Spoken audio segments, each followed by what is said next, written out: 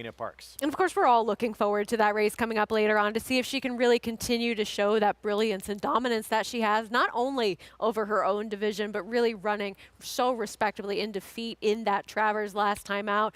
Some worried about a bounce. She hasn't given us reason to worry about it just yet. She is certainly at the top of her game. Looking forward to that. That'll be her final start. Then it's on to the Breeders' Cup distaff for her. See how she fares in that final step to championship weekend as you take a look at what's ahead. Presented by Claiborne Farm. We're fast and firm here. Fast and good at Parks in that Cotillion with Thorpedo Anna. That is race 12. And again, we'll bring that to you live later on this afternoon. You can play it all by getting signed up and started with Naira Bets. Bet any track, anywhere, anytime. That offer. Punch in match 200 and it's yours. That $200 deposit match sign up bonus right there at NairaBets.com. Right off the bat, we're going to kick things off with our 2-year-old race of the day, brought to you by Spendthrift Farm, home of North America's 5-time reigning champion General Sire Into Mischief. This is a very good race. Maiden special weight, all trying to get that first win here. 6.5 furlongs for 2-year-olds. It starts, of course, and goes through Rookie Card, who first time out ran very good for Danny Gargan at Saratoga. We'll get to him in a moment. We start with Fever Night, Kenny McPeak from the rail. Well, a horse that seems to be working well and does have a little bit of precocity on the dam side, being a half to a first-time winner. Big pedigree on Al Contraire for Jenna Antonucci. Absolutely, a horse that is a half to several that have won first time out, including Dreaming of Julia. Fun to tap. Todd Pletcher, first-time starter with Kendra Carmouche. Certainly cost quite a lot and $1.2 million, but Whisper Hill's known to spend money on horses they like.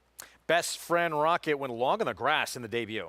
And seemingly an odd spot to put this horse, as there is a little bit more dirt pedigree on the dam side. First-time starter, Brad Cox, been training at Churchill Downs, comes a time. And this one does have a little bit more turf pedigree on the dam side. We'll see how he does on debut. Probably the biggest number you'll get on Chad Brown this entire meet. Tracking error, first-time starter, 15-1. A horse that doesn't seem to be taking much attention in the wagering, but seems to have some solid works coming in. And Rookie Card ran an 85 buyer in that debut when he ran very big first out at Saratoga. I mean, he's the one that's taking all the attention, running so well first time out, showing some speed, some grit and determination, trying to fight off Tip Top Thomas, who was able to go by him. We'll see what we get. He seems to be extremely live coming in. 1-2 favorite here for his second start ahead. Let's check in with Richard Migliori downstairs for more. Mig.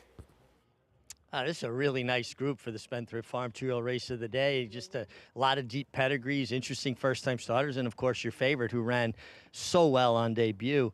We'll start with the 2 Au Contraire, with that pedigree that you guys were talking about.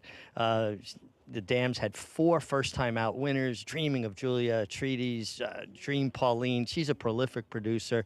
Kind of a big stout son of Tappet, too. Got a really nice warm-up, galloped off. Looked very professional. A lot of times you get the Tappets that have that gray pigment, and they can be a bit high-strung and a little bit hot. And this guy's a cool customer. Got a lot of pedigree to back him up there. The 3 Fun to Tap, the first-time starter taking the most money. Half to Mr. Money, who is a multiple stakes winner, who also earned over $1 million. Beautiful mover. Gosh, he galloped off. He floated over the ground. It's another son of Tappet. Completely different pigment, though, right? You get a chestnut colt here, and I'm always intrigued by how the genes play out with these horses. But what a really, really pretty mover this was. And then your favorite. I really can't see past Rookie Card. He just ran too well on debut. He's very well posted on the outside with that race under his belt. He has natural speed, obviously, but that post gives him the luxury of getting into the race the right way, and he's a short price, but rightfully so. I just think he's going to take too much to beat here with Rookie Card. Mig, thanks, and there he is. And yes, Sarah, you just look at just all the positives lining up with him. Not just did he show all that talent and took money. He was supposed to run well first time out and did, but he draws that cozy outside post as well. He does, and he drew towards the inside first time out, and while he didn't break on top, he was certainly capable of getting himself to the lead very early on, and maybe things are a little bit easier for him this time, seeing what all those horses are doing to his inside and being able to really control, likely, the pace from the outside unless someone is really hot off of the blocks to go. And it seems as though from that debut, he's been working well since then, and just seems to be going easily after that. So I don't necessarily think that debut took all that much out of him. If he takes a step forward or even runs a similar race, we'd need to see one of these first-time starters really show up with something special, I think, to beat his first effort. See if he could back up and run to or better that debut. If he can run better than what he did first time out, everyone's in trouble, it seems like, in here. But there are some interesting pedigrees. Certainly the two, Al Contraire. Mig talked about, you know, and you mentioned as well, the dam produced Dreaming of Julia. Atrides ran a 102, 105, and 105 Bayer the first 3 starts of his career to win all those 3. Graded stakes winner Dream Pauline. So just this dam has constantly produced runners. Huge price. Right, and I think a lot of that probably has to do with connections. I mean, Jenna Antonucci, we saw her really rise up and be this really hero of our sport last year, but until then, she's not necessarily the same known name as someone like Todd Pletcher in Stone Street Stables. So I think that coming into this race and not having the same credentials and stats in terms of getting those first-time starters ready to roll on debut, that could be contributing to your price, but you're also looking at a horse who's so heavily favored towards the outside based on that experience that he has, that everybody else is pretty solid in terms of the price that we're seeing, except for the number 3 Fun to Tap. Let's take a look at what this guy did first time out at Saratoga. And again, he took money in this race, so word was out he could run a little bit.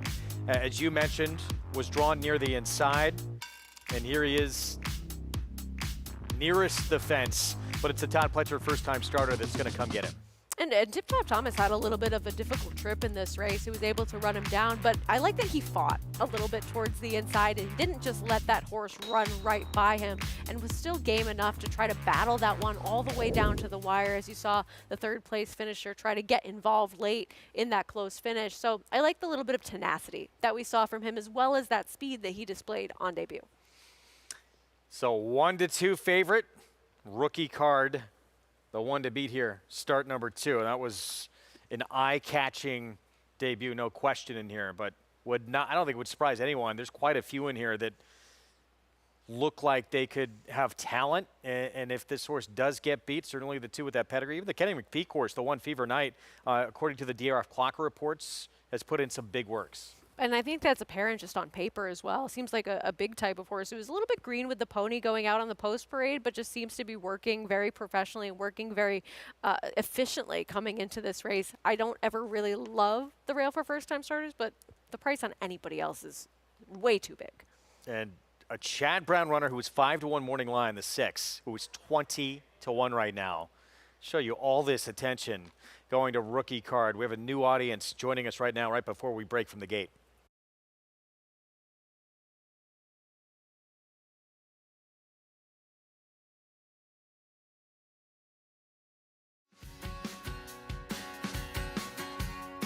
Welcome to those just joining us on Fox Sports 2. Great to have you with us on America's Day at the Races. You're joining us just in time for the start of this Saturday card. Our featured later today, Grade 3 Noble Damsel.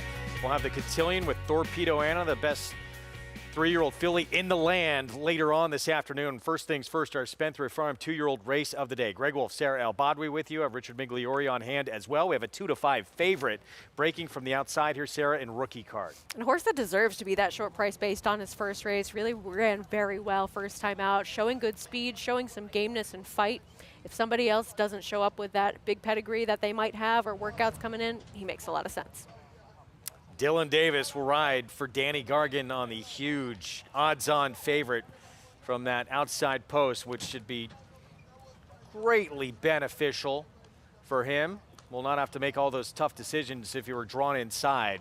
Again, our Spendthrift Farm 2-year-old race of the day to kick things off and start off our early pick 5 on this Saturday card. Let's send it upstairs. Chris Griffin with the call. 2 out, tracking error and Rookie Card.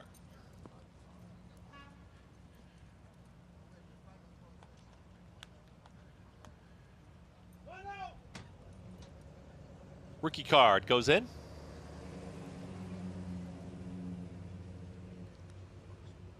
Just hesitates.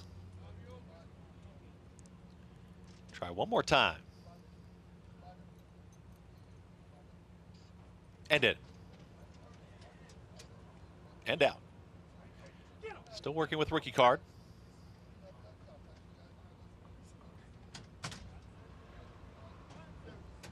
Now is in. All set. And they're off.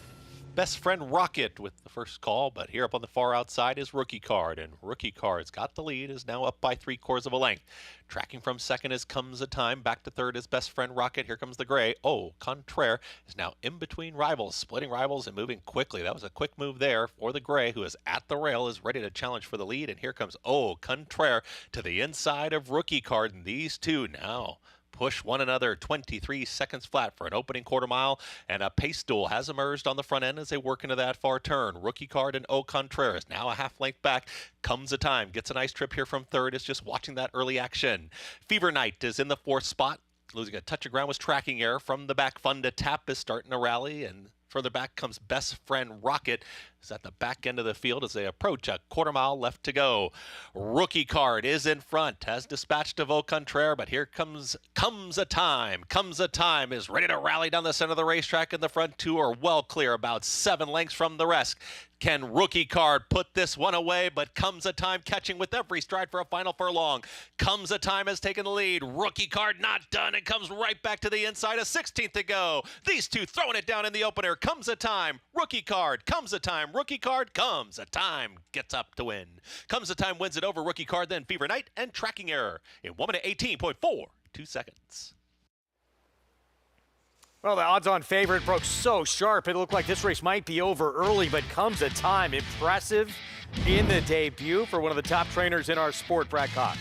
A horse that didn't necessarily have an overwhelming dirt pedigree, but seemed to be working forwardly coming into this race. Not this time. We know how well those ones can certainly do first time out on the racetrack, as well as Brad Cox. And got an upset in the first race, 7-1 winner over your 2-5 favorite, who I think ran his race. Maybe Au Contraire coming up the rail to engage him a little bit. I don't necessarily think it cost him the race. Do you? No, he never really got. Yeah, no, I don't think so. He just got beat. Yeah, fair and Just square. got beat. This horse ran big first time out. Looked very good trainer that usually has him ready to go early. Let's take a look at this beginning and see that break from that two. Wasn't super sharp out of the gate, but then does come up to contest. He rushed up after really not getting out of the gate all that quickly, get towards the inside. It seems like a bigger type of individual too, but I know that he was prompting Rookie Card a little bit. I don't necessarily think that he was increasing that pace to be so taxing that if Rookie Card was necessarily the goods of that 2-5, he couldn't have held off a challenge from somebody else who was not that far off the pace either with Comes a Time. But I mean, Au Contraire is going to be the bet back of all bet backs from this race. No question. But yeah, Rookie Card with that race under his belt, the position he was in the stretch looked like he should have been able to finish. Yeah, absolutely. When you're 2-5, you should be able to hold off another horse who is 7-1. Upset to start this Saturday afternoon card, 7-1. Good to see everybody on our Fox Sports 2 coverage. Greg Wolf, Sarah El-Badwi. We'll get into the early pick 4 coming up in just a little bit. And again, our grade 3 Noble Damsel. It's a race that Chad Brown has just absolutely dominated with, looking for his 7th win this afternoon. He'll have a couple of chances at it. He will, and I mean, even with one of those chances coming out of the race in Saffron Moon, he still has a live contingent going in while he looks for another one to add to his record, and his horses make a lot of sense, but there's some other places to go within that race. Wide open group, no question. 5-7-1-6 to kick off this Saturday action here in New York. It comes a time. Brad Cox, Ricardo Santana Jr. kick things off for Rupp Racing, beating a 2-5 favorite to start this Saturday card from Belmont at the Big A. We'll be back right after this. In this sport, it takes just one special horse and a lot of people that believe in him. By Champion Arrogant from the family of Broodmare of the Year, Better Than Honor, rose to prominence in the Grade 3 Peter Pan, displayed power in the Grade 1 Belmont, cemented his 3-year-old championship in the Grade 1 Travers, defeating a champion 2-year-old, Kentucky Derby, and Preakness winners. And the Eclipse Award goes to Archangelo. Archangelo, standing at Lane's End.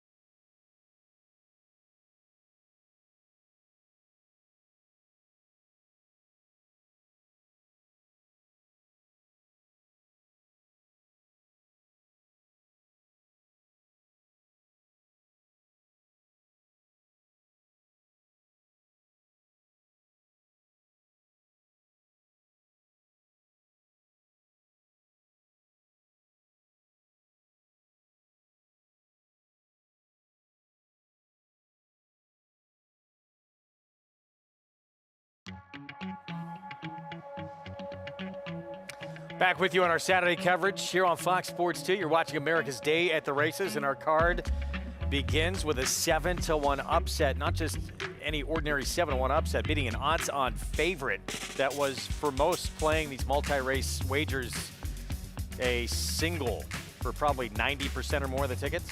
And I think that's when you really see an upset like this. Okay, it's 7-1, but when you're beating a horse that everybody is using as their universal single in a multi-race sequence, there's so much more value to be had with that. And look, Rookie Card, I think, ran his race. He broke well. He got to the front end. He didn't establish the most taxing fractions, I don't think. And while there was a little bit of pressure towards the inside with a horse that was rushing up, I think comes a time just beat him fair and square. Comes a time, debut winner, Brad Cox Barn, Ricardo Santana Jr. Who got a pretty good pickup now later on this afternoon too, with the injured Frankie Dettori will be on Ocean Club in that feature, the Grade 3 Noble Damsel. But our Spendthrift Farm 2-year-old race of the day goes to this son of Not This Time. For Rupp Racing, Comes a Time, 5-7-1 here in the opener to kick things off.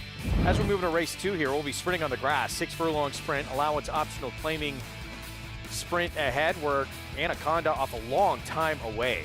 Productive comeback race at Kentucky Downs.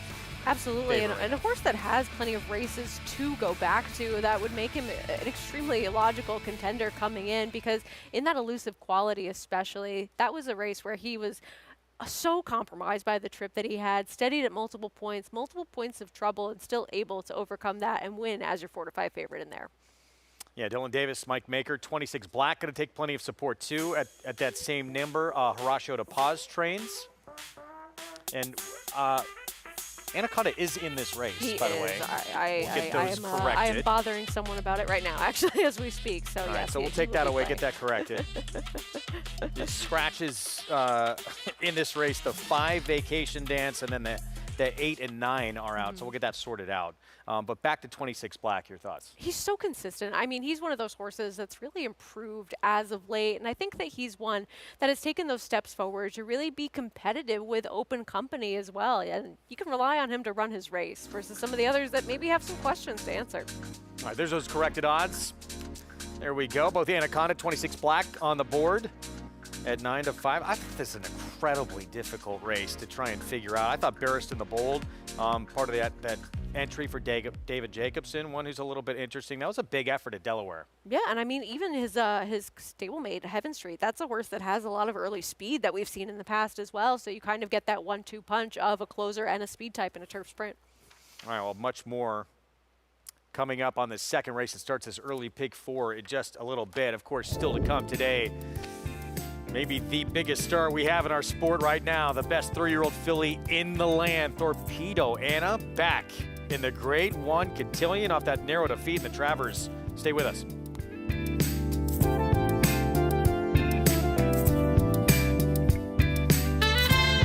The sun shines bright on Caraconte. His first crops of racing age are showing brilliance on the racetrack with a high percentage of stakes winners. His versatility is evidenced by winners on all surfaces across the globe. Spandarella could not have been more impressive. The sun shines bright on this value sire. Fair down 25, fair down 25, fair down. Thank you. Right here, 525,000. Caraconte, standing at Gainesway. Horse racing? Check. Weekly promotions? Got them. Huge payouts? You bet. With Naira Bets. Download the app today and bet on any track, anywhere, anytime with live HD horse races, betting tips and tutorials, expert picks, and more.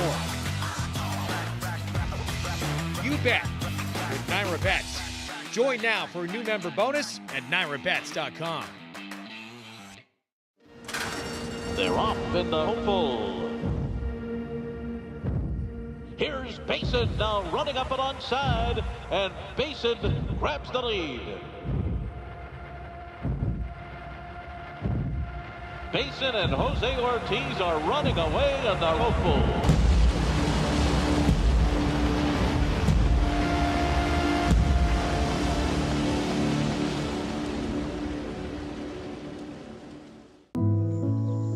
there's a passion in this game that grabs you, and you will not be able to let go.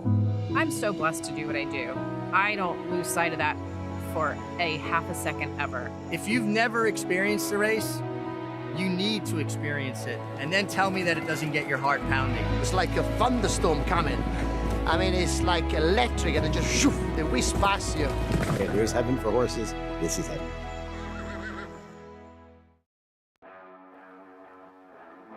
Back with you on our Fox Sports 2 coverage, our ABR Race of the Week. Grade 1 Cotillion, 3-year-old fillies, $1 million purse, and she is back. Narrow defeat, and even though she lost that Travers, I think off that performance she gained in stature on what she did, coming up just short to fierceness. And I think that we haven't really seen a horse be able to come that close to fierceness when we've seen his A game, when we see him run his better races, and we certainly know that he's capable of that brilliance from time to time and able to put some together consistently. But her win in the Coaching Club American Oaks, yes, it was a compact field, but she just continued to display the dominance that she has all season as one of the top 3-year-old fillies, one of the top 3-year-olds, period, because look at all the horses that she was able to defeat in that Travers. It's not like there were a bunch of bums in there. Lunging out of the gate in this start, too, showing you just how absolutely dominant she is when she's in against her own division. It's really just been no contest. She's been special, no question. And she gave fierceness absolutely everything he could want and more. Came up just a hair short in that performance, but you look at that now and you say at 1.25 miles against the best 3-year-old males in the country, is that going to take a little starch out of her now coming back in a month's time? But she's been so good and so dominant against its division, it may not matter. I just don't think there's a reason to jump to that conclusion without seeing it from her overall and what she's really done on the racetrack as of yet. I know that we have that bounce theory that off a career best performance, we might see horses take a step backwards, but we've seen her compete at the highest level so far this year without taking any steps backwards. In fact, getting quite a bit better and overcoming more and more in each of her races so far. So I don't have any reason to believe that now is going to be the time that that occurs until it does. We're looking forward to it. Meanwhile, the competition she's going to face, they're all in major chase mode because she's just been that good. But Power Squeeze, with the absence of Thorpedo Anna, stepped up, won the Alabama, and why not be confident? Jorge Delgado says, look, we feel like we're 4-5, not 4-1. I probably shouldn't feel that way with Thorpedo Anna in the field, but why not go in with confidence? Well, I mean, I think being 4-1, if she was actually to go off at 4-5, would be a compliment. But I've always liked Power Squeeze. She seems to be that kind of horse that she might be the top 3-year-old filly if Thorpedo Anna was always facing the males in her division, because she runs her race every single time, and really only one performance that wasn't great from her was that Kentucky Oaks, where she had quite a bit of a trip on and off track. So she shows up, she's consistent, she seems to be underestimated in the wagering from time to time, but she's going to be the second choice today, and she has yet to show us that she's at the same level as a horse like Thorpedo Anna. Can things change a little bit here as we get into, we're almost to fall now, I believe, final day until we turn that page. Can she take that move forward? Is that Alabama a stepping stone? And she'll cut back from that 1.25 miles as well to 1 mile and a 16. We look forward to that. Again, 5:20 Eastern time, grade 1 Cotillion, our ABR race of the week. Meanwhile, race 2 back here at Belmont of the Big A, 6 furlongs, sprinting on the grass. Let's go downstairs to Mig. Greg, just a very interesting group here. We got the 2-horse Anaconda turning back in distance. He went 6.5 at Kentucky Downs, but to me, that doesn't always correlate to 6 furlongs here. Now, he has been proficient turf sprinting in the past, and he looks like he's very much one of the horses to beat here from the inside. He gets Dylan Davis, who has ridden him in the past, so there's some familiarity. And he looks terrific here in the paddock. The 326 black, son of War Dancer. The War Dancers have really just done so well, particularly on the turf. And he looks great. Interesting, something I haven't seen in a while. He's outfitted with an iron halter, and it's a halter that's made of iron, just as the name would suggest, and just gives the groom a lot more control of a horse who's acting very, very well, but he must really respect that halter, because they only use that, and it was something that was more prevalent in the past for horses that are very, very difficult to control, but he seems like he respects it, and he's really handling himself very well, and he's certainly a major player here. The 6 horse is very interesting to me, running with Scissors. 2 good 5.5 furlong tries up in Saratoga. Gets 6 furlongs here, and I think that's a big difference. I know it's only 110 yards different, but it's a much more frenetic pace going 5.5 in Saratoga as it will be going 6 furlongs here on the turf, and I think that 110 yards really is going to help running with Scissors out a great deal, guys. This is a really good, strong, competitive race, and like most turf races, trips mean a lot. And that young man right there will be aboard. Jose Gomez getting quite a few pickup mount opportunities today on some live runners. So we'll see if he can take advantage. And this is absolutely one of them. And even first off the claim for Dominic Schettino, it is a very small sample size on the turf, but he has some solid numbers doing so over the past 5 years. He's 2 for 8 with a positive ROI. 4 of them have hit the board. So when he takes a horse that's meant for the grass and a horse that's so consistent like this one, it really shows that he spots them well afterwards and seems to find what they want to do. But this is a horse that's just been able to run his race regardless of distance, regardless of barn that he's in. He just shows up. 10 for 19 in the money on the grass. 5-1 here, running with Scissors for the Schettino barn. Pick 4 pool, you see 50,985 and growing. And the favorite remains that 7-year-old coming back over a year's layoff. And a horse before he went to the bench who was running in some very tough company and some of the best turfers in the game. Absolutely agree. And he's a horse that had such a trip in that race where he was able to still win in that elusive quality. But then you look at where he went from there. Then he tries the Poker, the Kelso. Then he comes back in a race where he just really never had much of an opportunity to do too much. And coming back at Kentucky Downs and then just starting in this race off of a little bit of a break, I think that that's a good sign for him, showing that he is fit and ready to go and maybe just needed to start off the layoff. A former stakes winner. This is a look back last year with Anaconda in the 7 furlong elusive quality when he beat Yes and Yes in Heaven Street. And nothing really went this horse's way from the start because he was having to steady. He was in behind horses. He was in traffic and was still able to run down a horse that was in some pretty solid form at that time, Yes and Yes, as well as Heaven Street, who he's going to be facing again in here today, who got a pretty comfortable lead. He just seemed like the horse that really wanted to win and get his nose down on the wire in there. And I think that now coming back so soon after that race off of such a long layoff shows that he's probably going to take another step forward from that last race. Riders up. There's a look at Sam Camacho Jr., Barristan the Bold. You believe it's the entry mate of this one who's going to be the one on the front end? I think so. I think it depends on how aggressive they want to be with Anaconda. Dylan Davis, we know that he's been more aggressive as of late. It led to a very successful Saratoga meet for him and really a breakout meet for him. So it'll be interesting to see towards the inside if he gets this horse in some forward position. But I think that Heaven Street is the likeliest speed of the speed. Here is Heaven Street, so can't sell. David Jacobson first off the claim. And does look like the quick of the quick for the 5-time winner on the grass. He didn't run that well in his last start as a part of a favorite entry, but, I mean, he's a horse that has some back class for sure. Big effort at Delaware off a 3-month rest for Barristan the Bold to come up just short last out. And really compliments his stablemate, will be coming from off the pace.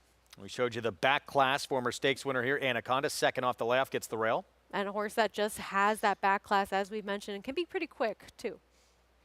4 wins, 3 seconds, and 9 starts for 26 Black on the grass. He stepped it up over his last 4 starts, really running well against Open Company. Steady on. This is a 12th career start. He's going to try sprinting for the first time since his debut. There's some back class with this horse. I wouldn't totally dismiss this one at a solid price. Meg was talking about this one running with Scissors, Jose Gomez. We talked about this horse coming first off the claim for an outfit that's certainly capable of doing so. And this one's shown some ability as well for Mike Maker, Biz Buzz. Favored last time, part of a coupled entry that didn't really do too much running, but now going into the barn of Mike Maker, someone else looking for another victory on this card and trying to redeem themselves after not doing so well as the favorite last time out. Yeah, Luis Rivera Jr. there. As we take a look at the 3, there's Ricardo Santana Jr., 26 black. Horacio to pause. Let's look back at that effort at Saratoga back on August 24th. Similar spot here, and winds up second, beat less than 2 lengths and just ahead of Running with Scissors. He's just run well over his last couple of races. I mean, finally getting through that non-winners of 1 allowance condition versus open company after running very well against the New York Breds. And he just can rely on this horse to show up and do his thing and really not be totally pace compromised either in these turf sprints. He doesn't need to close from all the way back. He can get himself into more of that stalking position, which ultimately ends up being necessary pretty frequently on the grass here. This horse just always shows up and puts in that run, doesn't he? He does. I mean, he's remarkably consistent. Even if he's not winning, he's right there. Meanwhile, back to Running with Scissors. It was just behind him in that race that we showed you. 5-time winner on the turf. And this will be now his 3rd straight effort at this condition where he's been in the mix but come up short. Second beat a half length, and then that 3rd we showed you last start. Let's go back to Mig for more on the 2 coming out of that same race. Yeah, I mean, I prefer the 326 black. I love the way he warmed up. He's just been ultra consistent turf sprinting. I think the 6 furlongs here suits him just fine. And, you know, Ricardo Santana is a hard finishing, strong rider. We watched that in the first race, and I love the way he's warmed up on the racetrack. I am going to pick the 6 Running with Scissors. I just think that the 6 furlongs here at Aqueduct will suit him so much better than the 5.5. He's a big, stout horse, maybe a little bit less handy. And I just think that 110 yards makes a big difference in just how the races run. Again, less of a frenetic pace. I mean, they'll still go fast because it's a turf sprint, but you look at the way they throw down early in those 5.5 furlong races, and for a big horse like that, I think it swept him off his feet a little bit. I think now he gets more of a chance to get into the race the right way and come with his late run. Running with Scissors for me, guys. So 5-1, Mig, thanks. That's the 6, where Mig's going to put his check mark on a 15-time winner, 5 of those coming on the lawn. But obviously a lot to like here with this one. Second off the long time away for Anaconda from that inside post. And not often do we see horses come back off of such a long layoff and then come right back to the races as well. And so clearly this one seems to be showing that he can handle this quick turnaround coming in from Kentucky Downs, a course that agrees with some horses and doesn't agree with others, even though he's been able to handle it pretty well in the past. You just want to give him a pass coming off what was basically so much time away for him. And really, he hadn't been in a spot that seemed like he had a big opportunity to win either in the 2 starts prior to going to the bench. You just look back at some of his performances, and whether it was, you know, miling, 6 furlongs, 7 furlongs, just a runner who all that time away, not much rust coming back. No, definitely not. And I mean, what chance did he really have in the poker? He was 16-1. He was against some very solid horses, and then facing Casa Creed when he was at the top of his game. I mean, there are some excuses to be made for him not really showing up and running his race in those 2 starts. So I think anything like that elusive quality, like some of the starts we've seen from him prior, it gets him to the winner's circle. Steady on this horse. What do we do with him? This a horse who's only sprinted once in his career in 11 career starts, and that was his debut. Didn't run all that well first time out, but it was his first start. And he's been competitive against very good company. He's Group 3 placed, or graded stakes placed in his career, I should say, and now gets back to sprinting again.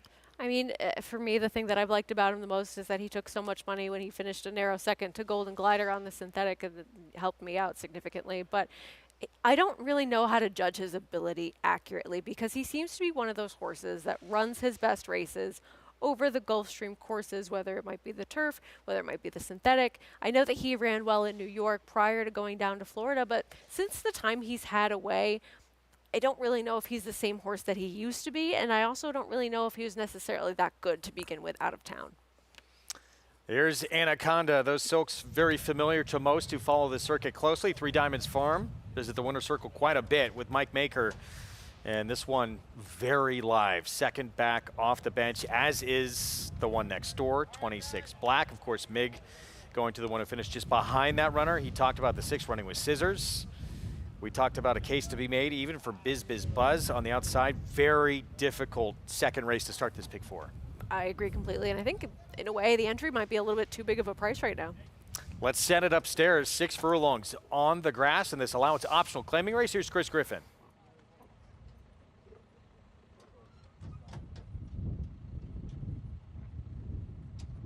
Barristan the Bold.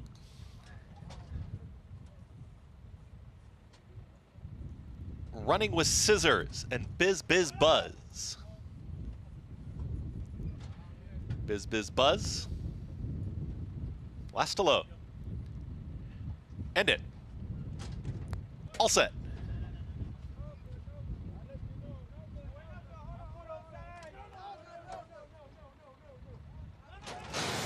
And they're off. Hopping straight up in the air at the start was Heaven Street, is already about 8 lengths. The trailer hopped right in the air.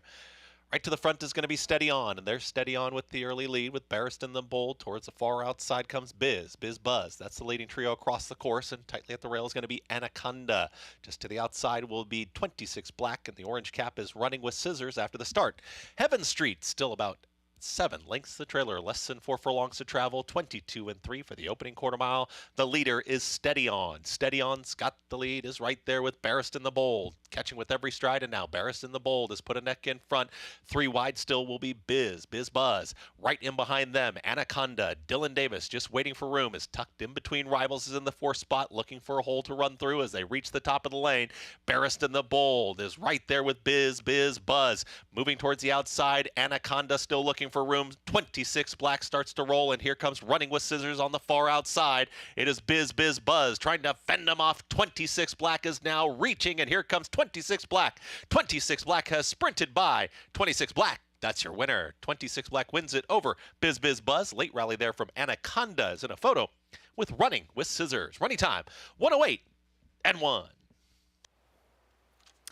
26 Black with the win, which for the 5th time, 10 career starts. And when you do that, you make your living sprinting on the grass. It's a pretty remarkable record. It really is, and a horse that doesn't necessarily have the early speed to be involved in some of these paces, where often we do see horses be successful after controlling on the front end in either the turf sprints or the turf routes here in New York. But really, really consistent type who just showed up and he got the split, whereas Anaconda, he was in tight early, maybe looking for a spot to go and just never really found that clear running room until it was too late. Effort from the long shot to Biz Buzz at 18-1, but comes up short against the eventual 8-5 favorite in here. It's Ricardo Santana Jr., Horacio de Paz, and this 4-year-old son of War Dancer continues to show up time after time, and despite having to come from off the pace in these short sprints on the lawn, keeps producing.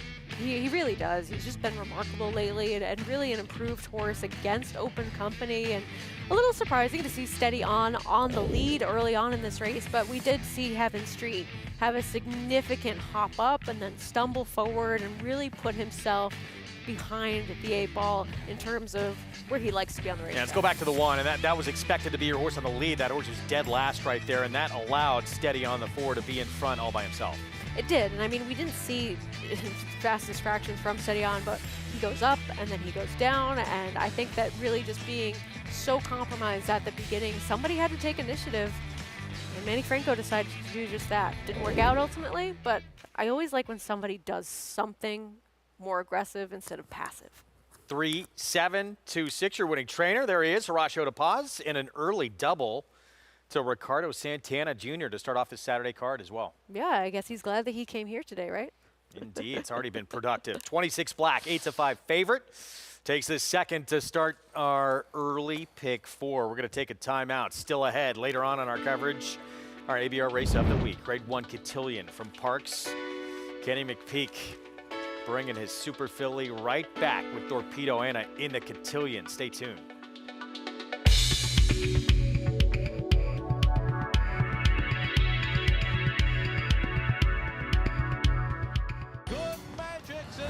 $775. Hey, $774,000. 775. Want to be 60? Then help me. 60, 75. 760, 60, 75. And now 85, 785, 85, 85, 800. $800,000. Thank you, sir. Got to be 8, not 25. 825,000. 50. $850,000. 50. 850, 75. Out of $860,000 and a half. $850,000 in the back of Woodrow. Thank you. And my friend, it will be Gordon to win the Belmont Stakes at Saratoga.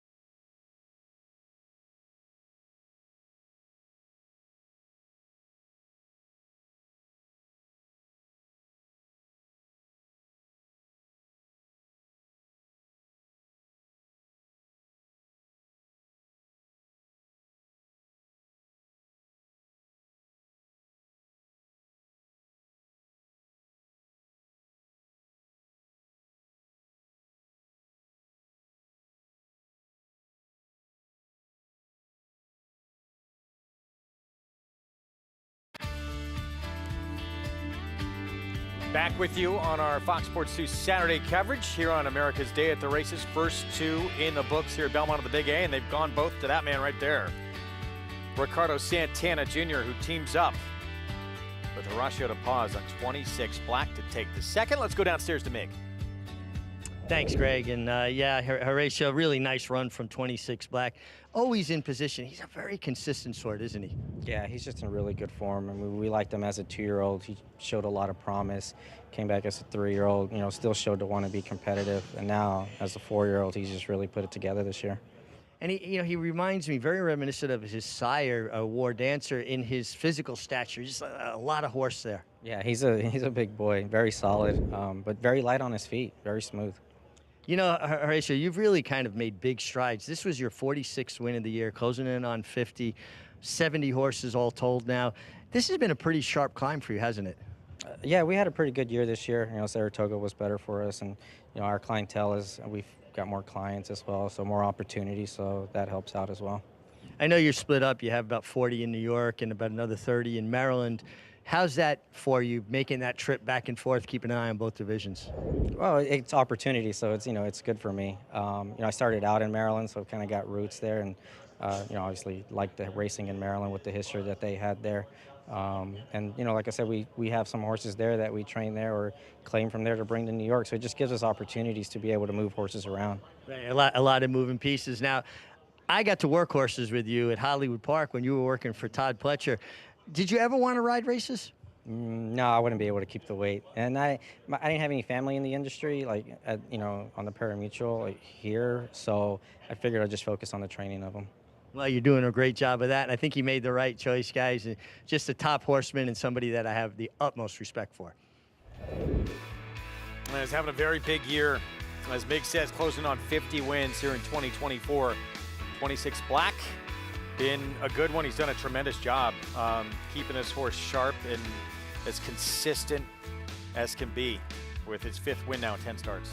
Absolutely. Just a horse that's really run so well in all of his last several starts and really been able to step up and meet the demands of higher levels of class as well. 3rd race, we're back to the main track, sprinting, 6 furlongs, lower level claiming race. They're all for sale for $12,500 in this spot. And early odds, favorite Outside Commerce Comet for Eddie Barker with Dylan Davis. Yeah, a horse that is dropping in class second off of a lengthy layoff. And when you look around at the rest of this field, it's a lot of horses that we have seen a lot of. He is favored in the doubles slightly over Jake Rocks. Jake Rocks favored in the pick 3 slightly. So it's going to be between those two in terms of who goes off as your favorite. All right, well, more on this group coming up in a moment. We're going to take a short time out. We'll return. First 2 on this card go to Ricardo Santana Jr. We'll get into this 3rd with a post parade and hear from Mig when we come back.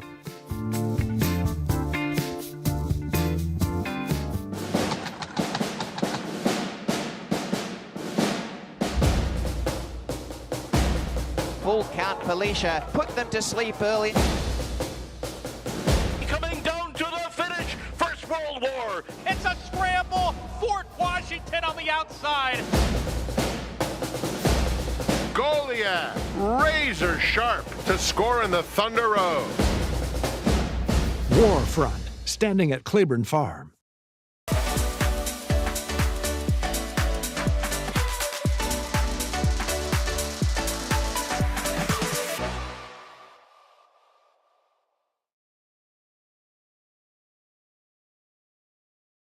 RaceLens is the most in-depth product in horse racing, with unique features found nowhere else. True odds, predictive analysis, and pace projection. RaceLens. It will change the way you follow horse racing and take your game to the next level. For centuries, the bond between horse and human has been forged in trust and hands-on care.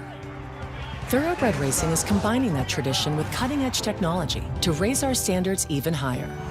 New investments in wearable biometrics, advanced imaging, and AI help optimize our safety programs. That opening quarter mile was a quick one. Every day, a commitment to improving their care. So win or lose, it's safety that runs first. To learn more, visit safetyrunsfirst.com. Why do the most successful owners, breeders, and horsemen select the Green Group as their tax advisor? We simply save them money. Over the past 40 years, founder Leonard Green has owned and bred some of the best racehorses in the history of the sport. His hands-on industry knowledge, combined with cutting-edge tax-saving strategies, has produced positive results for his clientele and has made the Green Group the top-rated accounting and tax firm in the business. For a confidential and complimentary consultation, contact us at 732-634-5100 or visit our website at www.greenco.com. The Green Group, proven strategies to save you taxes.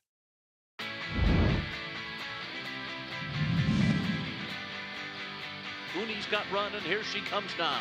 And she has yet to be set down, and she is looking strong. Here comes Uni. Uni to the front, and it's going to be a matter of how far from here. Uni and Joel Rosario are going to run up the score, and the Noble Damsel, oh, she was good today. Uni just rolls home in hand.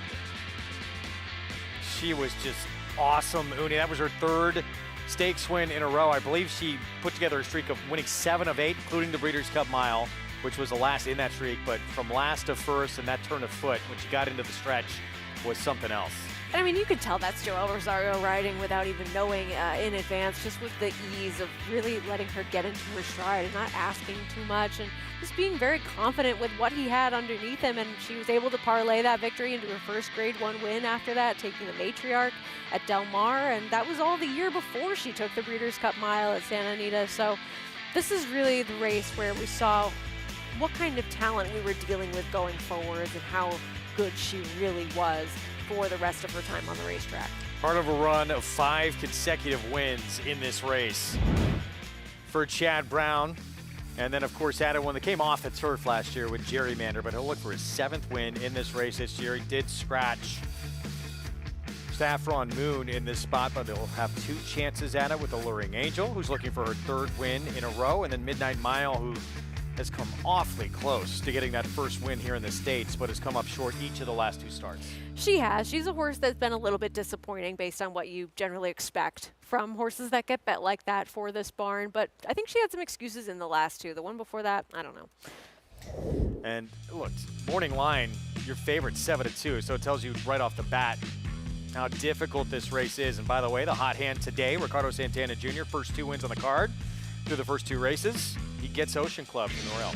He doesn't. And look, there's absolutely no confirmed speed in this race. And Ocean Club with Ricardo Santana Jr. aboard might be able to take things to them on the front end. And he is a rider that will do that, especially on the turf, take advantage of those paceless races.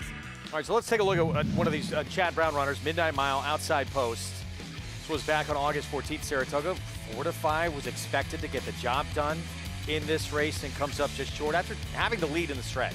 And I will say the winner of this race, 30 Thou Kelvin, who was a huge price, did save all the ground, did get that nice trip up the rail and really split horses here and close from further back. And Midnight Mile was a horse that did make that first move into a pace that slowly started coming apart in the later stages. But when you're that price and you're dropping in class for these connections, you're supposed to get the win over horses that the recent form just wasn't there for 30 Thou Kelvin. The stablemate trying to bring Chad Brown a 7th win in this race. That would be Alluring Angel, who has not been with them for that long, but nevertheless trying to win her 3rd in a row. She's just been very good and able to run fresh, and we've seen her run fresh on multiple occasions and get the win, and this was no exception to that, where Breath Away was a little bit more forward than she was. She was closing from further back into a pace that wasn't supersonic, but maybe a little bit more than what she ends up getting today. And the only problem with her is just where is her consistency on the racetrack, because she's certainly consistent at finding the winner's circle when she does show up, but we haven't seen her in a little while. 6 to 1, morning line with Alluring Angel. Manny Franco will ride. Breath Away for Clement. Rebounded out of that effort to win. And Dylan Davis will hop aboard with Rad Ortiz Jr. out of town. It's a difficult race to try and really narrow things down in. We'll see what happens. 5 Towns for Grand Motion, another one who's interesting. Yeah, I like that horse quite a bit. Seems to be one that can close into those slower paces. So that's race 8 feature on this Saturday card. Grade 3 Noble Damsel, 4:11 Eastern start time for a race that's in our late pick 5 and our pick 6 as well, as we take a look to next weekend, our stake schedule. And next Saturday, some big ones. Joe Hirsch Turf Classic, Grade 2 Woodward, Pilgrim Bosberg, and certainly some runners that have their eyes on championship weekend. Absolutely. I mean, this is our first real Breeders' Cup win and you're in preview weekend that we've had here since we left Saratoga. So it'll be interesting to see which horses point for these races and ultimately go on and how they do in that Breeders' Cup, because we had a pretty productive Breeders' Cup last year from New York. We're going to take a timeout. We'll be back. We'll have more coming up on this 3rd, including the post parade as we approach the 10-minute mark to post. Sprinting on the main track next. Stay with us. The classic looks of a 2-turn type, yet the precocious brilliance of an undefeated G1 2-year-old. Maxfield, a breathtaking run at the top of the stretch. Maxfield. He took it to the max in his chosen field. Now you need a mini Maxfield in your chosen field. His first yearlings are selling now. Maxfield. Classic looks and precocious brilliance. Darley.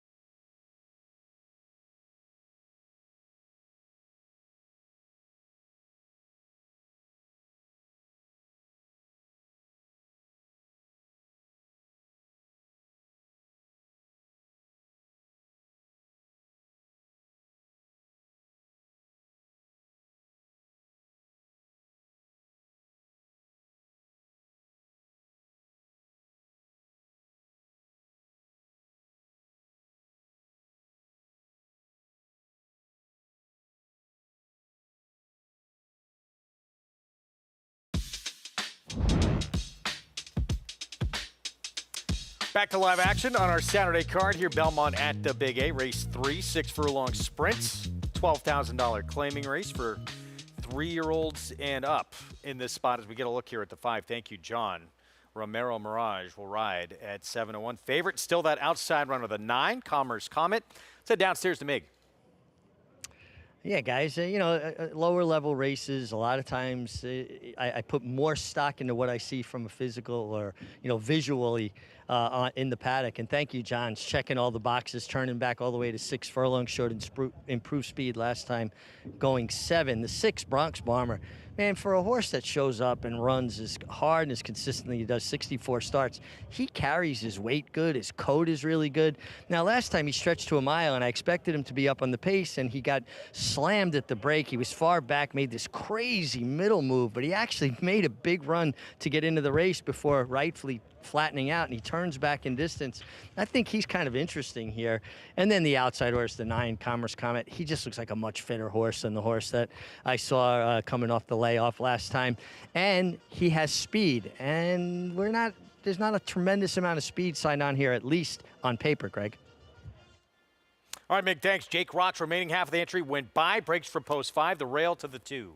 And a horse that is dropping in class and had some trouble last time out. Here's Gangly, John Kimmel, Kendrick Carmouche. This one also dropping a bit in class, did not do much running last time. One Mig was talking about, thank you, John, for Jesus Romero. A horse that could be forward, has faced some good ones and run some good races in the past. Yeah, got a little late in the stretch. It doesn't have to go quite as long today. Bronx Bomber, I was intrigued by this one as well. I mean, he had no opportunity to really do his best running last time and still ran pretty well, but this is a tough ask. First off the claim, Charlie Baker with Emerald Forest. He has races to go back to that would make him competitive. We just haven't seen them in a little while. David Jacobson claiming off of Mike Maker Flying P with that sensational Saratoga afternoon heat. And one of the horses for Flying P and one of the only ones that did not run that well at Saratoga. And here's the favorite, Commerce Comet. He has every reason to run a better race this time out. That race he was in last time has been productive moving forwards, and he drops to a more realistic class level. So 5-2 favoritism outside as this one runs for the lowest level he's ever been in for. Here's the remaining half of the entry. Let's go back to Jake Rocks. Rob Atras had this horse, claimed him in Monmouth, ran him back, ran 3rd, beat a length against a next out winner. Practical Coach.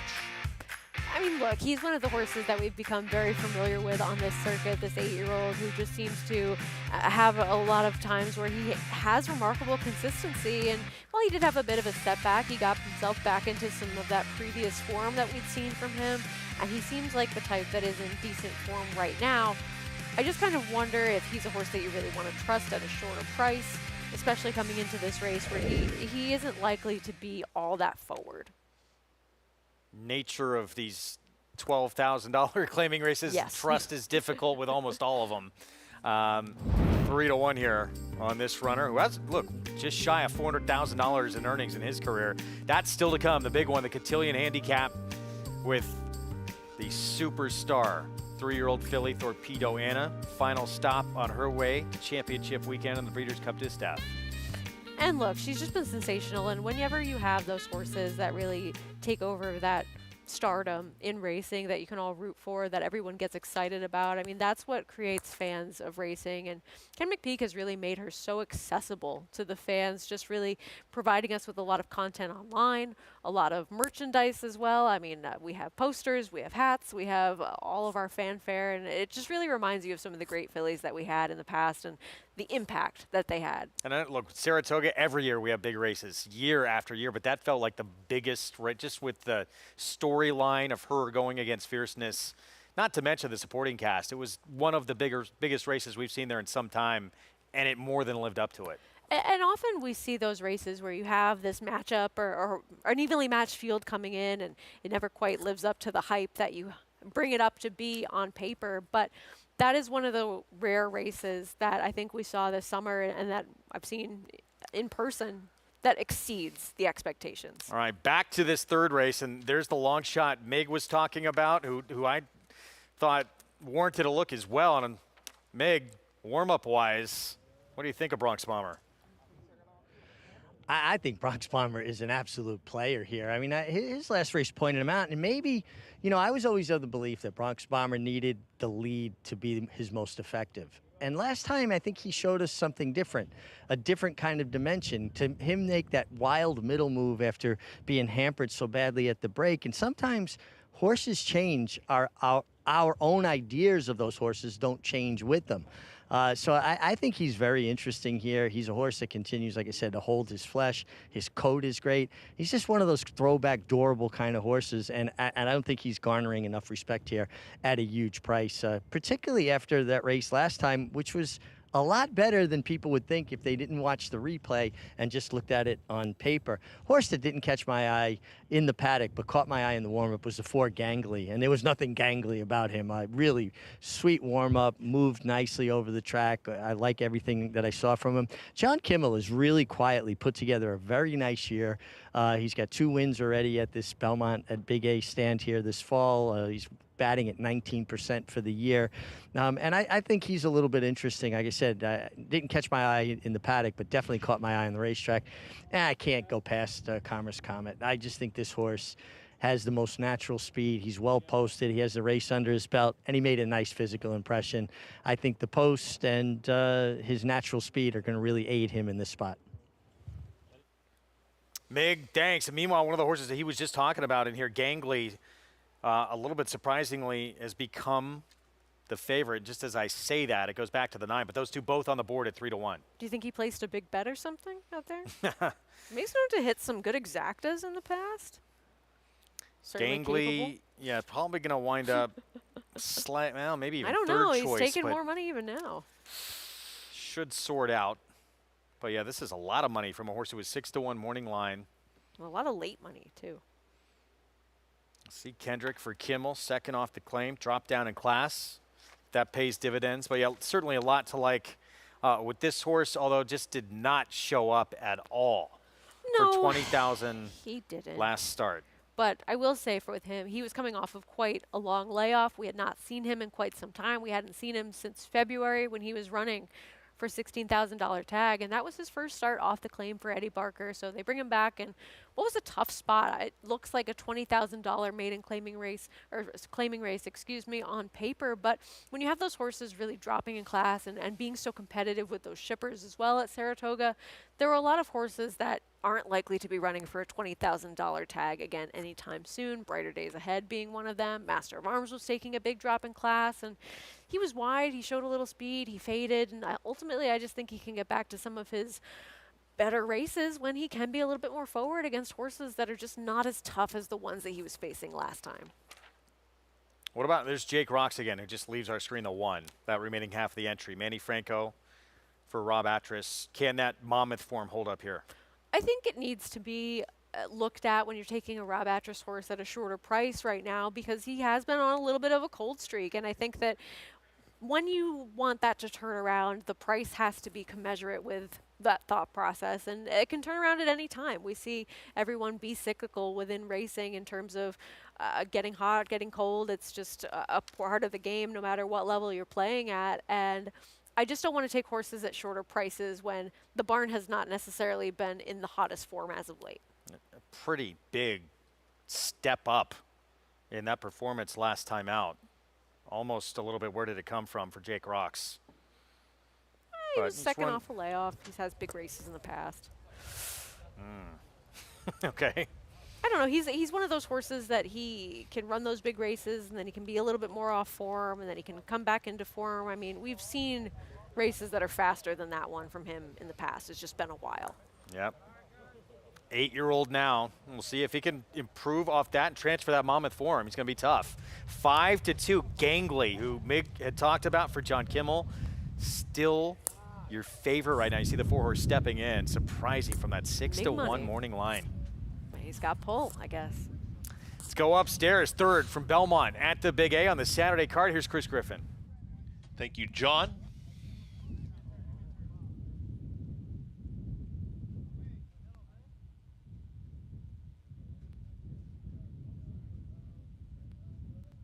Bronx Bomber, afternoon heat.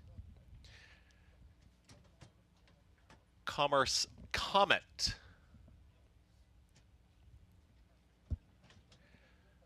Commerce Comet, last to load.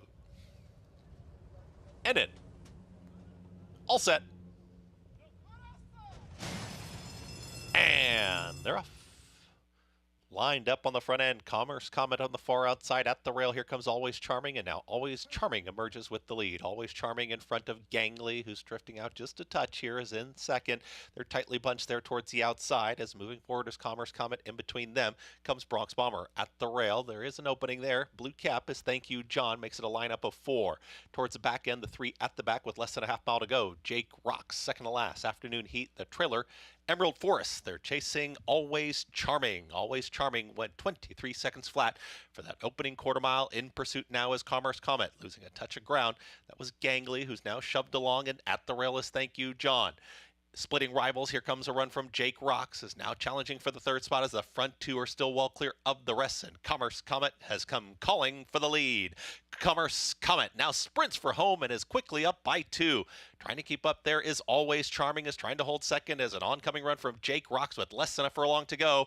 Commerce Comet is almost there. Jake Rocks catching with every stride but running out of time. It is Commerce Comet, Jake Rocks, Commerce Comet, Jake Rocks, Commerce Comet. Dylan Davis, they get the win. Jake Rocks second, then came Thank You John and Afternoon Heat in that photo with Emerald Forest in 1 minute 11.53 seconds.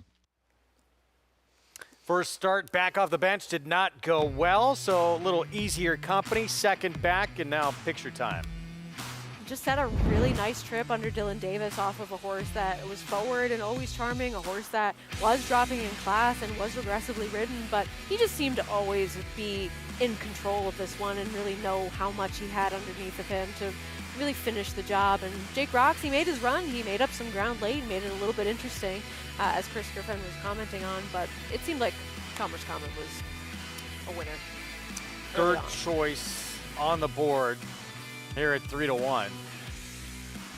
Yeah, makes pretty easy work of this field. Your late money for Gangly? It's shocking that horse went off at 5-2. Yeah. Commerce Comet, your winner though. 9-1-5-8. And it's Dylan Davis again, Eddie Barker.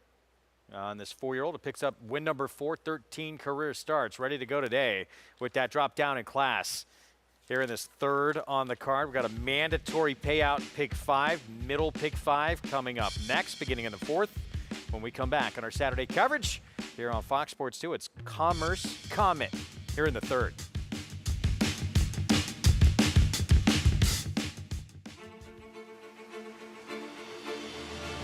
And they're off in the Curlin, Florida Derby. After 3 quarters in 112-1, Known Agenda is now on to take over the lead.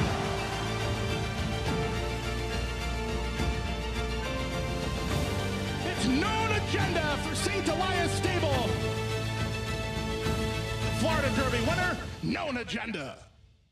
Horse racing? Check. Weekly promotions? Got 'em. Huge payouts? You bet. With Naira Bets. Download the app today and bet on any track, anywhere, anytime with live HD horse races, betting tips and tutorials, expert picks, and more. You bet with Naira Bets. Join now for a new member bonus at NairaBets.com. You just have to get in the seat of a John Deere Gator XUV 835M. Not because of the spacious cargo box. We're always picking up rocks out in the field, and the hydraulic bed has been really nice. Or because it can tackle any terrain. It can handle anything. Not even because it tows up to 4,000 pounds. We can pull things around easily. You just have to get in the seat, because something about being this productive just makes you smile. It's made life a lot easier. Learn more at johndeere.com/getintheseat. Racetrack Television Network brings you every race, from every track, on every screen, every day.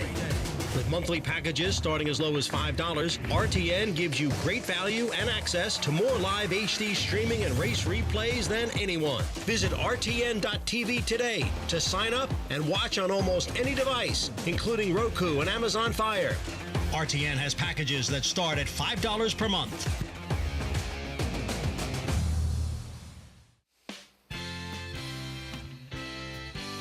Dylan Davis in the winner's circle after that sensational summer upstate in Saratoga, picking right up where he left off. Commerce Comet, the win here, and this horse much the best in this $12,500 claiming race, teaming up with the trainer Standing By with Mig. Yeah, thanks, Greg. And I'm always happy to talk with Eddie Barker. Eddie and I go way back to Suffolk County many years ago. Palm Meadows. Yeah, at Palm Meadows, the quarter horse track. Eddie, Commerce Comet was a horse that you claimed back in February. It looked like he just really needed his last start. Absolutely. He actually trained down in Belmont when I was up in Saratoga because I couldn't get enough stalls. And he actually come up for that race, and I thought, my God, this horse is way too heavy. And he ran like it, and he trained super since we come back. And, you know, I didn't think he'd be short today for sure. You know? No, he looked great, and he finished the deal. You had to be really happy with his position down the backstretch. The outside post gave Dylan that luxury of kind of creeping into the race. Absolutely, and then, you know, that's what he needs. He needs a little bit of a target and get comfortable. But Dylan said he didn't jump onto the bridle to the quarter pole, so that was all good, you know. And he didn't get claimed, Eddie, so you get to give it another try. That's a double one. Yeah. Thank you. What do you call it? What was I going to say? The nine, you know, he outside the speed and just watching it. I mean, it was a perfect position for him. But not only that, when he was in Saratoga, when he went through that crowd, he lost it. I mean, he was soaked from top to bottom. We couldn't get the tack on him. Today, he was a different horse, you know. Congratulations, All right, Eddie. again, and guys, just shows you what a different atmosphere of Saratoga. Everything's amped up there. Here, a little more sedate in South Ozone Park. Yeah, that commotion and excitement and atmosphere of Saratoga, not for everybody. It's not, and I love that sedate is the word that we're using to describe the atmosphere around here, except when Kendrick Carmouche wins, right? Yeah, he'll amp things up a little bit. $8.10, Commerce Comet. 9:15 finish here. Yeah, and that horse, easy winner in this third. Race 4 starts a mandatory payout pick 5, 50,000 starter allowance. 1 turn mile coming up, an 8-5 favoritism outside on Emirates Road, who ran huge at Saratoga in that 35,000 non-winners at 3 lifetime race for Brad Cox last start. He did, and Brad Cox doesn't claim a ton of horses, so I always take notice when he does. But this horse is stepping up in class and will have to prove it against some tougher company now coming in here. This is not a total gimme race like the last one was. All right, got much more on this race coming up. We're 21 minutes away. Again, mandatory pay pick 5 begins in this 4th on the card. It is a difficult sequence, too. Back with much more on this Saturday from Belmont at the Big A, right after this on our FS2 coverage.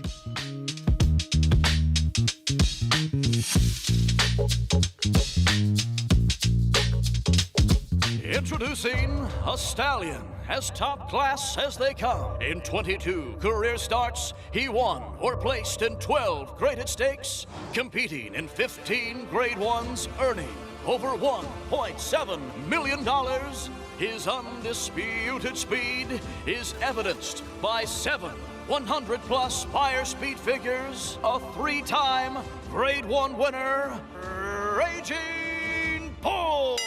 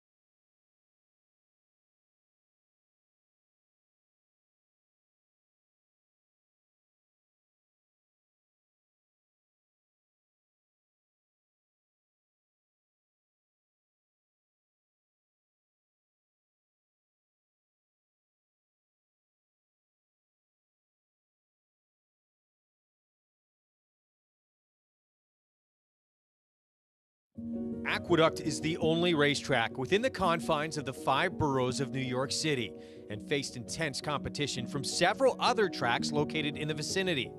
True to its nature, the racetrack not only survived, but thrived. Aqueduct underwent an extensive 3-year overhaul and reopened on September 15, 1959, to much fanfare, as it was one of the most modern facilities of its kind. In 1960, Aqueduct presented its first Wood Memorial. The race is New York's premier prep race for the Triple Crown and remains one of the track's signature events, along with the Cigar Mile Handicap and Remsen Stakes. Aqueduct was the first and only track to have a triple dead heat win in a stakes race when Brownie, Bousset, and Wait a Bit hit the wire in tandem. In 1965, it was the site of the largest crowd ever to witness a thoroughbred race at that time in the Empire State, when more than 73,000 packed the stands to see Gunbow in the Metropolitan Mile. The legendary Cigar began his famous 16-race win streak at Aqueduct. He scored impressively in the 1994 Naira Mile as part of that win streak. The race was named in Cigar's honor after he retired in 1997. The last racetrack Secretariat placed his hooves upon was Aqueduct. He was retired there before commencing his stud career at Claiborne Farm. Aqueduct was the second track to host the Breeders' Cup in 1985 and was one of the first sporting venues where Pope John Paul II held Mass in 1995.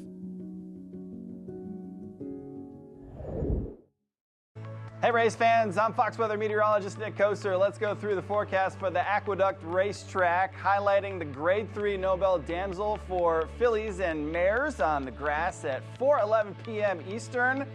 Beautiful race weather, a little bit of cloud coverage to start everything off, but we'll see more peaks of sunshine as we get deeper into the evening. Temps from the mid-70s to the low 70s, so very, very comfortable and pleasant there in Queens. And anytime you need a forecast before you catch a race, check us out at foxweather.tv. Always on, always free. Thank you, Nick. A little bit easier to predict that accurate weather here downstate than it is in Saratoga. I mean, when you have weather that's different from a couple feet away from the paddock to the winner's circle, it can be very tricky for anybody to get an accurate grasp of what's really going on there, but much easier here. 15 minutes away from this fourth on the card coming up again. It starts a mandatory pay pick 5. We're going to do a quick look ahead to tomorrow and what we have to look forward to on the card and some New York bred stakes, starting with that Joseph A. Jimma to start off the card at 7 furlongs, 2-year-old fillies. Compact field of 5 that will line up, and with the Angels 1-2 favorite, who was just incredibly dominant first time out for Linda Rice as an even money favorite. Yeah, it makes sense. A horse that did go off favored on debut earned that 82 buyer speed figure, and Linda Rice not necessarily known for getting her first time starters cranked and ready to go on debut. So I think the money that this one took was meaningful. The fast race this one ran, professional effort, able to really take command of this field and widen that margin going forwards. And I think that this horse just makes a ton of sense as the one to beat coming in, because we haven't seen anybody run a race that's quite that fast as of yet.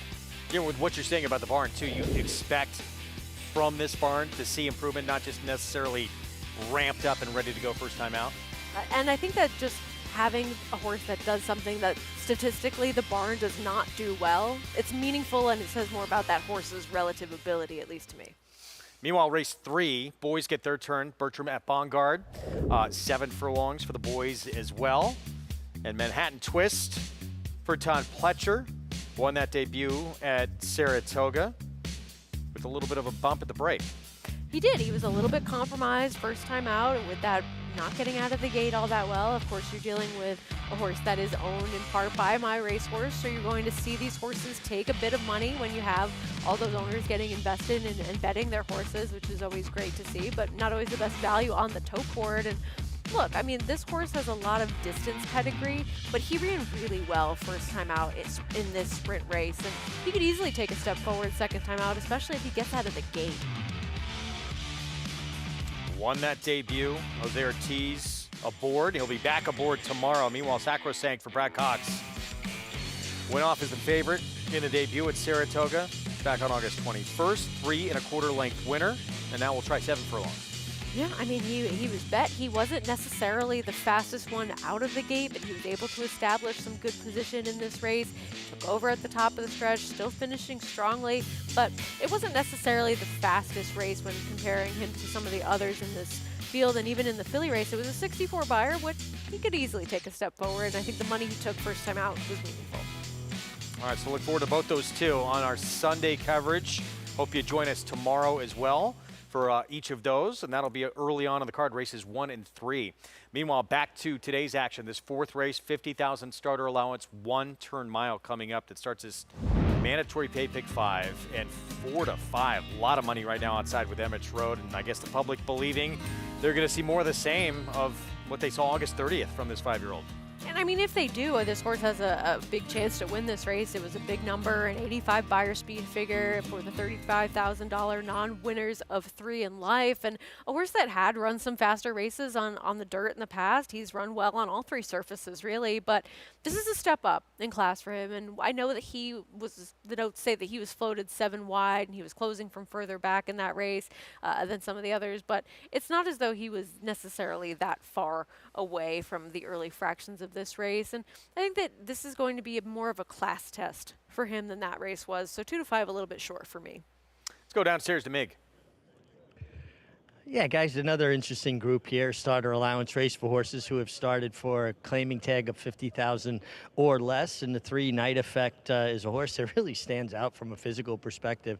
This is a trainer that I'm not as familiar with, but I got to say, Night Effect is making a super impression here. And, you know, obviously what we're trying to do is make the puzzle pieces fit, right? What we see physically and match it up to what we see on paper. And I think he's a horse that will be forward. I'm going to be really curious to see how he warms up on the track because I love what I'm seeing from the 3 Night Effect here in the paddock.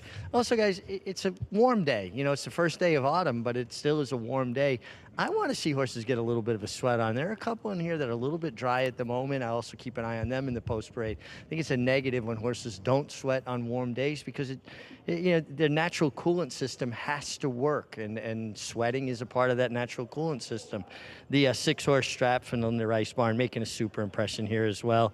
Has run good races at the mile distance where he closes. Now, he is a horse, though, that lacks speed, and I just wonder if that's the best tact today. I think, you know, I like speed in dirt races. I like horses that get position and go forward. And then it brings us to our favorite, who is very well drawn, the number 8, Emirati's Road. Huge performance last time for 35 where he just dominated. I think this is a little bit of a steeper group, and he's got to show that not only can he dominate a field, but that he can fight for it. And honestly, I prefer others a little bit from a physical perspective, but of course, we still got to watch them warm up. That is a lot of money on Emirates Road here. 2 to 5 favorite right now. Yeah, I think that's a little short for this guy. And I get that the race last time was fast, but looking at the rest of this field, it's not as though there's horses that don't have any prior ability in here. And I know it was a powerful performance. He was able to draw away pretty convincingly, but this was not the toughest field overall in regards to who he's facing today. And even I think that there are horses that maybe had some excuses in some of their races last time out as well that he's going to be facing. But I get it. A repeat of this effort would make him very dangerous. Been on the turf or synthetic for the last 5 starts before he returned to dirt in that performance last time out August 30th, Saratoga. And look, dominant on that day, was the favorite. But there's some interesting runners in this race at huge prices as a result of all that money on him. And I think that you're getting a very solid price on everybody else if you're trying to take a shot against this favorite, and I am, because everybody else is way too big of a price right now. I mean, Brigade Commander is a horse that is getting back to the dirt. He's adding the blinkers. He's first off the claim for Ray Handel, and he makes a lot of sense, and he's 5 to 1 right now. And everybody else is a huge price in the rest of this field. Get to our post parade coming up in a moment. 8 minutes away from this 4th race. Take advantage of the Breeders' Cup Bankroll Builder. Bet $50 to win in the Cotillion Stakes, where we'll see Thorpedo Anna line up off that narrow defeat, and the travelers will get $20 in your account. Go to NairaBets.com. Make sure you opt in to take advantage of that promotion at NairaBets. As we get a look here at Storming Chrome, Horacio de Paz, we'll see if he can do it again with a man who's already won 2 today, Ricardo Santana Jr. Well, it certainly bodes well for the opinion that I have in this race, which is that he was totally eliminated at the start last time and could run quite a bit better than he did in that last race, where he did not do much running after a terrible beginning, and he had some consistency against some tougher horses before that, running second to Certified Lover Boy, really running races with similar numbers prior to that. And he just had it from bad to worse out of the gate. He was slammed by the horse to his inside. It was really prevalent just how much that impacted him at that start and how much he had to take back from the head-on replay of that race last time out. There's a lot of crowding. He had to check and made a little bit of a late move. But I think he can be a little bit more forward today than he was last time, and I like that. Now I'm dealing with a jockey who's certainly having some success on the card so far. There's Dylan Davis. He'll look to go back-to-back. Rider up on Brigade Commander here. Blinkers going on. Horse who was just beat a nose. That was on grass last start. And the last time he went turf to dirt, didn't win, but ran a very big effort. He's not exactly a winning type of horse. He is 1 for 14, but we saw Ray Handel also be one of those people that had a sensational Saratoga like Dylan Davis, often teaming up with him to do so, and takes this horse first time out for him. Here's another one I thought was a player, Unstable Prince. 5-1 morning line, nearly triple that right now. And I mean, this horse has been fairly consistent over his last couple of races as he's gradually stepped up in class. Jose Gomez, pick up mount here on Mr. Papa Giorgio. A horse that might be a little bit out of depth in terms of class in here. Night Effect, can he control up front? If he can, he should be dangerous. He's a pretty game type of horse as well, as he does take that step up. Storming Chrome, Ricardo Santana Jr. looking for number 3 today. And I think some excuses in that last start could run better today. There's the DePaz barn. We saw one earlier. Yeah, a horse that is first off the claim for him. We'll have to step things up from a class standpoint. Strapped, Linda Rice, Kendrick Carmouche, 7-1. Second after a bit of a slow break last time in an off-the-turf race as the favorite. 4-1, Brigade Commander with Dylan Davis. Horse that we've talked about, switching barns, switching back to the dirt. Not a winning type, but fairly consistent. And can Emirates Road do it again off that huge performance at Saratoga? He's a 3-5 favorite. Hey, way too short a price for me right now, but certainly if we see a repeat of that last race, one of the ones. So 5 minutes away from this fourth, and if you are going after this mandatory pay pick 5, we have a maiden special weight on the grass in the next race. Non-winners at 2. Claiming race on the dirt in the 6th. The 7th race, who knows? It's basically a bunch of first-time starters, the ones that have run not much form, and a state-bred maiden special. This is a tough sequence. And I think even when you get to the Noble Damsel after that, looking ahead to the rest of this card, you're dealing with a race that has no confirmed pace either, so it's hard to see how that race is going to play out from a dynamic standpoint. So from here on out, things certainly not the most logical and the most easy on paper to decipher, and certainly I wouldn't want to be taking 3 to 4 on anybody going through the rest of today's card. Well, let's take a look at this one here. Brigade Commander, Ray Handel off the claim. This was back on August 23rd, turf Saratoga. So totally different surface, doesn't mean a whole lot, but we do look at the last time the horse ran on the grass and ran a pretty big effort returning to dirt, although it was a muddy seal track that day. And I think when you look back on some of this horse's dirt races outside of the Moore's Law race, where he didn't really have opportunities to do too much, when the pace came apart in there, he's been very consistent against some tougher horses in the Kentucky circuit and even over the fairgrounds, because we've seen a lot of the horses that he faced in the past on dirt really go on and do something with their careers this year. And really Pyrenees has been one of them who he finished second to. He was disqualified after that and placed second. Then he's running against Cagliostro, who is a pretty consistent type of horse for the Shri de Vaux barn. So he's faced some decent horses on the dirt in the past. It's just... And blinkers going on today. He's usually forward when he's on dirt. He's not quick enough usually on the grass to get the lead. But dirt, blinkers on. What's their intention today? I mean, probably to have some forward position, but we'll see what Night Effect has to say about that. Let's head back down to Mig. Yeah, guys, not a lot changed in my impression of Night Effect from the paddock, which I was impressed with him, to the racetrack. Loved the way he galloped off under Louis Rivera Jr., galloped off nicely. moving really well on the racetrack. And, you know, with horses like this, you want to see them move freely. You want to see them unencumbered by any sort of stiffness, which is natural in equine athletes as well as it is in human athletes. But I like when a horse moves as freely as Night Effect. Liked him in the paddock, continue to like him on the racetrack. And he's actually come down. He was 16-1 a little while ago. He's down to 8-1 now. Board kind of rearranging the 7-horse that I didn't really get drawn to in the paddock. Brigade Commander, I really liked him on the racetrack, and I think Sarah made some really good points about him getting back to the dirt, and you know, much easier spot than maybe what he's been facing on dirt recently. And you know, hot combination, Ray Handel, Dylan Davis, certainly they garner respect, and I think he is absolutely a player here. I am going to pick the 6 strap. I liked him in the paddock, liked him even more on the racetrack. Loved his warm-up under Kendrick Carmouche. Kendrick is so good with these types. He just seems to get them kind of interested and motivated in the post-parade, and they usually break a little better with him because he gets them so warmed up and focused. And I think this horse is a major player here. I love what I saw from the 6 strapped guys. All right, Mig, take a look at our analyst selections there. 6-horse strapped for Mig, Kendrick, and Linda, 5-1.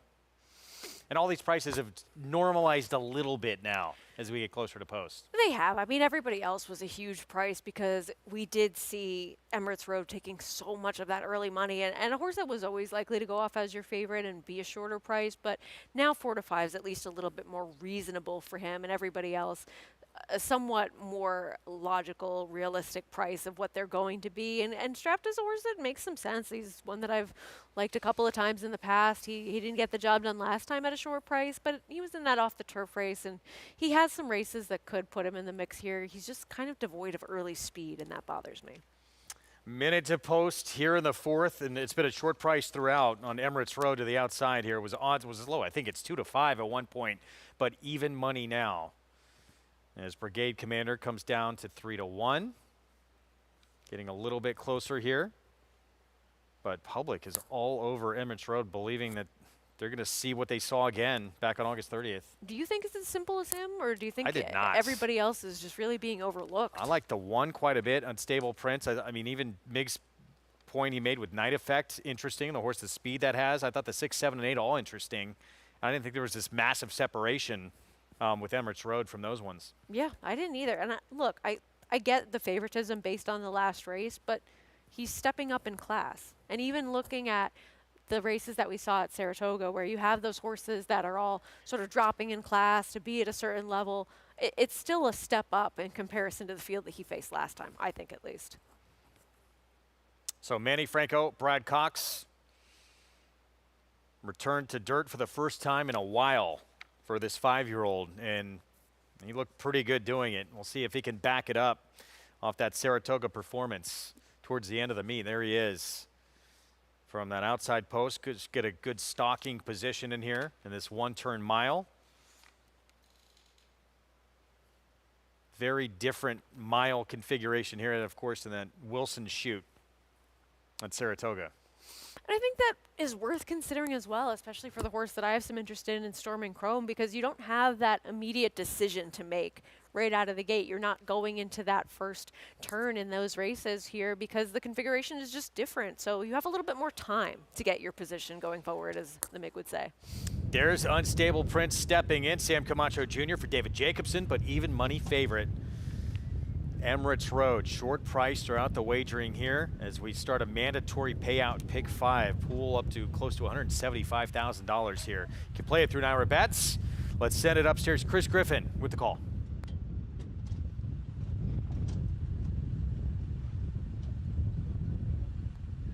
Storming Chrome. Emirates Road to the outside.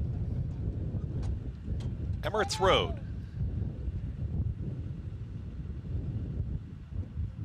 All set.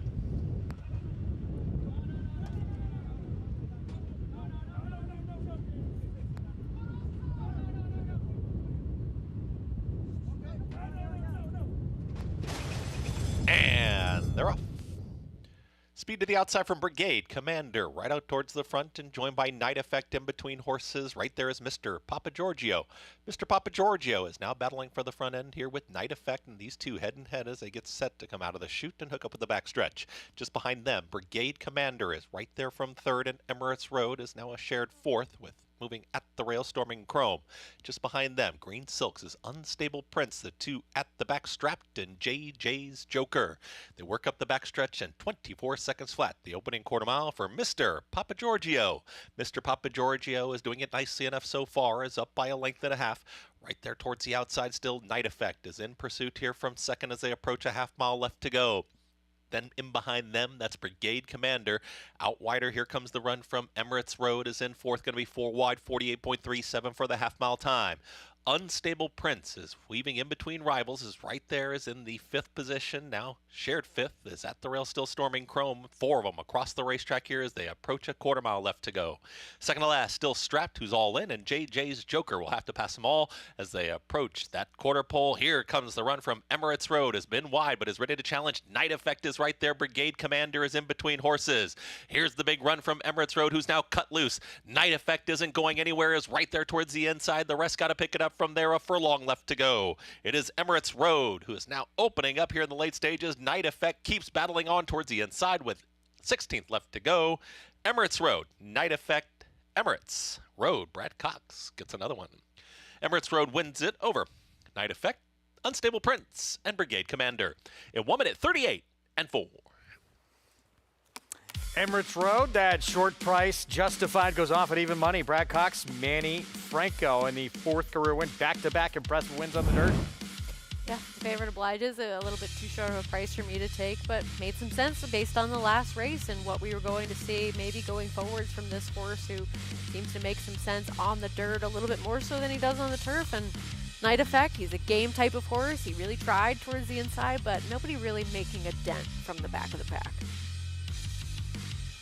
It's your even money favorite with Manny Franco here, and the switch back to dirt has certainly been the right move for this 5-year-old. Now back-to-back impressive performances against this level company.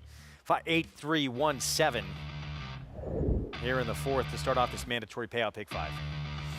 Yeah, I mean, a chalky way to start things off, but plenty of racing to go, as we kind of saw with the pick 6 double carryover yesterday. Started off formful and got a couple of prices later on. So it's Emirates Road here in the fourth, short price, even money. We'll have the prices for you when we come back and set the stage for a middle pick 4 on the grass when we come back on America's Day at the Races. Every sire hopes to have a son to follow in his footsteps. An impressive debut. For Munnings, that son is Jack Christopher. Jack Christopher to win the champagne. Unbeaten Grade 1 winner at 2. Dual Grade 1 winner at 3. And he is pouring it on here. It is Jack Christopher winning the Grade 1 H. Allen Jerkins Memorial. Jack Christopher, standing at Coolmore, America. Why do the most successful owners, breeders, and horsemen select the Green Group as their tax advisor? We simply save them money. Over the past 40 years, founder Leonard Green has owned and bred some of the best racehorses in the history of the sport. His hands-on industry knowledge, combined with cutting-edge tax-saving strategies, has produced positive results for his clientele and has made the Green Group the top-rated accounting and tax firm in the business. For a confidential and complimentary consultation, contact us at 732-634-5100 or visit our website at www.greenco.com. The Green Group, proven strategies to save you taxes.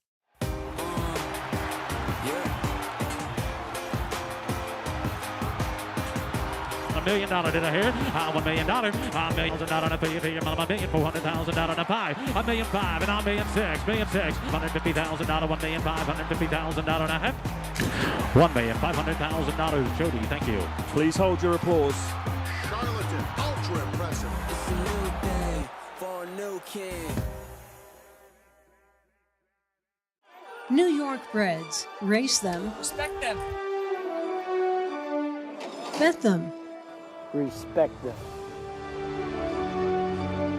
Breed them. Respect them. Buy them. Respect them. Train them for a second career. Respect them. Join us in respecting thoroughbreds at every stage of life. Learn more at nybreds.com.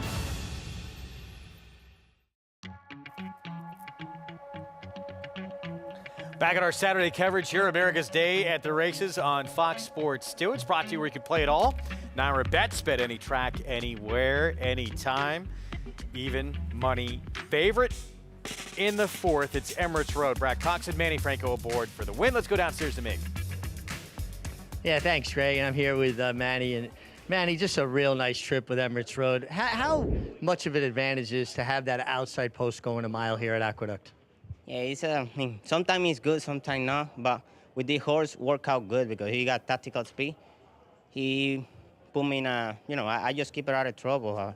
He broke good. I just let those guys go, and I just sit just right off them. So outside, it's a big horse, and I just don't want to get stuck. It looked like when he hit the front, did he maybe idle a little bit, or did the inside horse try to fight back? I think the inside. I gotta give credit to the inside horse because he don't want to give up, but my horse, he always, if you see the paper, he always try. And he has a big stride, so he keep on going. Now, later on today, you ride a Archangelo in the Noble Damsel for Chad Brown. This is a filly you got familiar with here in the spring. She won nicely for you. What kind of trip are you looking for with her? I don't know. Let's see how Chad want to give me instruction. I don't know. And after that, take it from the break. I mean, last time I was on the back of the pack, but it's a small field. I think I gotta take it from the break. So. That relationship that you forged with Chad Brown, I mean, it's been really something to get that opportunity, but you've made the most of it. How much has that been a boost for your career? I mean, he been helping me a lot since day one, because as soon as I get here, he start riding me. I just, like you say, I just take the advantage of all the opportunity he give me, and I think that's why I'm here. Congratulations here, and good luck the rest of the day. And guys, you got to get the opportunity, but then you've got to produce, and Manny's been producing for Chad Brown. Yeah, Mig, no question. I mean, when he has gotten those mounts for that barn, and that's why he's been given more and more responsibility in big moments, he's certainly delivered. He absolutely has, and I think that he was maybe underestimated for that barn for quite some time as far as not being one of the go-to riders, but we saw that myth dispelled over time with him getting some of those stakes victories and live mounts for Chad Brown, and of course that success has filtered into other barns as well. Emirates Road, $4.10 for the victory. Close out this early pick 5 on the grass. Mile on the 16th. New York Freds trying to get that first win in this maiden special weight. Favorite opens up as Gallant Greta, Mike Maker, and Manny, the 7. Are you giving a little fake feature to winner angle here? See what happens. What do you think of this filly? She makes a lot of sense. She had some trouble in that first start, and I think that really she did not have to be as far back as she was in that race last time, but Bobby M's girl, who she faced in that race, she might get the jump on her here, and it does draw better towards the inside. Coverage continues with that 5th race, a lot more right after a short timeout. Acacia Clement stepping in for me, and we'll have the story of the top 3-year-old filly in the land before Thorpedo Anna became Thorpedo Anna. She needed a name, the story behind it. When we come back, stay tuned.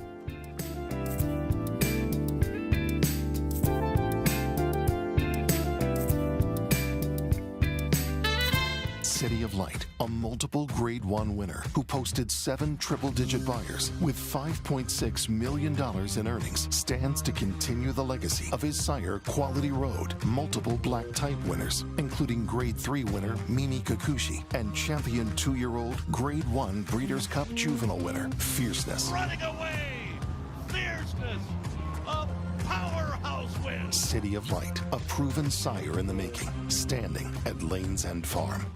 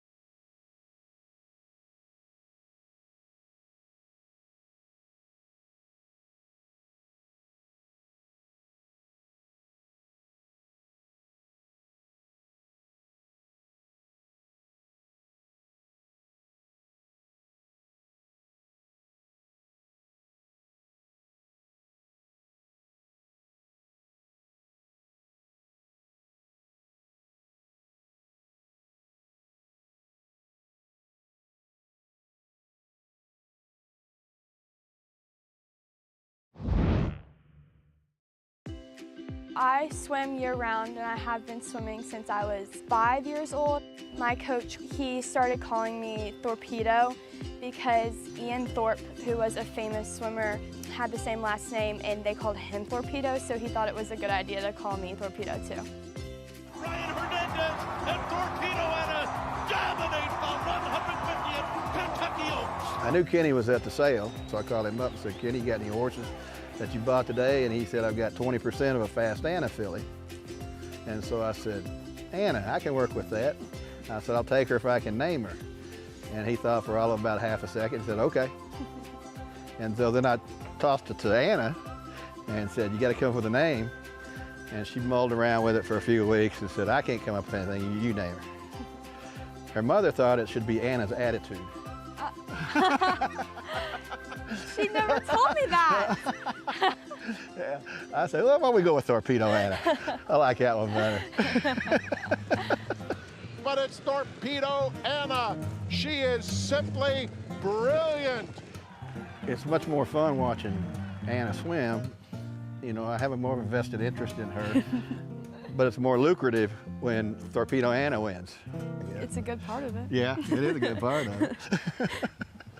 I'm like pretty excited for most of the day up until about like 30 minutes before I start to get really nervous and my stomach starts to hurt, and I don't know, I just get really nervous, and I don't know why, because I always know that she's going to win, but still get nervous for it.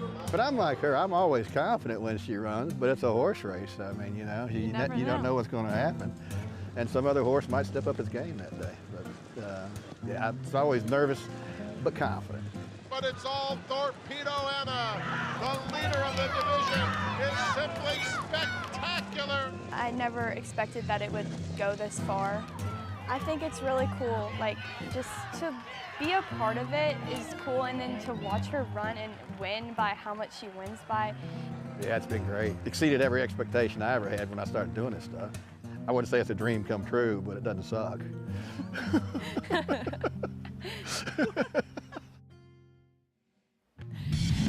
Thorpedo Anna, she has been incredible as we take a look at her finishing second in the Grade 1 Travers. Sarah behind the 2-year-old champion Fierceness, and boy, she put forth such a big effort. She was gaining on him too. I mean, really watching this race in person, you kind of thought that she was going to get there, that she might be able to actually run him down. A great call from Frank Miramati in this race, saying running her heart out, because she absolutely was. And I just love the end of that feature where they're saying, well, it doesn't suck. I mean, that's kind of the best way to oversimplify what a campaign she has had. She has been tremendous as a 3-year-old. I'm Acacia Clement, by the way, stepping in for Greg Wolf for the next few races here as Sarah Badwi still with me, and we're talking about the Grade 1 Cotillion coming up later today at Parks. It is our America's Best Racing Race of the Week, and that's often what happens when you have the likes of Thorpedo Anna in a field. Now, she skipped the Alabama to go and take on the boys in the DraftKings Travers, leaving the Alabama pretty wide open, and that means Power Squeeze is the winner that day, and we're getting a chance to see them line up in the Cotillion, which is a pretty fun matchup as well. It is, and look, really, this is a race that once you get outside of those top two, it's wide open after that, and Power Squeeze has ability. She's a Grade 1 winner. She has that talent and ability that we've seen overall, and really that consistency. But she's just not quite at the same level as a horse like Thorpedo Anna, even though she is that best of the rest. And she's been a little bit underestimated in her career so far as a 2-year-old and then earlier on this year. But do I really want her as the second choice to the horse that I think is just so much better than she is? I don't know. It would really take a Herculean move from Thorpedo Anna either stepping backwards or her taking a big step forwards to compete with the best. And Power Squeeze did win this Grade 1 Alabama, but arguably you could even say that Candide was the one who ran the best race that day. So I think that there are still some questions to answer. Take nothing away from this filly. She's had a very solid campaign, multiple graded stakes winner as well, even early in the season winning the Gulfstream Oaks, the Delaware Oaks, 2 starts back. 3rd behind Thorpedo Anna in the Grade 1 Acorn. So maybe she's taking steps forward, but we'll really get a chance to see how they do stack up. And does Thorpedo Anna regress a little bit off of that huge Travers effort? I mean, it's a big question that many are asking. I will wait for her to tell me that that's the case before I assume that that's what's going to happen, because she's just been so consistent and really performing at the top level so far this year and never running worse than second in her entire career throughout. So is there going to be a bounce? I don't necessarily believe it. I think that she is so much so the horse to beat today. And I think that there was even a question of Thorpedo Anna, was she going to bounce going into the Travers because of this huge effort in the Coaching Club American Oaks? She did not break well. She had to rush up. And then she just dominates this field. And she was so impressive in doing so. Yes, it was a huge test going into the Travers. And I think even though she did not win, she showed that she really is, as Kenny McPeak has been saying all along, up there in the conversation with the best 3-year-olds of either sex in that division. And as they keep saying, they keep bringing the Grizzlies. So, I mean, she has really been able to rise to the occasion. And one of my biggest critiques of Fierceness, who did beat her in that Travers, is that we haven't seen him really overcome something. But in this Coaching Club American Oaks, as you mentioned the break, she did not really get that forward position like she usually has, controlling on the lead. She had to sit off of horses, and then just to win so easily under Brian Hernandez Jr. in here. It showed that she is able to have things not go her way and still run these incredible, brilliant performances no matter what. She lost a shoe during the running of the Acorn, still able to finish that race, winning by 5.5 lengths. Bad break in the Coaching Club American Oaks, and then that huge effort against the boys in the Travers. Here's the field for the Grade 1 Cotillion. Coming up a little bit later on is race 12 over at Parks. Milo's 16th as well. I guess that's a bit of a question. Is that a little bit of maybe a concern, a little bit less distance for her as well? I mean, yes, for either of them. Yes and no. We've seen both of them able to handle much shorter distances, especially Power Squeeze, who's really done well in some of those closing sprint efforts of hers. So I don't really view it as much of a negative. It's nice to know they can go a little further, but we've seen them excel at some of these shorter distances too. Kenny McPeak saying that for Thorpedo Anna, this Cotillion prep onto the Breeders' Cup Distaff, where she'll have to face the very tough older fillies and mares for the first time. Back here in New York, though, race 5 coming up next, Belmont at the Big A. New York Bred Maiden Special Weight, fun race up next here, going a mile 16th on the turf for fillies and mares. And Bobby M's girl ran so well last time out in that tight photo finish. Richie Migliori still with us. Richie, can she make amends for that slim defeat last time out? Yeah, I have to say, I had her last time, and that nose really hurt. But I will say, I think she looks tremendous. She's held her weight extremely well. Dave Dugen does terrific work. And my friend Robert Montano, a terrific actor. Every time I see Bobby M's girl, I think of Robert Montano. So she's a major player here. I think she's been steadily improving with every start, and I think she's going to be tough to beat here. Like I said, stung a little. I needed her at 18-1 last time, but she's a major player here. The 6 Autumn is very interesting. Takes the blinkers off. Now, they added the blinkers 3 starts ago, and she had much improved speed in all 3 of those starts. So I asked Carlos Martin, her conditioner, about the move taking the blinkers off. Do they want to take some of that speed away? And he said no. He said he just wants her settled wherever she is. He doesn't care if she's on the lead or if she's stalking, wherever she may be, but he doesn't want her getting too keen, and it's more just about getting her to relax. And some people sometimes hear relax and they're thinking rate. Well, that doesn't mean you can't be relaxed and rate along being forward as well. It's how horses do things. You don't want them too hard in the bridle at times. Autumn, very interesting here, and could not look any better turned out here in the paddock. And the 8, Dancing Jane, who I thought ran tremendous on debut.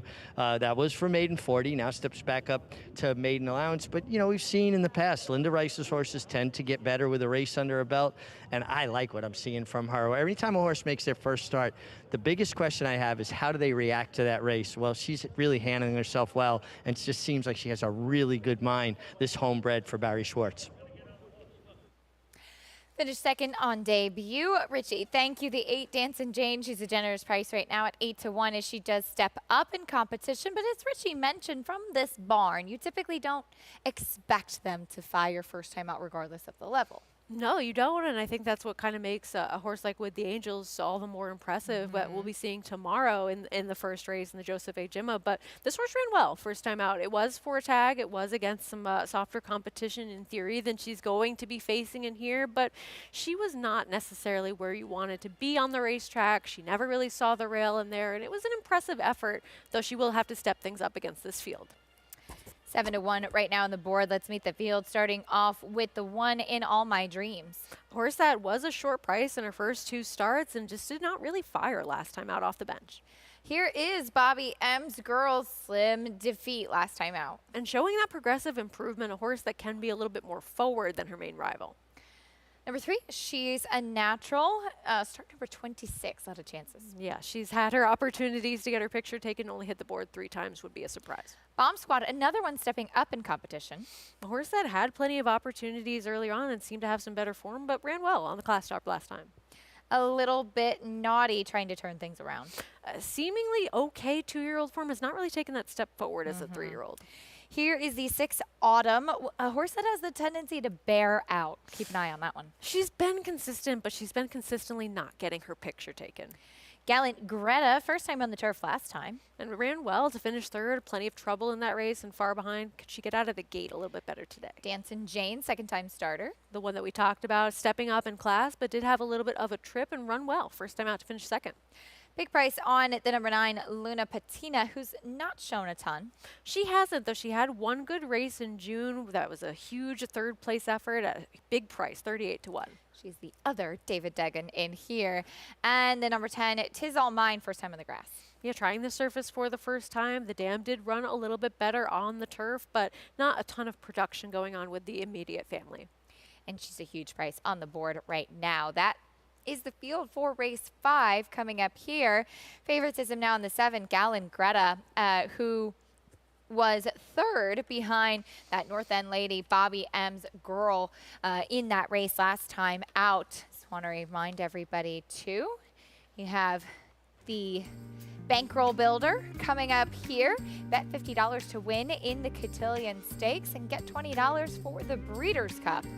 Opt in at NYRABets.com today. Of course, that Cotillion featuring Thorpedo Anna still to come over at Parks. As far as that number 2, Bobby M's Girl, both she and Gallant Greta, Richie, coming out of that same race, I thought that these were ones that needed to improve mentally. And from what I'm seeing up here, it seems like they both are much more settled here at Aqueduct.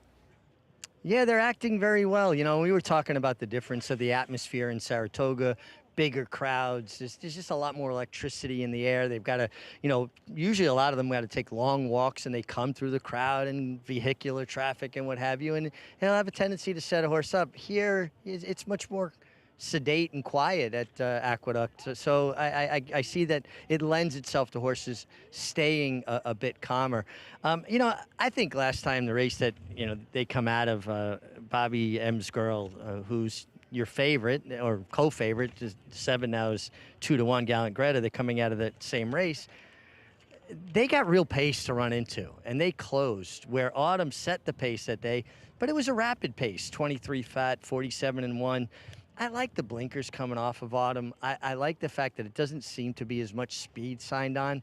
And I'm going to go, as much as I love the way Bobby M's Girl look, I'm going to go with the 6 Autumn. I just think she gets a different kind of setup this time.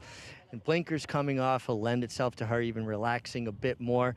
And that doesn't mean I wouldn't care if she's on the lead, but sometimes the horses taking the blinkers off, they get to the lead, they throw their ears up, and they rake themselves along. I just think she gets a much more favorable pace scenario here. And if they go a little quicker, I think with the blinkers off, she can find herself in a good stalking spot. I just thought there was a lot to like about her on paper.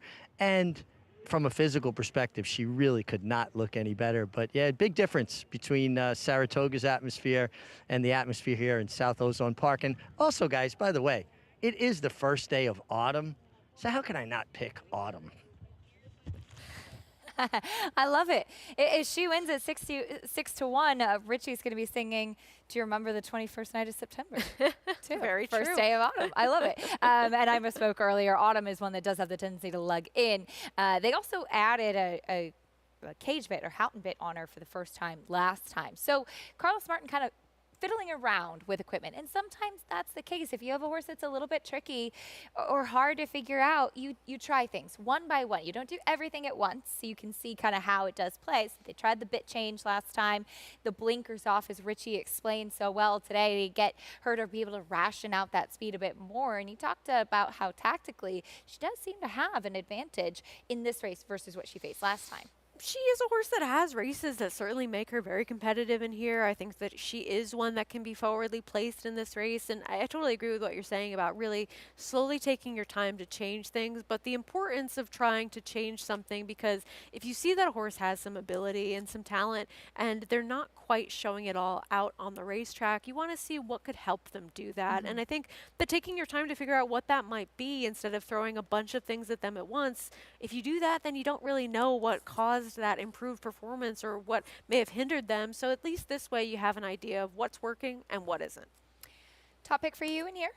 I ended up going with the 2, Bobby M's Girl for Katie Davis. I like those progressively improving Beyer speed figures. I like that this horse was a little bit more forward in that last start. And well, I think that there could be some other forwardly placed horses in here. I don't necessarily see this pace playing out quite as quick as the last race, but I think something that's worth discussing is just how this turf course has been playing.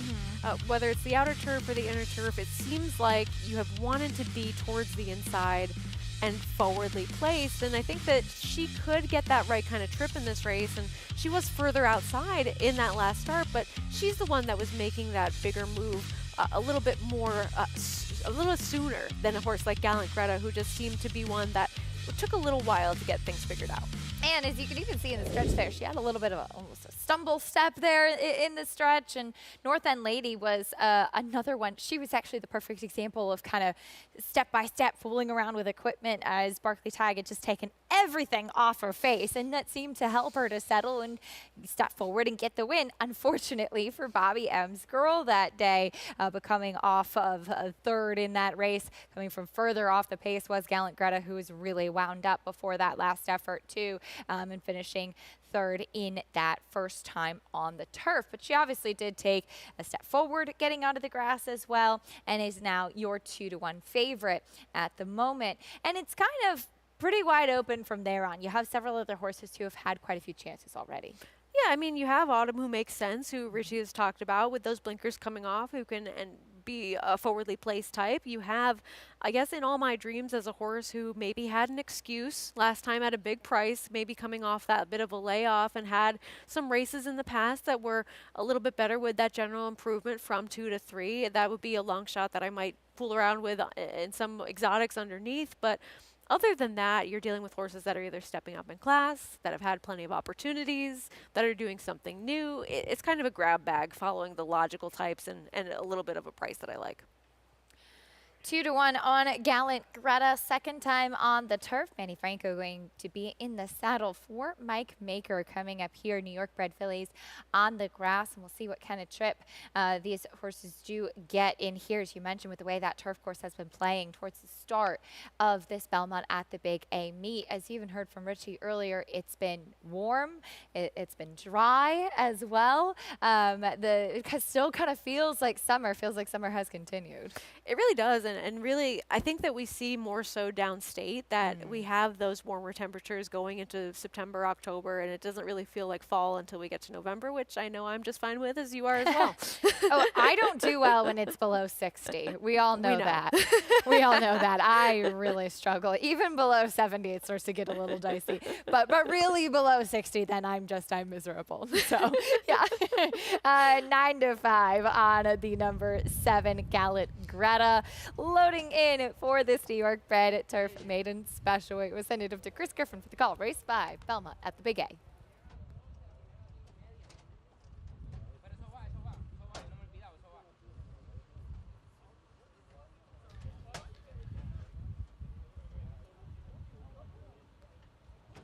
A little bit naughty. 'Tis All Mine.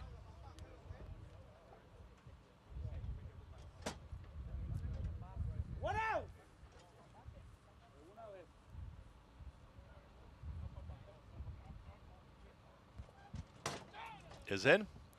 All set. And they're off. A little bit naughty. Flashes early speed and right out towards the front, and Autumn is trying to be in the early mix. And here comes Dancin' Jane from the outside. Dancin' Jane will try and cross over. They're lined up in behind Dancin' Jane. Dancin' Jane leads a field of 5. Right in behind that is at the rail. Here comes a little bit naughty trying to challenge out wider. There is 'Tis All Mine, and 'Tis All Mine will now challenge Dancin' Jane, and these two head and head as they work to the backstretch, and wanting to go there is Dancin' Jane. Kendrick Harmouche, they're going to take back and let Tis All Mine kind of press on as they work to the back stretch. Gallant Greta is now in third, is in between horses, moving quickly to the outside. She's a Natural is on the move as they really move back and forth here. They want to move up to this pace. At the rail, there's a little bit Naughty, who's tracking from 5th. Well settled is Luna Patina, who's now in the 6th spot. There in 7th is Autumn. Just behind that comes Bobby M's Girl, who's now in 8th. Second to last is Bomb Squad, who's in 9th, and the trailer at the back end of the field in 10th. That's In All My Dreams. 48 seconds flat for the half-mile time. Dancin' Jane back for more. Here comes that move from She's a Natural. She's a Natural runs right up alongside and now sprints for home here into that far turn. Dropping back quickly was Tis All Mine. Finds no more, is at the trailing end of the field. Gallant Greta is now engaged from 3rd, but they're still chasing Dancin' Jane. Dancin' Jane there with She's a Natural in the oncoming strides towards the outside. Here comes Gallant Greta, and Manny Franco just took a look back and now sprints for home. The top 3 right there at the top of the lane. Sprinting for home, it's Dancin' Jane. Gallant Greta. Here comes a move, though, from Autumn down the center of the course, and Autumn is unleashed, and so is Bobby M's Girl on the grandstand side.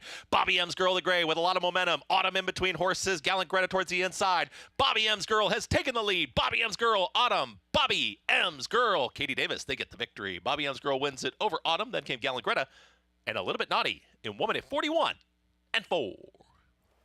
Bobby M's Girl on that left lead did not matter. She had the best momentum, and maybe it was a photo finish last time, but she's on the right side of the wire today. She is, and really a smart ride by Katie Davis because there was a little bit more pace than we maybe anticipated seeing on paper in here, and she had to go wide in this race and just seemed like she was always in control and confident of this horse who, once she switched leads, it didn't really seem like Katie got after her too much to ask her for her absolute best in here. A couple of reminders and just let her do her thing. Cruise on by a horse that has had her chances in Autumn, and Gallant Greta, she was much closer today, but the pace was a little bit more honest. As you said, there was a bit more pace. Second time starter Dancin' Jane, very keen early on as there's a shot of Dave Dugen making his way down towards the winner's circle. He'll get to celebrate here with Bobby M's Girl. Katie Davis in the saddle. And yeah, that second time starter, Dancin' Jane, very keen, hard to handle early on and really kind of pushing that pace forward. And you had a huge long shot towards the outside with an apprentice rider really want to be a part of that early pace as well. And sometimes when that's the case and you have a horse that just, I'd rather a rider not fight with them than fight with them and then they still don't really have the energy to finish off their races.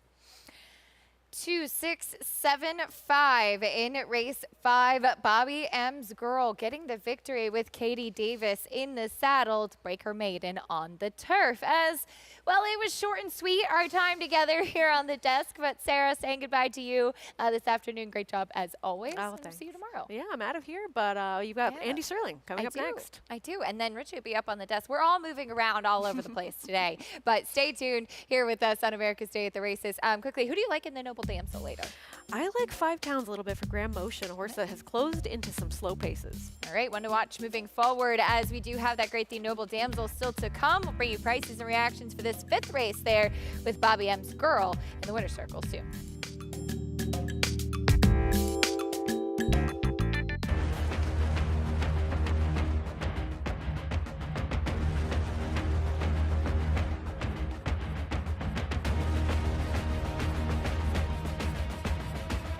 They're coming down for the finish, and it is Silver State.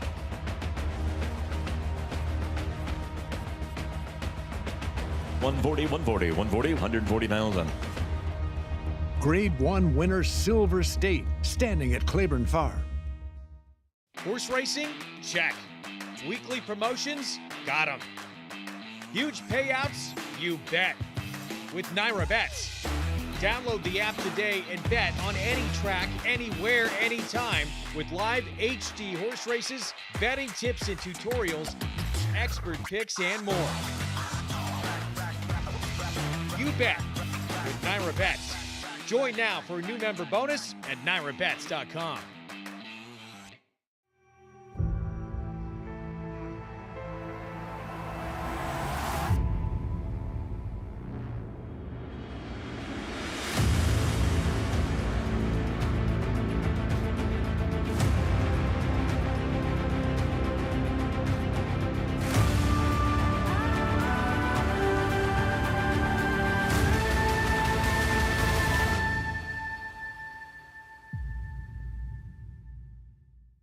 Racetrack Television Network brings you every race, from every track, on every screen, every day. With monthly packages starting as low as $5, RTN gives you great value and access to more live HD streaming and race replays than anyone. Visit RTN.tv today to sign up and watch on almost any device, including Roku and Amazon Fire. RTN has packages that start at $5 per month.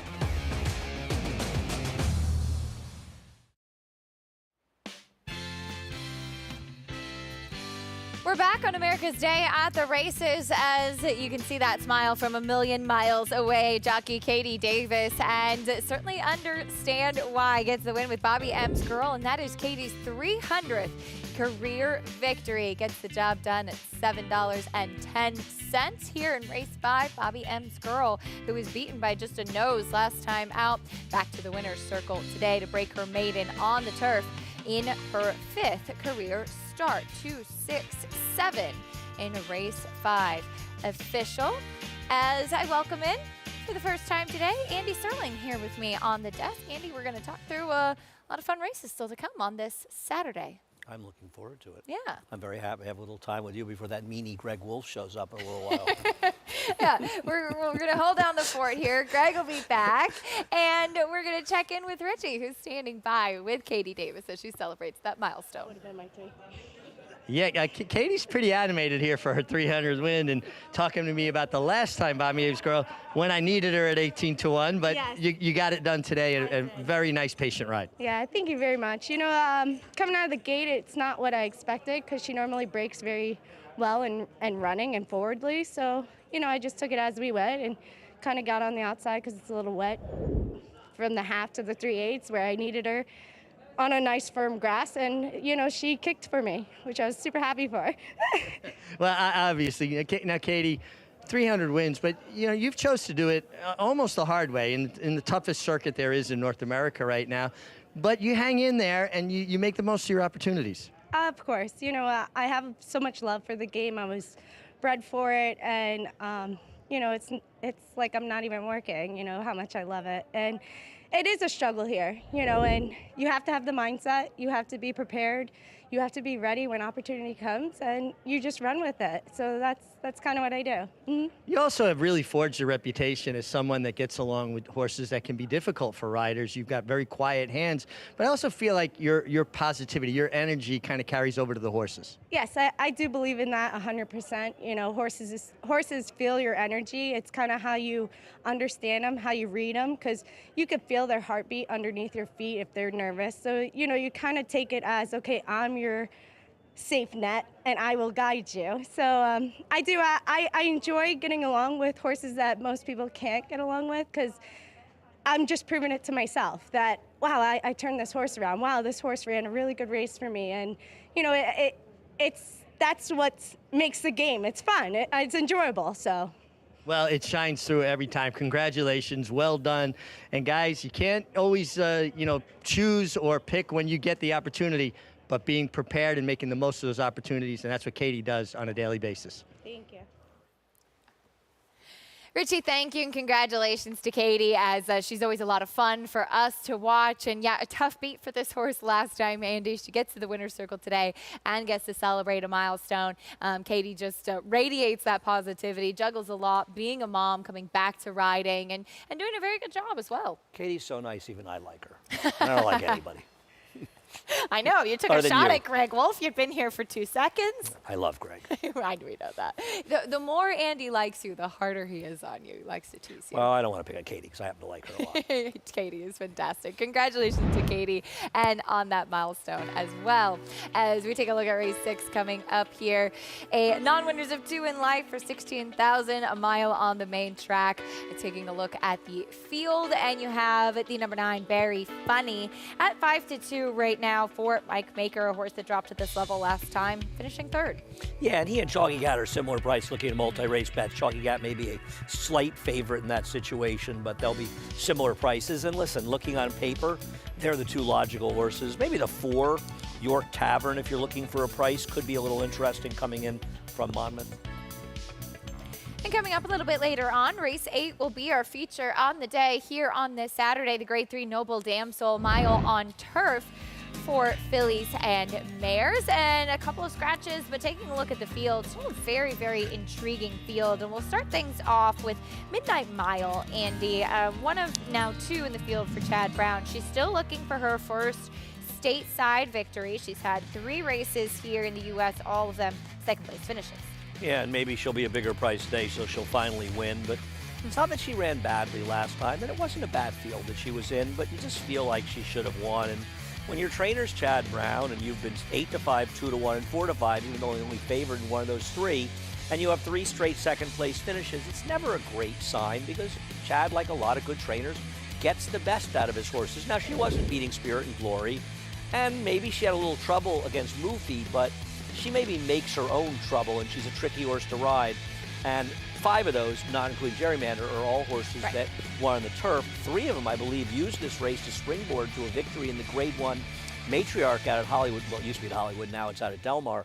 I don't think that any of the ones Chad's running today are in major danger of winning this year's Matriarch. Yeah, Gerrymander, as you mentioned, won the off-the-turf Noble Damsel last year in a 2-horse race. And you and I were just talking about this time last year, pretty much the city was shut down with the level of rain that we got, even canceling a day of racing in New York. And luckily, much different weather conditions this I'm year. guessing we probably ran it on the Sunday after we canceled. We canceled on the Saturday last year, as you reminded me, the bad weather. But yeah, fortunately, we've had very good weather since we come back from Saratoga. Enjoying the sunshine. Maybe it is the first day of autumn technically, but still feeling those summer-like temperatures. So we'll see what the Noble Damsel does have in store as Chad Brown looks for his 7th win. Another challenger from the Brown Barn is Alluring Angel. We'll take a look at her in Breath Away. Breath Away would pick up her own victory in Saratoga. Following this, Alluring Angel missing Saratoga, and I think that's one of the questions with Alluring Angel. She's run well, she just doesn't run that often. Well, as Sarah was saying to me earlier, and a valid point, runs November of 2022, doesn't show up again until April of 23, then is off another 7 months, then is off another 7 months, now is off another 3 months. Frankly, maybe she's not, maybe this is fresh, you know, this is her coming off a normal start, and she missed Saratoga, so those are concerns. But what's not a concern is how well she ran it here. Yeah. She really ran well, and it wasn't a particularly fast pace. She doesn't rate to get one today, and she showed she could still close into it. That was far and away the best race she's ever run, and I think if she can reproduce that effort or build on it, she's a player, and I'd prefer to play her because I feel like she has some upside as opposed to Midnight Mile. We've just seen her what she can do, and she's okay, but she doesn't feel that exciting. So we'll get a chance to see Alluring Angel and Breath Away rematch. Chad Brown looking for his 7th win in the Noble Damsel. Christophe Clement looking for his 6th win in the Noble Damsel. So barns that have certainly had plenty of success in this race. That Noble Damsel Grade 3 event coming up, race 8, a little bit later on today. Will be a fun one in our feature. But we do have this 6th race coming up next on the main track. And we'll take a little look back at trainer Linda Rice in a New York state of mind and learn a bit more about her story after this.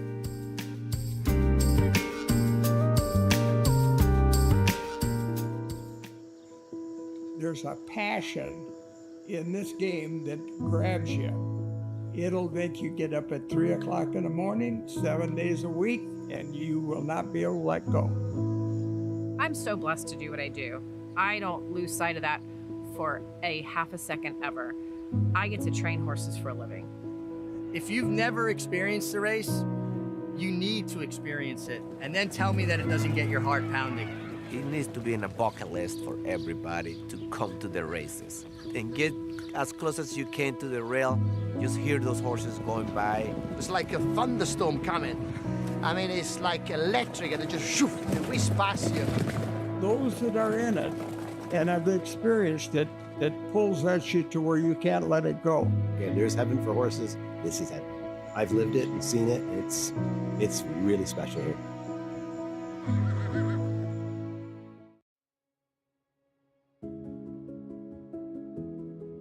When I go to the barn in the morning and train horses that I'm excited about running, that's what drives me. Winning races, whether it be a claiming race or a stakes race or a Grade 1 at Saratoga, it's so much more fun than losing. Okay guys, Jose, I'm ready for the first one. Go ahead, we're going from the half out 5/8. My father, he was a hard worker, and he was very ambitious, instilled a strong work ethic in my 3 brothers and myself, and he had a love for the horses his whole life, and he instilled that in us as well. It's double booked in front. My first good horse was a horse named Double Booked, a grass horse, when I started training at Monmouth Park, and a filly of my father's named Ready Jack Go.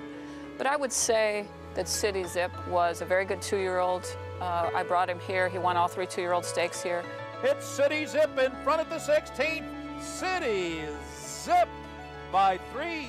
He would be the horse that really helped move me along the path that I am on now. He's gonna win a Velma. I like to claim a lot of young horses with lightly raised horses that I think have both potential on their pedigree side and, of course, conformation. So that's been a big asset to my claiming, which has been probably in the last 5 years I've been doing more of. Voodoo Song digs in. Is he gonna do it? He is! Voodoo Song won the 4-star Dave! New York racing is, frankly, it's my home. I've been here for quite a few years. I have gone from a young trainer that was struggling to climb the ladder to being a mainstay in New York. And I think by not diluting my business at different venues, I think it's been helpful for me to be successful right here in New York. I'm all about New York racing. My father always said, well, he didn't want to die in the harness.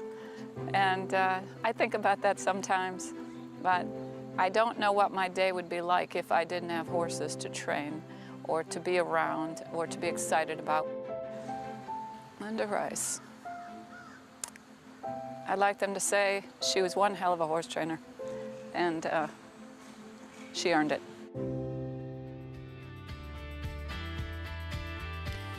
And trainer Linda Rice, I think it's no doubt about it, especially if you follow New York racing, that she is indeed one hell of a horsewoman, and sends out Chalky Cat in this upcoming race, as we've seen Linda meet after meet here in New York, being successful claiming horses, but also horses with at the higher levels. We're going to see even a very promising 2-year-old tomorrow as well with the Angels.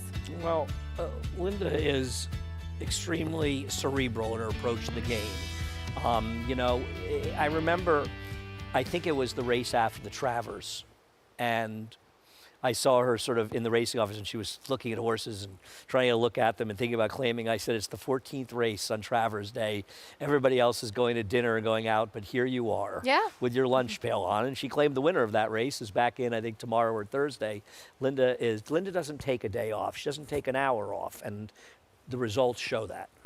Chalky Cat, tepid favorite right now at 3-1. For more on this son of race day, let's check in with Richie in the paddock. Yeah, I think it's very appropriate that, you know, the favorite at the moment is a Linda Rice trainee, and not only is Linda a terrific horse person, but she's also a great manager. She understands where horses need to be placed to excel, and that's part of the equation. It's much like handicapping, right? You can pick winners, but you also have to know how to bet properly, and part and parcel of being a horse trainer is getting horses fit, ready, prepared to run, but then putting them in spots to succeed, and Linda is exceptionally good at that, and this horse looks terrific, and he's dropping back down to the $16,000 level, and he should be extremely tough to beat here. Particularly, he also looks amazing from a physical perspective. Now, we talk about horses from a physical perspective, but they also have to be fast enough. But I would be remiss, I'm going to talk about 2 horses that I think their form has to, you know, improve for them to be competitive here. But they look outstanding, starting with the 4 York Tavern. This horse could not look any better. He was competitive last time at this level at Monmouth Park, where he middle moved. And I think with a little different trip, he could have been a bit closer last time. He looks outstanding. And another horse that really would have to improve, and he's the longest price in the race actually, is the 5 Assertive Attitude. This horse looks outstanding. I mean, if I was just no form in front of me and I looked at this horse the way he's walking around the paddock, I would pick him just on looks, but obviously trying to fit those puzzle pieces together. They have to be good enough to be able to win, and also you want to see a good, healthy horse. So I'm seeing a good, healthy horse that if he could take a step forward, maybe he could be competitive at a big price or at least outrun his odds. But I think Chalky Cat, there's a lot to like here for the Linda Rice trainee. Certainly does make quite a bit of sense. Richie, thank you. Chalky Cat now making the second start for the Linda Rice barn. second off the layoff, a little bit of a drop in class, just certainly seems to fit in this spot. I've always been a fan of this horse. I'm not exactly sure why. I think mostly because this horse, I know what it is. This horse had some monster trips very early in his career. I always want to say her because it's a cat name, though I don't see why that should be the case. And then got the job done for Eddie Barker and ran well for him when lit claimed. A little tough to keep him on the racetrack lately, but when he runs well, he's good enough to win in here. I'm surprised, and I think by post time there'll be similar prices, but David Aragona, as usual, getting the lines right, at least as of now, where the 7's a much heavier favorite than the 9. I actually misread it, and the 9 would be favored of the 7. I think they're a bit of a coin flip as to who's more likely to win. I agree. And as far as the 9 Berry Funny does go, he has the recency, but was exposed recently at this level. More on this 6th race in a moment. We're taking a quick pause to welcome in some new viewers. Stay with us.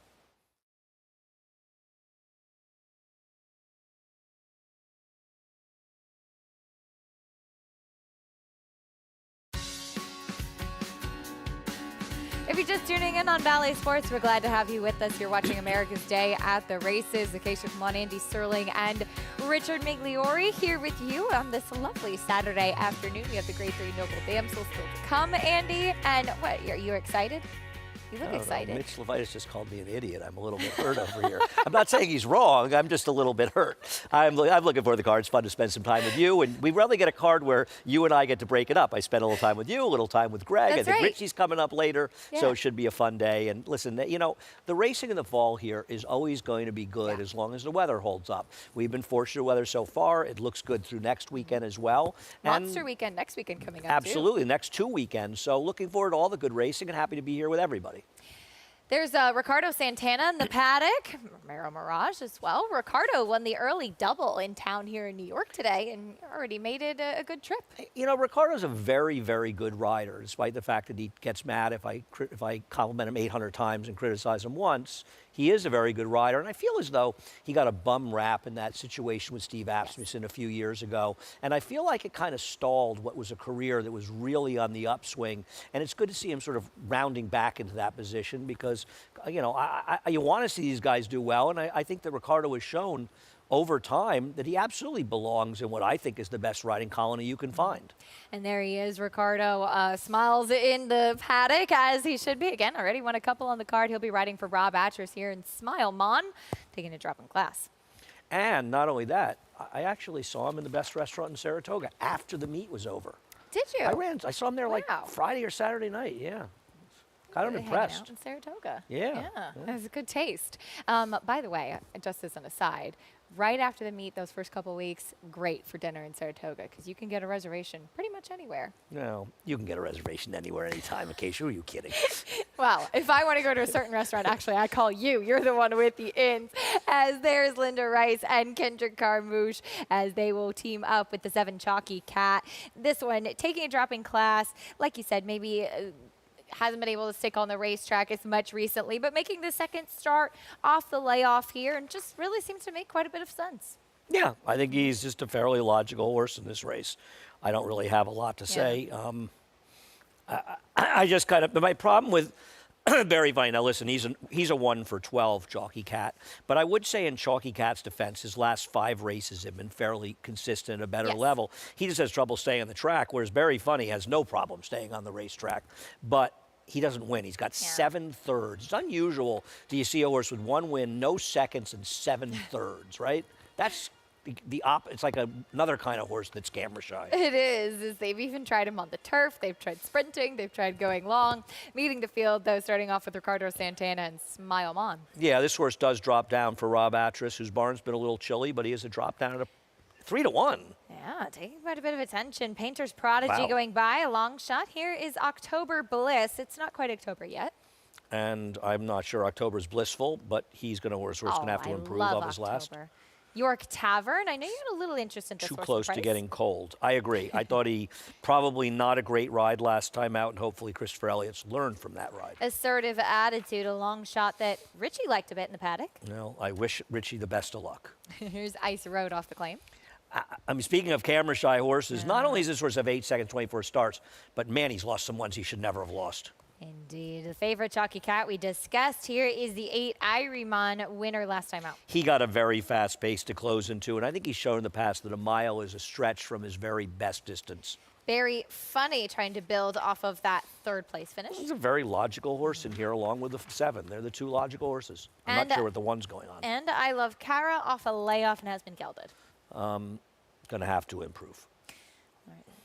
Tough to recommend that one at a price. Pick 6 kicking off here. There is the number 9, Very Funny. Manny Franco going to be in the saddles. We'll take a look at his last race where he did finish 3rd. This was when taking a drop in class and switching back to the main track. And like I said, they've tried a lot of things with this horse to try to get him to win. And it just seems that no matter what, he runs the similar type of race. It's true. I mean, even his turf races are very similar. It's not like he actually ran fine on the turf. And you're right. He's a horse, I mean, you got to give him credit. He has been running now. I mean, even look through, right? We've got 12 lines his whole career. He started in August. 2 months after his first start, he ran. Then he ran 3 weeks later. Then he ran 4 weeks later. Then he ran 3 weeks later. Then he ran 5 weeks later. Then he missed 2 months. Then he came back and ran 4 weeks later. Then 4 weeks later. Then 4 weeks later. Then 3 weeks later. Then 2.5 weeks later. And now he's coming back a month later. And one thing about this guy, he runs and he runs consistently. He doesn't win, but he's a horse that really has held his form for an enormous amount of time with very little time off. And it's not easy to do that. Have to respect a horse like that. Richie Migliore with us and getting a look at these horses warming up. Richie, what are you seeing? Yeah, listen, I'm going to go back to the 5 Assertive Attitude. I don't think he's fast enough to win here. I don't think he's good enough, but I am really taken with his appearance, and I do think he'll outrun his odds. I'm not going to pick him, but I think it's a testimony to Phil Serpy's, the job he's done and how good the horse looks. A trainer can only make a horse as good as they can be, and maybe he's shown what he is, but gosh, he looks awesome. I really like the way he looks. The 6 Ice Road didn't catch my attention as much in the paddock as he did on the racetrack, staying with the pony. You get apprentice Christian Maldonado, who's won 45 races this year, put together a nice year at winning at 16%. And this is a time of year we see this influx of young riders trying to, take a shot here. And Aqueduct's always been a proving ground for riders, particularly as we head towards the colder months. And Ice Road is a horse that, 1 win, 8 seconds, has races good enough to win, but he seems to have a bit of an aversion to wanting to be the herd leader, if you will. I'm going with your favorite, the 7 Chalky Cat. I just really like him. I like the way he's warming up. I think he's in an appropriate spot. Linda Rice and Kendrick Carmouche, and man, he is framed up so beautifully on the racetrack, and that usually just tells me a horse is doing well. When they get that balanced out, framed up nicely in the bridle, that coiled up spring effect that we talk about, he's checking all the boxes for me as your 5-2 favorite here. Richie, thank you. 2-1 right now on Chalky Cat, warming up with Kendrick Carmouche in the saddle. Just a logical player in here. Richie has some interest in a long shot in this spot, though. Like you said, not picking on top, but Assertive Attitude. We'll see if he can turn things around, and he is a monster price. I'm not knocking big prices, and, I Pick 6 kicking off here. We had a couple days with some carryovers, which was a lot of fun here. Any thoughts on the sequence today? Well, we can get to that, but I also want to discuss the 1. Why is the 1 betting here? Had a voided claim for 50 at Churchill in June, where he ran a race would make him very competitive. He was good before that. Right. He comes back in August at Saratoga, a month and a half later, and he absolutely stinks up the board. To be fair, that was a fairly contested pace that fell apart. And a good field. field. It was a decent enough field, so we'll give him some. Then they dropped him down to 25, and I mean, he was awful, just absolutely awful in that race.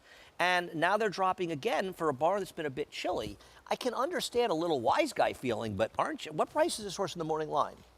I don't have it. I'll look on downloaded my it thing. too early. I'm sorry. It just feels, Jonathan's going to be mad at me. But aside from that, I'll get over it. He was, you know what? I'm wrong. This horse was 7-2 in the morning line. So obviously, David, who makes a great line, felt it would get bet too. I don't understand it. Jonathan Kinchin with us from Texas, I believe, is where he is now. JK, good to see you. What do you got for us? It's good to see. What Andy said I was mad at him about? I've never been mad at Andy in my entire life. I look back for all the time I've known him, And at no point could I ever say I was mad at Andy Serling. And I don't know how you could be mad at Andy Serling. I like the 9, Very Funny.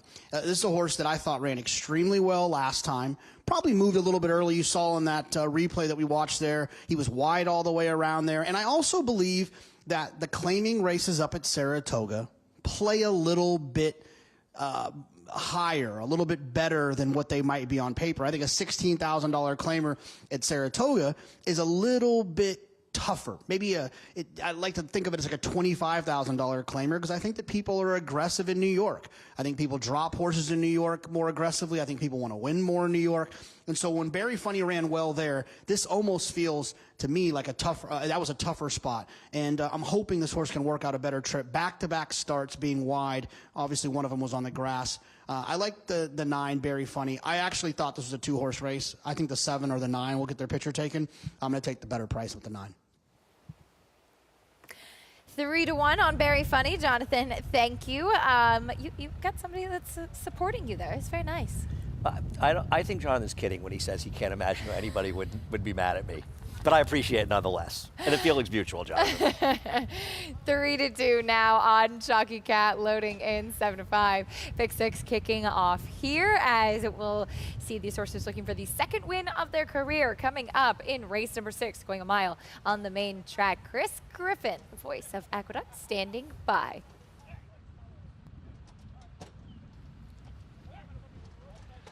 York Tavern. Very Funny.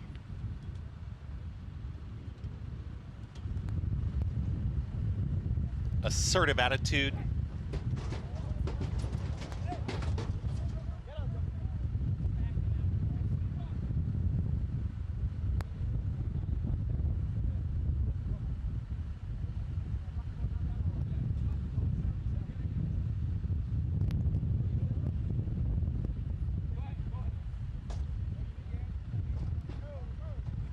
Did have one act up in the gate there. Looks like the number 2, Painter's Prodigy.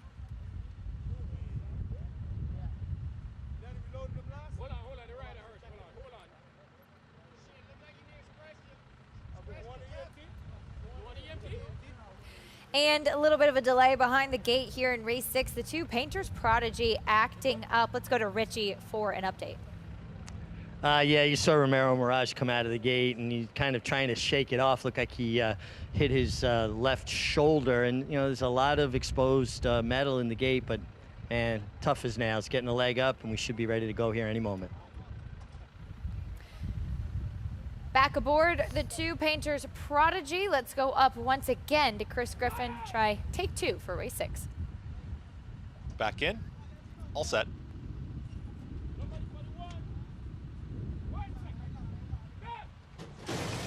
And they're off. Irie Man has early speed, and so does Very Funny. They're those 2 towards the outside. Smilemon moves through at the rail, and now Smilemon is a nose in front, but immediately pounced upon here by York Tavern. York Tavern getting out just a touch, but is now challenging, has taken a clear second. They're lined up in behind them as they come out of the chute as Painter's Prodigy is in the mixes down at the rail, is now a shared third with Very Funny out in the center of the racetrack. Just behind them, there's October Bliss, is traveling in tandem with Irie Man, who broke with the leaders, but is now back towards the back end of the field. Going to be mid-pack is going to be Chalky Cat. That one's followed by Assertive Attitude. And far, far back, I Love Kara is with Ice Road. They are about 12 lengths the trailers. 24.43, that opening quarter mile, and Smilemon has got the lead. Smilemon and Ricardo Santana Jr. move into the far turn, 48 seconds flat, that half-mile time. In pursuit is York Tavern. Had to be used to get there, but is now shoved along here from second. Very Funny is out wider in third. Painter's Prodigy starts to lose some ground, has dropped out of it. Irie Man is on the move from fourth. Just past October Bliss, who's towards the inside, now in fifth. And far outside Chalky Cat. The rest got to pick it up. Assertive Attitude is making up some late ground, but still about 9 lengths off the leader. The leader is Smilemon. Smilemon now kicks away and kicks for home and is up by a quick 2.5, 3 widening lengths and opening up with every single stride. Approaching a final furlong, they're chasing Smilemon. Smilemon is still now well clear, is up by 6. Challenging for second, York Tavern has battled back to Very Funny. Assertive Attitude late, but it's all Smilemon. Ricardo Santana Jr., he's got 3 on the day. York Tavern gets that second position over Very Funny and Assertive Attitude in 1 minute 38 and and 3. Smile Mon turning things around, and third win today for Ricardo Santana as he was able to get quite comfortable in the front end. I knew I had this wrong about when I saw 24 and change in a race where 3 potential horses could vie for the lead, and as usual, 1 went and the other 2 didn't do any running at all. He was much the best. I got this one wrong. I didn't see this horse at all. I didn't see it before the race. I don't see it after the race. But they bet him, they were right, and he won easy. And guess what? Very funny, finished third again. Yes, he did. He always runs his You knew he wasn't running this horse down. When he was the only one moving to him, he knew the race was over, because he's not running any horse down. And in fact, even the 4-horse, the Price, was able to come on for second. But I got this completely wrong. I didn't get this horse even a little bit. I still don't. Wire to wire for Smile Mon. Let's go down to Richie. Yeah, guys, and one thing I think we really got to start looking at today is the amount of kickback. You're looking at horses coming from off the pace, and they are just covered with dirt. Now, I heard a lot of the riders saying that there's a lot of water on the track. They've been watering it hard and consistent, and these horses are just getting inundated with kickback, and it seems to me like a lot of these horses are just not running well through it. Just take a look at how they look, the ones that are forward as compared to the ones that are coming from more off the pace. It is, to me, making a big impact on how these races are being run. Smile Mon taking them at gate to wire. Some things to keep an eye on, Richie. Thank you. Ricardo Santana, though, his silk's quite clean, as is the front of his horses. He takes them every step of the way for his third win today, making it quite a good afternoon in New York. Well, Ricardo's an aggressive rider, and the other riders, the potential speed, showed no interest in being forward. And suddenly this horse goes at 24-43 first quarter. Against this field, the race was over. I didn't predict that happening. I didn't like this horse, but that's horse racing. You're going to be wrong a lot more than you're right. 3-1 winner, Smile Mon, 1-4-9-5 in race number 6 at Belmont at the Big A.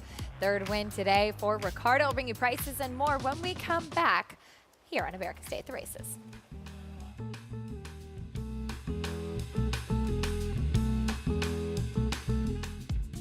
When you can bring over a champion like this to the Night of the Stars sale, it's exactly what we dream of and what you hope for. Anytime we've got a marquee filly that is ready to be brought to market, we know that the Night of the Stars is the venue. It really wasn't a question as to where we were going to sell her. We have had a long history of selling 7-figure mares here at Night of the Stars. Boyd Browning and his team just do such an exceptional job promoting these mares, getting them sold.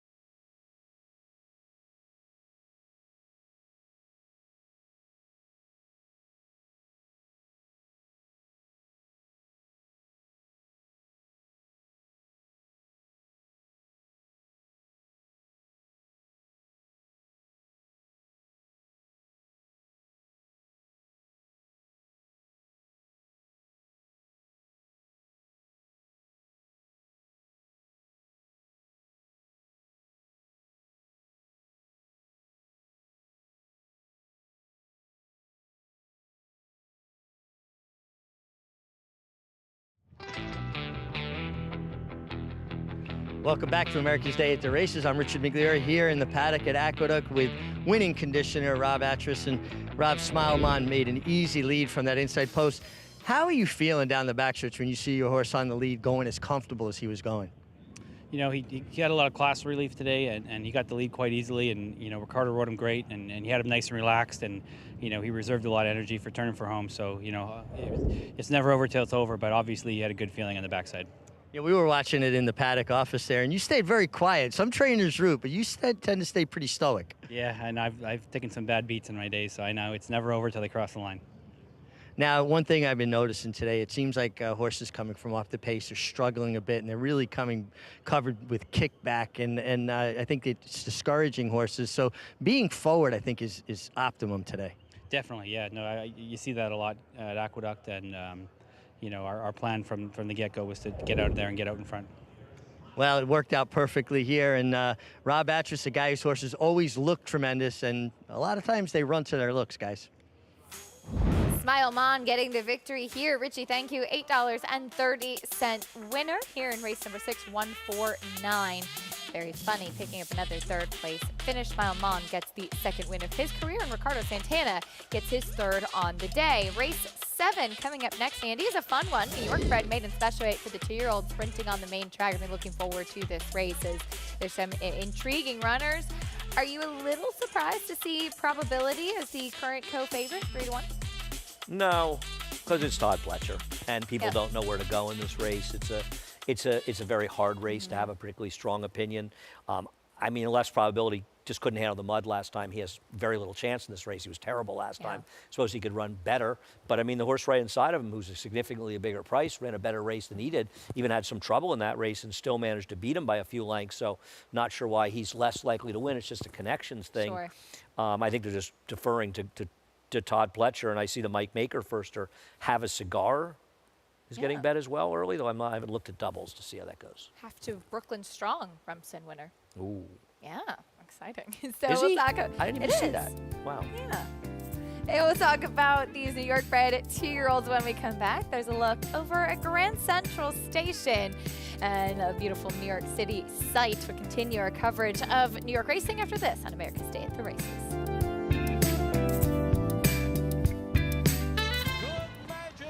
75, $774,000, 775, want to be 60, then help you 60, 75, 760, 60, 75, and now 85, 785, 85, 85, 800, $800,000, thank you, sir, gotta be 8, and 25, 825,000, 50, $850,000, 50, 850, 75, about an $860,000 and a half, $850,000 in the back of Woodrow, thank you. And my friend, it will be Garnet to win the Belmont Stakes at Saratoga.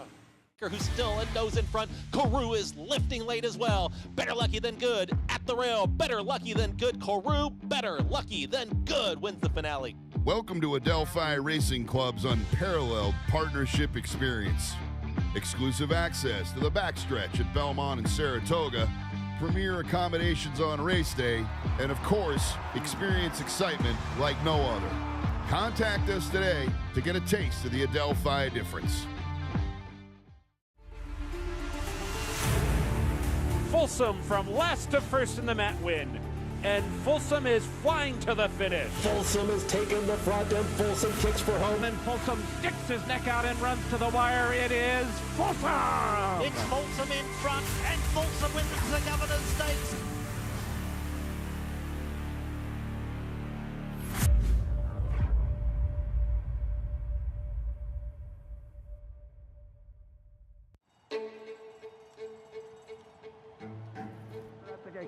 And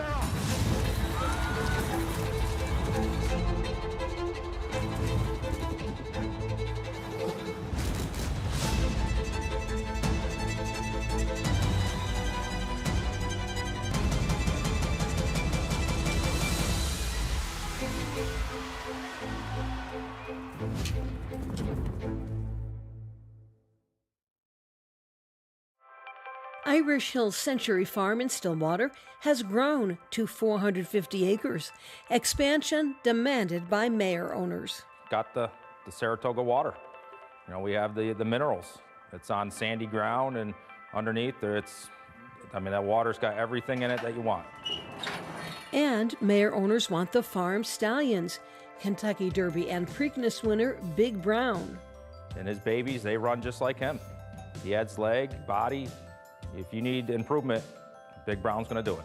King for a Day is by emerging sire of sires, Uncle Mo. Lookin' at Lee earned his spot on the roster by finishing second in the 2017 Kentucky Derby. War Dancer's offspring have earned more than $5 million. Warrior's Charge is a son of Munnings who notched 2 Grade 3 wins on his way to earning more than $1 million. And everyone's waiting to see if the handsome son of American Pharaoh, Waiting, produces the kind of speed he himself displayed as a 2-year-old in training.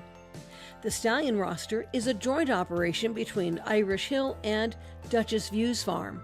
And we decided to merge the stallions, put them under one roof and co-manage them together. And it's worked out great. We're saving the owners a lot of money, and we're getting more mares to the stallions. Beginning with the 2023 breeding season, the partnership expanded to include multiple Grade 1 winner Mind Control, who stands at Rock Ridge Stud in Hudson. Lorray and I and Rick Burke at Irish Hill and Jerry Belinsky have been talking about doing this for years, and he came along and it just gave us the impetus to do it. We love those New York breds. Check out nybreds.com for more information on the New York Thoroughbred Breeding and Development Fund. We have New York breds coming up in this 7th race here. New York bred maiden special weight for the 2-year-olds sprinting on the main track, as we do see David Dugen, who had a winner earlier on today. He'll send out a 2-year-old Kenny B, who worked 10 flat at the OBS April 2-year-old sale, and by Red Hot Stallion Complexity. But for trainer David Dugen, for him and his wife Lara, their history in the game, their commitment and their passion for the game shows that it truly is a lifestyle and a family affair. Trainer David Dugen has always had horses in his life, starting from an early age in his hometown of Tipperary, Ireland. We were on ponies when we were younger. We grew up as farmers now. My uncle Matt had a couple of horses. He was a permit trainer, and there was always ponies around. I went to the apprentice school in Ireland. Some gravitated towards being jump jockeys or flat jockeys. We got into a good yard and they got us on horses and had like a mini career as a jockey for a while. An injury ended his career as a jockey before he arrived in the United States. But that did not derail his dream of working with racehorses. Dugen would go on to assist trainers Neil Drysdale, Owen Hardy, and John Kimmel. A purse increase at NYRA emboldened Dugen to go out on his own. We saw opportunity in New York when the slots came here, and we thought that, if we were ever going to take a chance, it was obviously here, and we had a history of being here. Dave's not the only Dugen destined to work with horses. I was born and bred into racing. My dad used to ride. He was quite a famous jockey in Ireland and in England. So I've been riding since I was 3 years old and involved in racing all the way up. We lived on the Curragh, so my sister and myself were totally spoiled. We had our own ponies. We took off on the Curragh and did whatever we wanted to do. We were really lucky. Since the very beginning, the Dugen barn has been a family affair. We think along the same lines probably 95% of the time, and I think that just makes things work. As I always tell my kids, Dad's the boss at the barn, I'm the boss at home. So he basically does all the set lists and the plans for the horses. We do discuss what's best, go back and forth a few times that way, but mainly Dave's the main decision maker. Port Bonheur! Port Bonheur! Poke that head in front. Can't hurry. Love wins the Dancing Renee. It's Sunday Girl. She's going to win impressively. Here's Drafted coming on to win the Grade 3 Run Happy Stakes. Through it all, Dugen strives to compete with the best in the game. You have to keep on upgrading your quality as a trainer and how you communicate with people and the service that you put out. To be consistently good at what you do and keep on churning out the right kind of horses for New York, because New York is very competitive. You look at Chad, you look at Todd. Why are they successful? That's the reason you keep on trying better every day. And there's trainer David Dugen gossiping with Richie Migliori in the paddock. He already had a win earlier today with Bobby M's girl, looking for another one with 2-year-old first-time starter Kenny B. No, David's always been one of those under-the-radar trainers that was obviously very, very efficient. And he's got a live first-time star in this race, as you noted, who worked well at the sale, a 10-flat work, taking a little money down on the inside. I think he's very dangerous in what feels like a wide-open race. Did go 10 flat, as you said, at the OBS April sale. Thought a little bit high-headed early, but when he leveled off, finished that work quite nicely. And by Complexity, who has been red hot so far. For more on Kenny B and these 2-year-olds, let's get a paddock report from Richie. Yeah, Keisha, you know, Dave Dugen and I are very good friends, as well as his wife, Lara, worked very closely with them when they were both integral parts of the John Kimball stable through a very good run in the late 90s. Lara, an incredible exercise rider. Dave, one of the assistants at the time, and you know, not only terrific horse people, but really great human beings and good friends. I was talking to Dave about Kenny B, and he says he's a very classy individual, has done everything right. He's got a terrific mind, very athletic.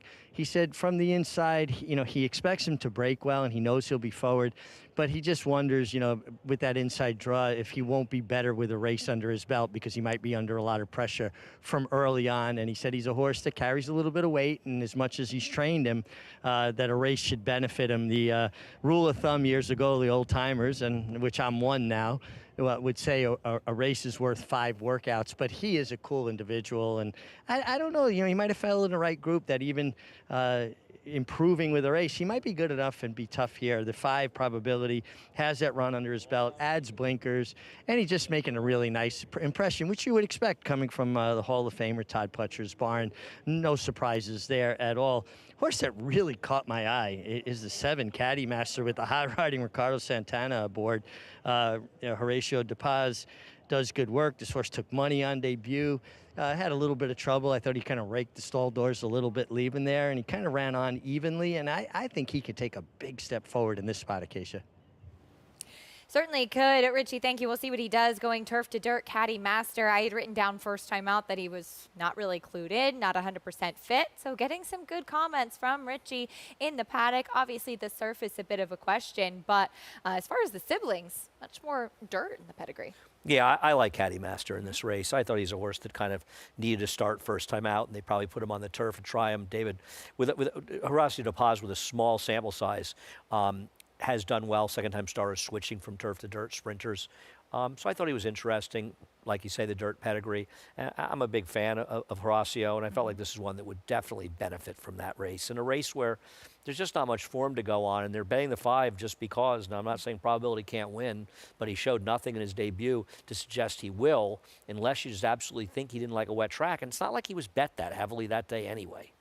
No, he wasn't. As you said, and Smile and Say Cheese, a Mike Maker, first-time starter who won impressively that day, would go on to disappoint against New York Bed Stakes Company. We'll see him back tomorrow, and we'll see what he can do in the Bertram F. Bongard, trying to get back on track. But probability adding blinkers on for his second start here, currently 5-2. What I didn't like about that first race, and you're right, maybe it could have been the wet track, but he was fading on his left lead. He didn't really kind of show any sort of late run. No, I thought he ran terribly in there. I just based on that race, I don't like him at all. I'm just giving the caveat there was a wet track, and who knows. Sure. But I think strictly based on that race, I'm totally with you. I didn't think he ran well at all in that race, and there's no question to me that Corvus ran better, because Corvus had trouble in there. Yes. I mean, Corvus was like sort of shuffled out of the race in behind and between horses, and I'm not saying that he was running hard at the end, because they were mostly just sort of falling apart behind the leader, but at least he was sort of gaining some position and passing some horses and coming between horses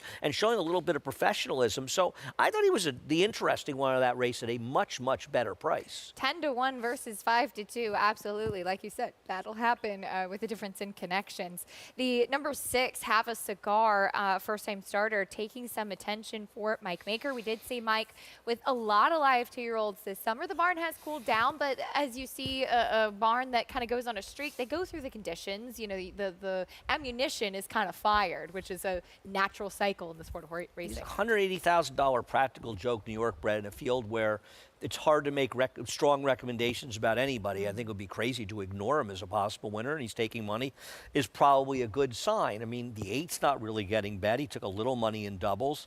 The 9 for Jeremiah Englehart not really taking any money as well, so maybe he's the one who's live. Doesn't mean, though, he's going to be a runner. And if you look at the DRF Clocker report, Have a Cigar worked in company recently with very funny horse that likes to finish third, but is an older horse. This an unraced 2-year-old. So we'll see what Have a Cigar can do. At first, asking 4-1 right now. Dylan Davis going to be in the saddle for Mike Maker. Again, that half-brother to Remsen winner, Brooklyn Strong. There is the number 8 man in finance. This name cracks me up. I know you're a TikTok star, so you'll be familiar. Oh, I love TikTok. My life is TikTok. I'm all about Looking TikTok. for a man in finance. So it made me laugh a lot. We'll get a chance to meet the field, starting things off with the number 1 Kenny B for the Duggan Barn. Yeah, this horse with the good workout, and we'll see. David said, I'm laughing because Rich said they hope you break well. You always hope they do. I bet I liked one of his firsters the other day that did not break well at all. Of course, that horse wasn't bet like this one. Here's Revivalism after a miscue first time out. I don't know what to say about a horse that ran it off the turf race up at Saratoga and was eased and wasn't even really bet that day. Corvus went by. We talked about him. It comes out of the same race as Probability. And we talked about him too. And if you're betting him as the favorite, you know something occasion I don't know. Here's Have a Cigar. Are you a cigar guy? No. Caddy Master, second-time starter. Very intriguing getting to the dirt. Since I've quit smoking, I'm trying to be anti that. I like Caddy Master, though. He's getting bet a little heavily here. Man in finance, first-time starter. We'll see. For Danny Gargan, they paid a little bit for him. Not a ton of bet. A couple of runners, actually. The damn were good. Yeah, Shouldn't say Unique Unions, multiple stakes place. Yep. Here's Sunday Guilt for Jeremiah Englehart. Might be the same connections as the inside horse, Unique Unions. I'm always scared of Jeremiah's firsters. I thought they were a little more turfy, maybe, the damn side. Hurricane Bane, first-time starter for Charlie Baker. Well, I'd love to see Charlie do well. This one's not taking any money. Not much pedigree to go on either. Dark Magic. There is some turf, but overall you could say maybe a bit more dirt. I agree. I like this horse's chances more on the dirt than turf. It was very studdish first time out as well. Here's the 12 Liberty Rising first time starter. Actually has some pedigree to be a runner for Pat Quick. And at 18-1, I'm not sure this horse isn't live. It's not like he's going to take a ton of money here. The full to multiple stakes place Liberty Central. Apparently got some Braves fans here on track. I'm not even going to comment on that. Jonathan Kinchin still with us. JK, you've got this group of 2-year-old New York breds. What are your thoughts here as the favorite continues to be Probability? All I can think about is what kind of wager do we need to come up with where Andy has to do a TikTok. I think that the world would pay a lot of money to see that. Maybe if we link it to a charity, then we guilt him into it. We'll do it later. Look, I think Probability is definitely the horse to beat. I think he's the most probable horse in here, no pun intended. He's got a race. He was bet that day. He showed some speed. He didn't run that well. It was a sloppy racetrack, but now he shows up here with blinkers. But look, he's 5-2 in a field in which it seems like anything could happen. The 2 Revivalism, who I actually thought, and I'm curious, Andy's thought, he took a little bit of money. I mean, he was 5-1 in an off-the-turf race, and now he shows back up here on the dirt for George Weaver. He did no running in that race, don't get me wrong. This is just a situation in which I just felt like, that 5-1 suggests maybe there's a little bit of talent here, and where there's a bunch of unknowns and a 5-2 shot who did barely any running last time. I thought it was just a good opportunity to try the 2 Revivalism. Jonathan, thank you. We'll see if Revivalism can turn things around. And just a note, too, when they are pulled up like that and get a ride in the equine ambulance, they do have to go through a rigorous process in order to be able to come back in the entry box, work for the state vet, blood work is done. So all of the steps have been taken to make sure that everything is A-OK with Revivalism before he's able to come back and race again. And technically, John is correct. He took some money in there, but 570-1 for an MTO for George Weaver. In an off-the-turf race, it's not exactly live, and now you're coming back with not my kind of horse. Listen, who knows? He didn't do any running first. I mean, he was eased. I don't know. I do say one thing. You need to get involved in this race. Yeah. Because you're supposed to be betting against the 5. This is wild. I think all of us have some interest in that horse, Caddy Master, warming up on track for more. Let's check back in with Richie. Yeah, I have a tremendous amount of interest in the 7 Caddy Master. He is my top selection. I liked him in the paddock. I liked him in the warm-up. And I think getting back, getting to the dirt, trying the turf, I think they got a good run into him, and I think he's going to take a big step forward. Got a lot of size and scope to him. I imagine eventually he's going to actually be better going further. But I like what I'm seeing from him. And in a race where, I think we're all kind of, grasping a little and trying to figure out, a lot of horses without proven form, I like him quite a bit, Caddy Master. The 11 Dark Magic, I will say, complete 180. He's just acted so much more professional, so much better today than he had on debut. And, we were talking about earlier, just the atmosphere in Saratoga. Sometimes what we take as, being studdish and the set is more just a way of them manifesting that nervous energy. And he is cool, calm, collected, focused. I think he's a bit interesting at a big price, as is the 12 Liberty Rising, son of Central Banker. Central Banker has just been such a hickory stallion here in the state of New York. And I like some of his works. That 1-5 furlong work going back in August in Saratoga, 1 minute and 4/5 for a 2-year-old New York bred.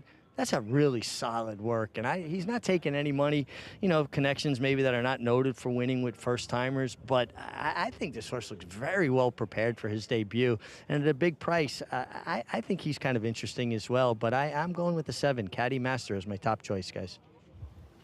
I like it, Richie. Thank you. 6-1 on a very interesting horse. And just wanted to wrap up thoughts on the 11 Dark Magic. I totally agree with Richie about the atmosphere, Saratoga versus Aqueduct, but he was quite studdish because there was a filly in that race that was running back on August 30th. So his mind was not on racing. It was on other things. So we'll leave that there for Dark Magic. So glad to hear he's a bit more focused in the preliminaries today. Dark Magic, the full brother to Elysian Meadows, who, to be fair, Bill Mott has tried a couple of times on turf, but I think has shown a little bit more of affinity for the main track, and overall thought this horse intriguing. The 11. Yeah, no, I know what you're talking about. I was thinking, yeah, the thing with Elysian Meadows is Elysian Meadows. Yeah. He has been unlucky in both his turf races. Yes. One, he got fouled by the good horse, Carson's Run. Yes. And the other one, It poured rain during it, and nobody was able to close. So, we don't know if he can run on the turf because he's been really unlucky in those races, but we do know he can run in the dirt. Yes. And that was my thinking, along with what you're saying about the 11, why he might run better. On the other hand, Bill Mott knows Elysian Meadows has run well on the dirt, and he ran this one on the turf going long, but maybe he got the horse totally wrong. And to me, this is a crapshoot race. I like the 7. I think 5-1's a horrendous price. I would never have picked this horse at 5-1. Win or lose, he's way too low here. But then again, the 5 is 2-1. So, but still, with that horse 2-1, I'm still not getting any value. So I don't know why I'm doing anything special here. I don't think the 7 has a look of a horse that's supposed to be 5-1 here. Don't know what his morning line was, but I'm guessing it was higher than this. It was 8-1. Late pick 5 kicking off here. We talked about a couple of horses who started on the turf in the 7 Caddy Master and the 11 Dark Magic, who could be a bit intriguing in their second start, getting to the main track for the first time. We saw that feature on trainer Dave Dugen. He will send out the 1 Kenny B after that 10 flat work. And Complexity, a stallion who has been very impressive so far with his first 2-year-old crop out on the track. No question about it. And I think he's had more stake winners. Vacoma's had a lot of winners. Yes. But Complexity has winners and stake horses. So Moplex doing very well. Very impressive this summer. Yeah, absolutely. I think anybody that's looking at the 2, 4, and 5 and thinking, I'd rather bet the 5 at 2-1 is somebody that's just only looking at connections. And obviously connections mean something. But I don't think there's a disparity. The 5 should be 2-1 and the 4 should be 15-1. Now maybe the 5 should be 12-1 and the 14 should be 12-1 as well. But the 4 absolutely ran a significantly better race than the 5 last time, win or lose today. We'll see if he can turn the tables here. Looks like we have a slight delay behind the gate. Not exactly sure what's going on, but pausing before the load for these 2-year-olds, New York breds, and it seems that everybody is minding their manners very well. There we go, going into the gate now. Late pick 5 kicking off here. Probability, second-time starter for Todd Pletcher, Kendrick Harmouche in the saddle. Still your favorite at 2-1, getting those blinkers on. Very intriguing 7th race here. New York bred maiden special weight for the 2-year-olds. We'll send it up to Chris Griffin for the rest of the load and call.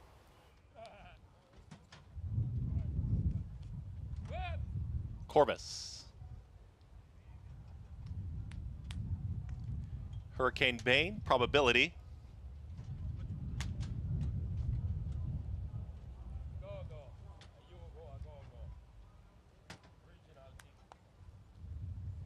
Dark Magic and Liberty Rising.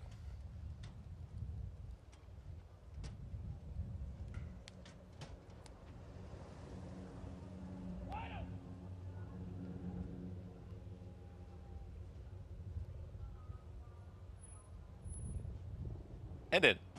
All set. And they're off. Off slowly there was Have a Cigar as the early trailer. Kenny B right out to the front and sprints clear. It's Kenny B in front, is up by a length. Right there to the outside comes a Man in Finance. It hustle along his probability, and probability wants some forward movement here. Is now going to have to tap on the brakes. And behind the leader, who's Kenny B, who's quickest. Moving forward is Caddy Master, and Caddy Master is in between horses now. A shared fourth is up at the outside. Here is Sunday Guilt with Liberty Rising in the pink cap. No choice but to be very wide. Losing a touch of ground was Corvus as mid-pack. Then behind them came Dark Magic. The two at the back Have a Cigar. There's Hurricane Bane, and actually Revivalism. It's the one far, far, far back as the trailer. 22-4 for the opening quarter mile. It's Kenny B who's got the lead. Kenny B with a nose in front with less than a quarter mile to go. But here comes Man in Finance, and Man in Finance is trying to take it right to Kenny B, who's hanging in tough at the rail. But it is Man in Finance who's now striding away. A final furlong left to go. It's Man in Finance and Kenny B. Man in Finance is up by 4, 5, 1 lengths. If you were looking for Man in Finance, you got the winner. Man in Finance wins it stylishly. Kenny B finishes second, then came Probability and Corvus in 1 minute 11 seconds flat. Chris Griffin, I see what you did there. Man in Finance gets the victory as he was maybe a little bit green, drifting in the stretch there, but able to run down that quick first-time starter. Kenny B, first was running 1-2. And 111.16 is a fast time, and you can see how much distance he put on the second place horse, who ran well for David Dugen, and how much distance they put on the third and fourth place finishers near. This horse ran very well, drifted out in the stretch, but this was a very good effort. And I was wrong. The 5 beat the 4 by a half length at 2-1 versus 15-1. And 15 lengths behind. Man in Finance getting to win dominant victory here. Yeah, as we mentioned that TikTok video, there was a girl who said, "I'm looking for a man in finance with a trust fund, 6'5", blue eyes," and then everybody turned it into like a dance and a song after that. So there's your context. So a sexist thing is the context for that. Okay, it's good to know. That's good to know. It's very funny, actually. Man in Finance gets the win over Kenny B. First-time starters running 1-2. Sounds demeaning to me, but what do I know? I'll show it to you later. No, don't bother. So we're going to sign Andy up for TikTok, and we're going to get him into the year 2024. Man in Finance with the victory, though. 5-1 winner, Luis Rivera Jr. in the saddle. Kenny B, he took early money and then drifted up in here, but it was very quick out of the gate. You have to certainly give him that. Showed a lot of speed at first asking. No, he ran extremely well to be second. It's just he ran to a horse who was an absolute buzzsaw in a very quick time for these horses. This is a horse that can run Man in Finance. If he keeps moving forward from that, he'll be a New York bred stakes horse for sure.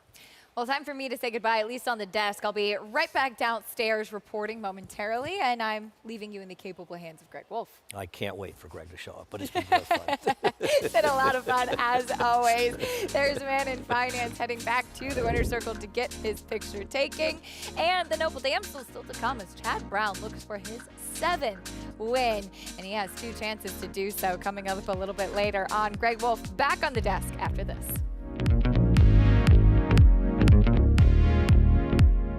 The rumblings started early and only intensified, with performances that sent shockwaves across the nation.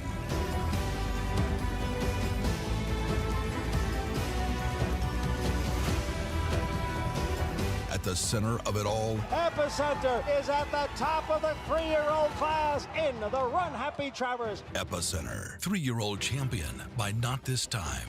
Coolmore America, home of champions.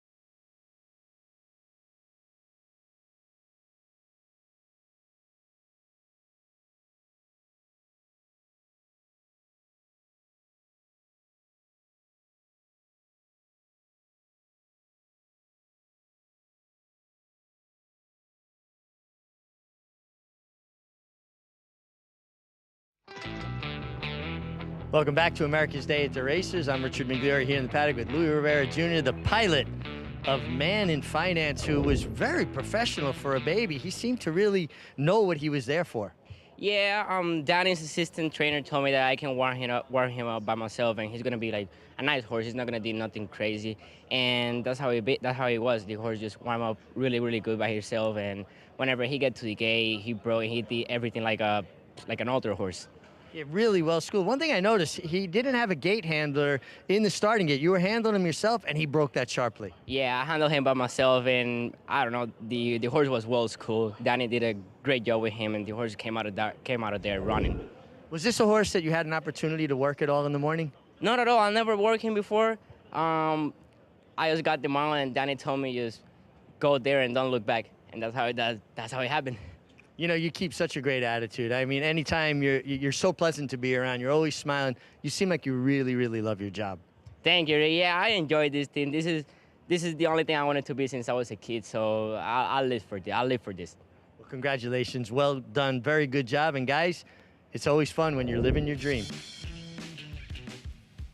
Indeed it is, and that young man is doing just that. Man in Finance, first time out, wins for the Danny Gargan barn, 2-year-old. Always nice to have a 2-year-old win in that debut, and helps ease the sting of getting beat at odds on to start off this card. And I'm living my dream now that you've shown up on the desk. Thank you for I mean, that. this is everybody's dream. Spend a little quality time with you, Greg. I feel the same way. Spend time with yourself or with me. We're gonna get a lot of time together. We've really our friendship though has grown. I feel like as a result of this building. No question about it. Yeah. I mean, we've spent, especially in the winter, when it's a lot of it's just you and me up here. Some pretty dark evenings, actually, in the winter, but it's fun, and I do appreciate and enjoy working with you a great deal. Feature is coming up next here. Grade 3 Noble Damsel race. Obviously, we've talked about it a lot all week long. Chad Brown's had so much success in this race. He won't have 3 shots at it this time around. One of his horses scratches. He'll be down to 2 tries with Midnight Mile and Alluring Angel trying to get that 7th win in this race. And this is like unusual for Chad Brown, right? There's 7 runners, and right now he's 7-2 and 7-1. And I'm going to look at the Will Pays. He's got the 3rd and 4th choices on the Will Pays and the double. Wow. That's a situation he's been in too much. And there's no Villadera, there's no Significant Form, there's no Uni, there's no Off Limits, and there's no Mixed McDougal. You know what's funny about looking at that list? Significant Form had that second-time star that won for Chad Brown up in Saratoga, whose name is escaping me. I'm sure Jonathan remembers it. And Mrs. McDougal had a first-time starter run the other day here for trainer Todd Bletcher. Starting to see those foals. Well, we'll see what happens with these two for him coming up. Right now, the favorite Ocean Club. And do you expect to see this filly setting the pace from that inside position? I mean, if they're not going in the front with her, I'm not sure what their plan really is. There's really no speed, and I think the plan is to be to go, and if somebody really wants to go wild, I don't know who that horse could possibly be to give it up. It doesn't guarantee her a victory, but it's certainly going to make her job easier.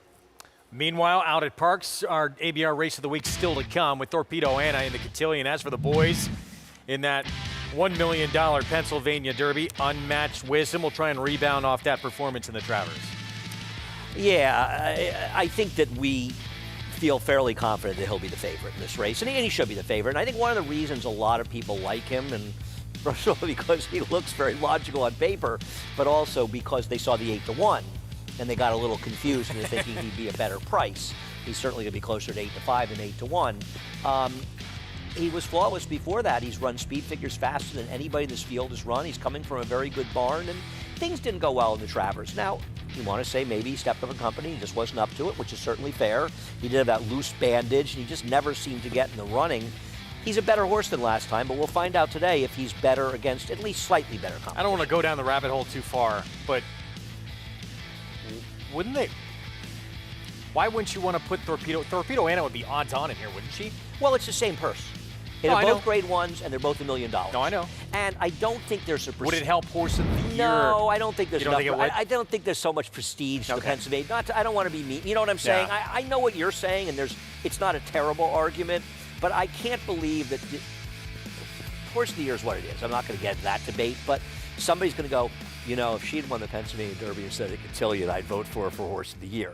Now, whether or not I'm supposed to vote for her or not, that's a pretty fallacious argument, you know? I mean, the thing that's funny about her is she didn't lose anything in defeat in the Travers. She just didn't gained win. probably, yeah. Yeah, and she just didn't win the race. I don't hold losses against horses the way a lot of other people do. I think she and Fierceness both ran really well in there, and somebody had to come up a loser. It's going to be fun to see what happens here with her return, trying to add another Grade 1. Let's bring in the man. Hey, JK, how are you? I'm not doing a TikTok, Kinchin. I don't care what you say. I don't care how much money's getting put up. I don't care what charity it's for. No TikTok. Dragoon Guard. I wouldn't even do one with you. What are your thoughts on this Brad Cox runner? Andy used to be a man in finance. Dragoon Guard comes in off of 4 wins. We know how people love to see those ones in past performances, obviously representing wins, and they tend to overbet these horses a little bit. I mean, he's a fine horse. I've got no problem with him at all, but I'm not overwhelmed by the field that he defeated here in the West Virginia, excuse me, the Indiana Derby or in the West Virginia Derby after this race. He's a nice horse. He's tactical. He's going to have what I believe is a better.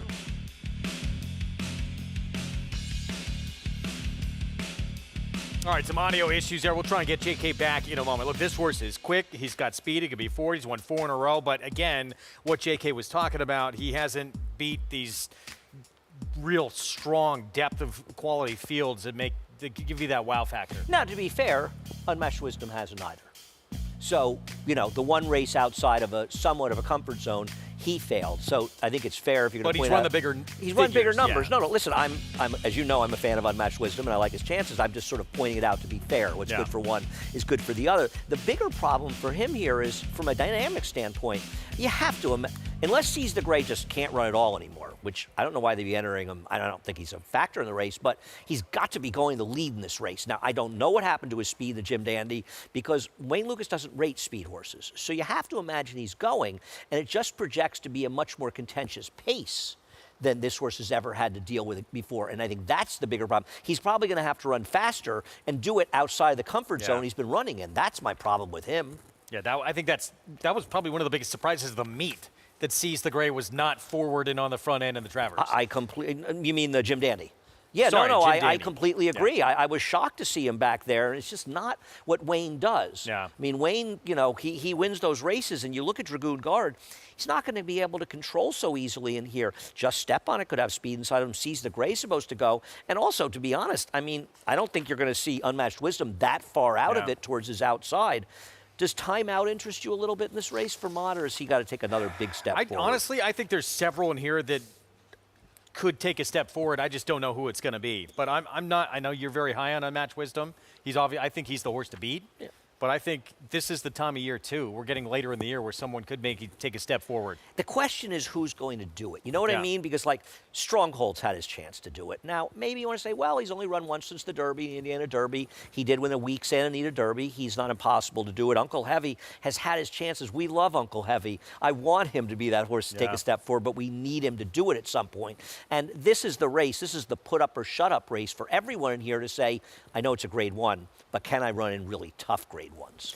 Looking forward to see what happens. Important weekend coming up. 2 Grade 1s, both worth $1 million, and we'll have one of them as our ABR race of the week. There he is, Chad Brown, trying to get number 7 in the Noble Damsel. Again, 2 chances at it coming up when we return.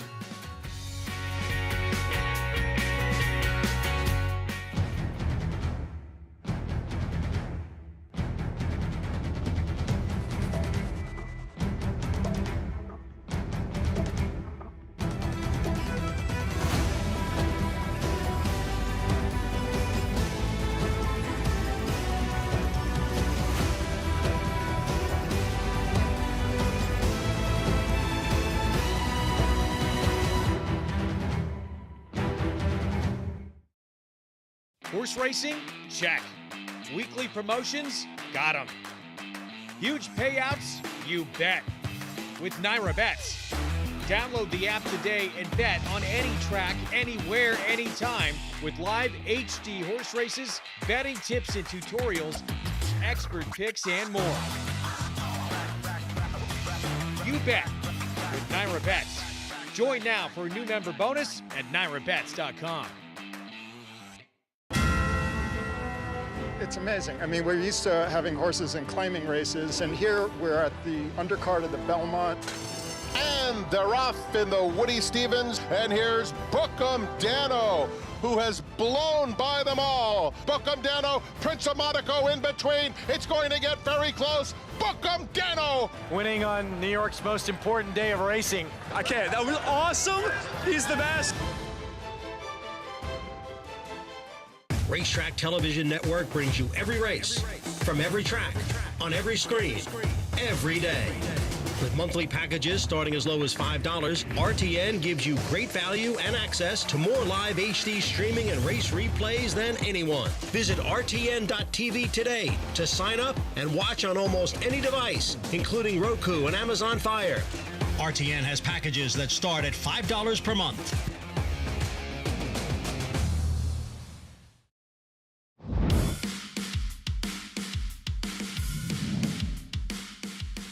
It's still Christy Cat, who has something left as they turn for home, and spurts clear, accelerating off the turn in front by 2 lengths. Alborn attacks on the outside second, to the Lighthouse is third, Anna Ledge is fourth. Fieldy is putting her run in, but she's still 7 lengths off the lead of Christy Cat, still trying to hold on the outside. Alborn will run at her. They're leaving the others behind. Alborn on the outside. Christy Cat toward the rail, full out to the wire, and Christy Cat holds on a desperate nose. Eddie Maple got to go that dawdling 25-4 opening quarter and able to hang on late. I feel like I bet her. I love Christy Cat. It's a cool horse. I always love those Fox Ridge Farms horses. Pat Kelly trained. She was a really, really nice horse. And I point out to you, this was about the first month that Tom Durkin was calling at NYRA. He started calling here, despite what Tom Amos thinks, in the fall of 1990 at Belmont. And that's his first year there. Did you realize how great he was going to be? We all knew how good Tom was because, he was calling the race at the Breeders' Cup races, and we had heard him calling at the Meadowlands. And so a lot of it, there was a lot of excitement when Tom was coming to New York. It wasn't like we woke up one day and said, wow, that guy's pretty good. There was a lot of excitement when he came to New York. Grade 3, Noble Damsel, our feature here at Belmont of the Big A on this Saturday card up next, and that's the one who should be controlling from the outset, Ocean Club. Let's go to Acacia Clement for more. And we'll start there, Greg, because her speed is dangerous, and she does come in out of a turf sprint try over at Kentucky Downs, in which she was really shuffled back early on, ended up last, even though she broke well and showed that she could be a closing sprinter, as well as a horse that uses speed when going longer. But she looks much more like a horse that is suited to the mile and has had success with some greater distances. She's been forward, but not over the top. Great muscle condition to her.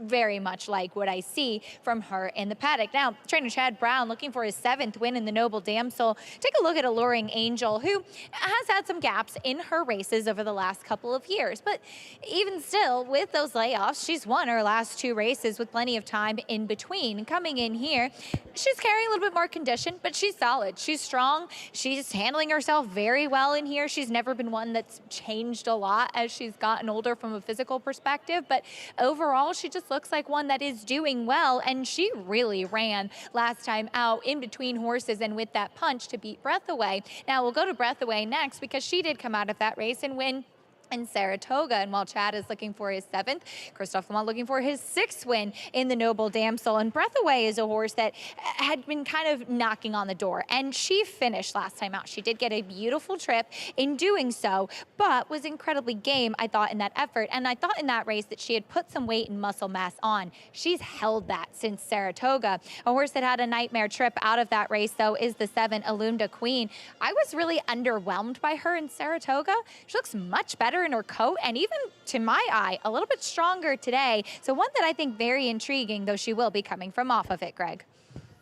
All right, Acacia, thank you. Glen Hill Farm Silks, Ocean Club, and Ricardo Santana Jr., the pickup mount. Ricardo's having a good day so far with a couple of winners, and you got to think he's looking to be aggressive with the horse who will be favored and probably the horse to beat. 5 Towns, Graham Motion, who is a stakes winner in group place. A lot of people I respect like this horse. I am not a particular fan, but she did lose to horse Full Count Felicia. That was very impressive the other day. Bill Mott, Polka Mucha with Kendrick Carmouche. You missed the money in the off-the-turf race last time, but she's got races that give her a little bit of a chance. One of the 2 for Chad Brown in Alluring Angel, trying to win her 3rd in a row. Her lack of speed makes her tough to take at the 3-1, but she really stepped forward last time. Well, Breathaway got beat by Alluring Angel by 3 parts of a length and then came back and won. She did, and she beat Tax Implications coming off a stakes win, but she did it while riding a gold rail the whole way throughout before angling out late. Good trip. Brad Cox sends out Alunda Queen. I think this horse is the overlay in the race. Now, I know she doesn't have speed, much like Alluring Angel, but she could arguably have won her last 2 starts. She has been very unlucky getting blocked in traffic each time. And the other Chad Brown filly to the outside, Midnight Mile. Well, it seems like the public has completely given up on her. Wow. I mean, she'd probably come down for a 6-1, and you know what happens when they lose at short prices and they show up at a big price? I don't love her chances, but I got to think if you like her, she's a very fair price in the 4 to 5 to 1 range, right? It's not a bad horse. Very enticing price. No, there's a look. Let's go back to Alluring Angel. So the more highly regarded on the board here of these 2 Chad Brown fillies. And this was back on June 20th, her 2nd win in a row. The concern with her is inability to stay on the racetrack, right? She's got big gaps in her races. In fact, coming back in just 3 months feels like a short period of time given the break she's had. But this was a big step forward in here. I mean, she outfinished some pretty nice fillies in here. And Manny's just sort of waiting for room. And as soon as he gets that room, she explodes by. And Breathaway's a good horse. She's just able to get by her. And Breathaway's been a little unlucky at times, a little lucky at times, and she beat her fair and square in this race. The lack of pace is a concern, especially when you consider that the likely pace setter is the horse that's favored right now. Well, one of the reasons she's favored is I think people expect her to be forward, but another one is that if you look at the PPs of Ocean Club, she's running fast enough races to win here. So she has to theoretically hope that horse doesn't show up, or she improves enough, and you're not getting a huge price here. There she is, and the man aboard took the first 2 on the card today. Ricardo Santana Jr. She should be in front early. She's a stakes winner. Do you look at that last start and have any concern, or you're not worried about it? Her last race, I actually thought she ran well in her last race. I mean, the winner was just a runoff, right? A runoff speed in there. She had no real chance in there. I thought she ran well coming from so far back. So, I mean, I guess here's the question with her. She's never done it in New York. And now she's favored in a stake, right? And we'll see if she can bring that form here. But it's not as though Jack Sisterson's horses come here and underachieve, right? We've seen Jack come here on times and overachieve. Yeah. And we see his horses show up. So the only thought is she's never started her stuff in New York, but otherwise she's run well everywhere. He upset Midnight Bizu at Saratoga. Yes, he did. Among other victories. I bet that horse. What was that horse's name? I'll have to look it up. One word. I want to say it's like obviously or something. We'll look it up. Yeah. Heck yeah. It was 2 to 1 favorite here on the pace setter. JK, your thoughts on the speed here? Yeah, look, I think that there is going to be some pace in this race. It could set up nicely for Alluring Angel. I much preferred the 6 to 1 morning line that we had, but obviously those things can change. But I still think Alluring Angel ran well last time, the 5 horse. Closing into a slow pace, it's one of my favorite angles. It's not often you see a horse moving to Chad Brown. A lot of times horses will eventually move away from Chad, but it's not something you see very often. But I thought this horse ran well last time, back here at Belmont, the scene of the crime. And then the 7, Alunda Queen, another one that I thought ran well, in a situation where broke a little bit slowly and does have some issues in the gate occasionally, which could be a little bit of a concern, but you're getting 8 to 1 to hope that doesn't happen here today for Brad Cox. Look, I'm going to try to take a shot here and beat some of these shorter priced horses with the 5 and the 7. The 5 will be my top choice, Acacia, but I do think the 7 is interesting as well. I like the 7 Alunda Queen in here, Jonathan. I just think that she ran well with the trip last time, and I just liked her better today than what I saw from her up in Saratoga. We'll see what kind of trip she can get, though. But as far as Chad Brown's other horse in the number 9 Midnight Mile to the outside, she does have some technical speed, so I think that that's to her advantage. But as you can see her kind of jig-jogging on the track, she's one that mentally is tough. Now, I will say, in her 4th start here in the U.S., though she's sharp and she's on it, this is probably the most calm that she's been in the preliminaries before her race. And remember, even in her first start and last time at Saratoga as well, she's just been really nervous, really revved up prior to the race. So that's definitely a bit of a concern for her. She's also one that runs kind of with her tail straight out, and she's a little bit tough to keep held together, I think, in the running of the race. So Vincent Cheminade keeping her with the pony out on the track, trying to keep her settled. Like I said, by her standards, she's actually doing okay today. But I think mentally is the biggest challenge more than anything else. The number 2, 5 Towns, I know, as Andy mentioned, plenty of people with intrigue on this horse, and did face Full Count Felicia last time out, who would come back to win the EP Taylor with a 101 by her speed figure. But I did think that 5 Towns really should have been second that day. She was swapping leads. She was caught late for second in that race, but obviously facing very tough competition, and that was off of a bit of a layoff. She's been very sharp as well. She was very warm even coming in. She wore a hood back in the paddock. She was saddled outside of the saddling stalls. She settled out on the track as well, but another one that maybe just is a little bit tough to keep things together mentally. So second off the layoff, now getting a chance to shake some of that ring rust off, but she is a big imposing filly for sure, and we'll see what she can do coming out of the shadow of that talented Grade 1 winner. But Jack Sisterson's Ocean Club continuing to be the favorite, and that name you were thinking of, guys, Vexatious. Yeah, thank you, Acacia. Vexatious. Bobby Klatt was all over it as well. I was thinking obnoxious. I knew there was an X in there somewhere. You know, I picked the one in this race. I picked the race 175, but at the price, I'm already wrong about this race. I feel like, because I badly misunderstood the prices. I didn't realize the 1 would be this short and the 7 would be this big. I would have picked the 7 at 9-1 over the 1. Even though I think the 1's a more likely winner, I'd rather bet the number 7. Of course, that Acacia likes Alunda Queen, because she's just been really unlucky in her races, and she has shown she can run fast figures. So I think she's a little bit interesting. There she is, Luis Rivera Jr., who we just heard from in that interview with Mig, winning that 7th race on that first-time starter for Danny Gargan, Man in Finance. That's a fast race. 111 in a small change. This track is not playing quickly at all. That was a quick race. I mean, the first 2 beat the rest of the field by a pole. I mean, they were it was a super long way spread back out to third in that race, and then farther back to other. And that feels like a figure that's going to come up pretty strong. See how big Ocean Club can open up on this field under Ricardo Santana Jr. Will they back it down too much and let everybody in the race? I don't know. I'm not betting her 2-1. I bet the 7 to win. I bet the 7 to win, and bet Exactas with the 1 and 5. Pick 4 starts here. The rest of the way, we got some great races still to come, wide open. The 10th race is a terrific, Love terrific the 10th race. Yep. There's 5 Towns stepping in for Mary Fox Stables, trainer Graham Motion. Belmont's Polka Mucha. Favorite, though, Ocean Club. From the rail will be the one everyone expects to be setting the pace from the outset. Will be a 3rd win today for Ricardo Santana Jr., Grade 3. Noble Damsel, our Saturday feature. Let's go to Chris Griffin. And Midnight Mile to the outside. Last to load.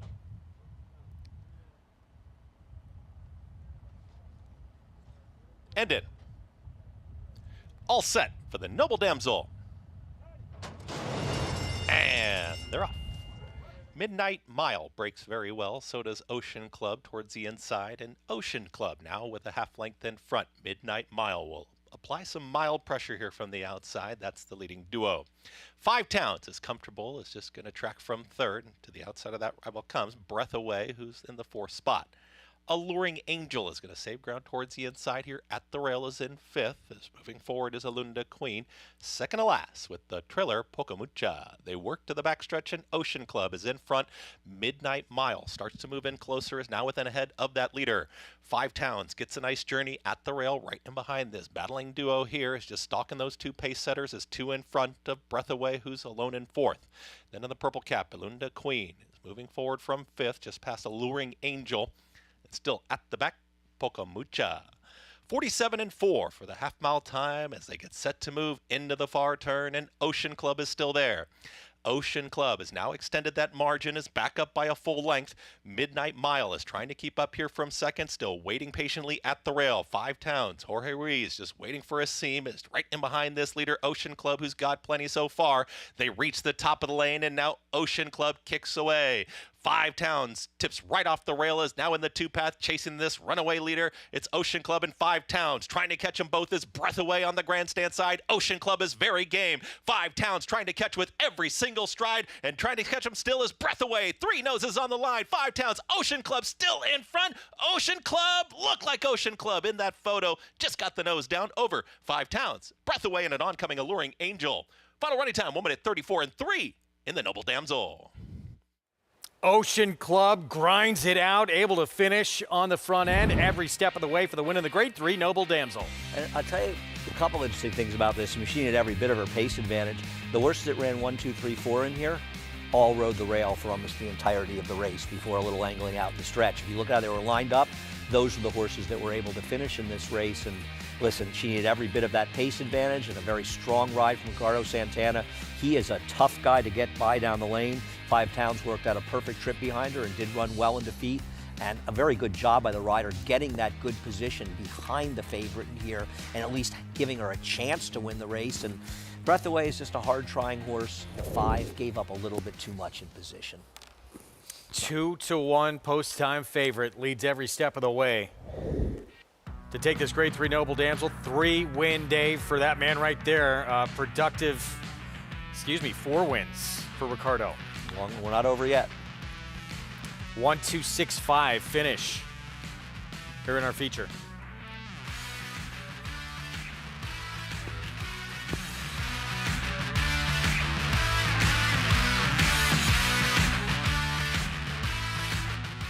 And holds off that late charge from 5 Towns in Breath Away for the win.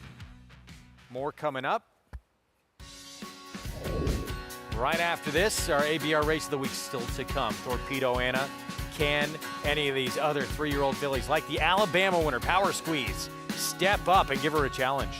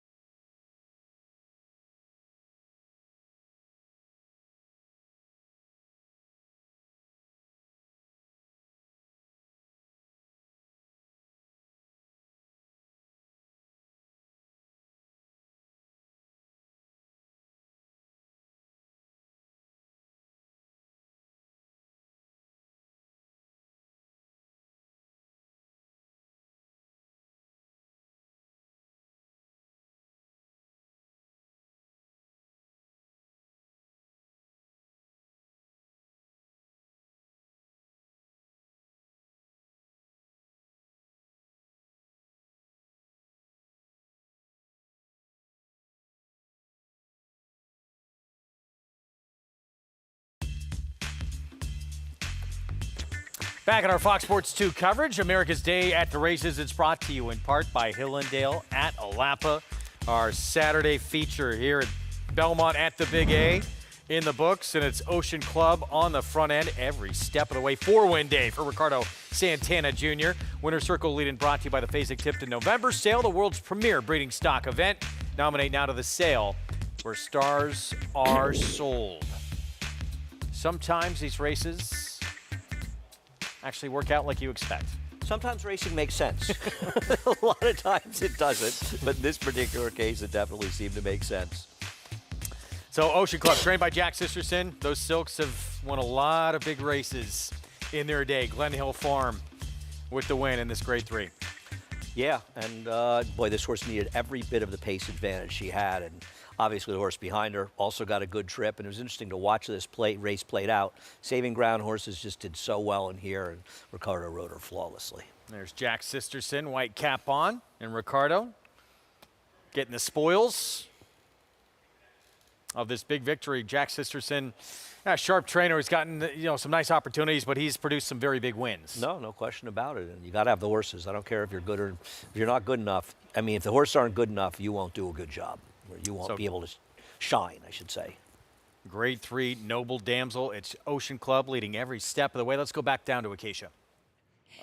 And I'm going to be joined by winning trainer Jack Sisterson as Ocean Club wires the field. And Jack, it did look on paper like she had that pace advantage, but she fought for it today too. She did, Acacia. I think we're fortunate for the couple of scratches in the race. It looked like the only other speed that can go with her, and we trained her differently going into this race. We thought she'd jump and go forward, which she did, and I just felt, chatting to Ricardo, she said, Philly, you don't want to grab a hold of it, just let her be comfortable, and, it worked out this afternoon. I had to give you some confidence too with Ricardo now picking up his 4th win on the card. He's been riding tremendous today. I didn't know that until giving him a leg up. I said, let's make it a 4. He's like, let's do it. So it worked out well. Pretty cool stuff to see as well. And a tough trip for this filly last time sprinting at Kentucky Downs. It's such a quirky type of track. Can you talk a little bit about the decision to stretch her back out and why you think that suits her better? Well, Acacia, I got to thank Craig, Mr. Proctor, the whole Glen Hill team for giving me the support, because it was there. The farm's a fantastic facility that kind of got a galloping turf course that might have suited Kentucky Downs, and she trained well there. 6.5 probably tends to more like a mile at Kentucky Downs, and she didn't break as well as she should have. She came with a run, and coming back in 3 weeks is typically not our move, but again, she showed us signs that she was doing well, and when horses are doing well, we like to run them, and it paid off this afternoon. It certainly did. A nice effort from her. Congratulations. Thanks, Acacia. Take some gate to wire and a game victory for 4 for Ricardo, Greg. Yeah, 4 and counting. Big win for Jack Sisterson and company. Congratulations. We move on to a very competitive 6 furlong sprint on the grass. Maiden special weight, all trying to get that first win of their career. Fillies and mares 3 and up. And Todd Pletcher will send out a first-time starter in this group. And we'll talk more about that filly in a moment. Let's learn about what he's accomplished in this game. Most of you who follow the sport even just a little bit know that name. He's a 7-time Eclipse Award winner, 14-time leading trainer at Saratoga. He has rewritten the record books, and those who know Todd Pletcher best know that this is what he was meant to do. We was at La Mesa Park in New Mexico, and he was 8 years old, and they had a horse sale there, yearling sale. Todd said, Dad, this lady wants to give me a horse. Her husband bought this horse out of the sale for $800, and she's gonna give it away. He said, Dad, this is a nice little horse. He's correct. Can I have him? We took him and we broke him, and the first time we ran him for 25,000 claimant. They claimed the horse. He won, and he had 36,000 in the bank. And I said, that's a good start on your college education right there. I have never in my life been known except, oh, that's Todd Pletcher's mother. I have no identity. I'm just Todd Pletcher's mother. Todd Pletcher had the work ethic, he had the energy, he was articulate, and I guess I could say he's pretty handsome too. But the big thing was he was a damn good horseman. And Lucas must be proud of you people. I don't care how the He is. We all saw him here at Belmont, and you can see that he's sort of taking pride in the fact that most of the guys that have worked for him are doing pretty well. I used to say, I'm going to have a name for you. You know, like all these big people have names, and, you know, Marvelous this, and this, Assassin, and this. I said, you're El Duro. He said, what does that mean? I said, El Duro is the person that is the tough one, the hardest one. The one that, like, if it's a group of people there and you point to them and say, that guy, he's El Duro. Obviously, he's a very unique guy. He's hands-on on everything. You try to go into the computer, believe me, it's not going to work. You know, Johnny and I were sort of coming along at the same time, so it just sort of evolved where Johnny was on the rise and our stable was growing. The shuttle, touchdown! Uncle Mo, English Channel forward, stay thirsty! Alice Malice, quality road, left bank, cross traffic, lawyer Ron, wait a while, and it's going to be a filly in the Belmont! To me, Rags to Riches was always the most exciting and funnest win that we've had. The Derby with Super Saver was almost like a relief. With Always Dreaming, we really felt like we had a huge chance, and it was extra special to win it with Johnny. After all these races that we had won together, he had won the Derby with somebody else, I had won the Derby with somebody else. It felt right. It felt really, really right. We've had a lot of starters in the Derby. I think we've had 59.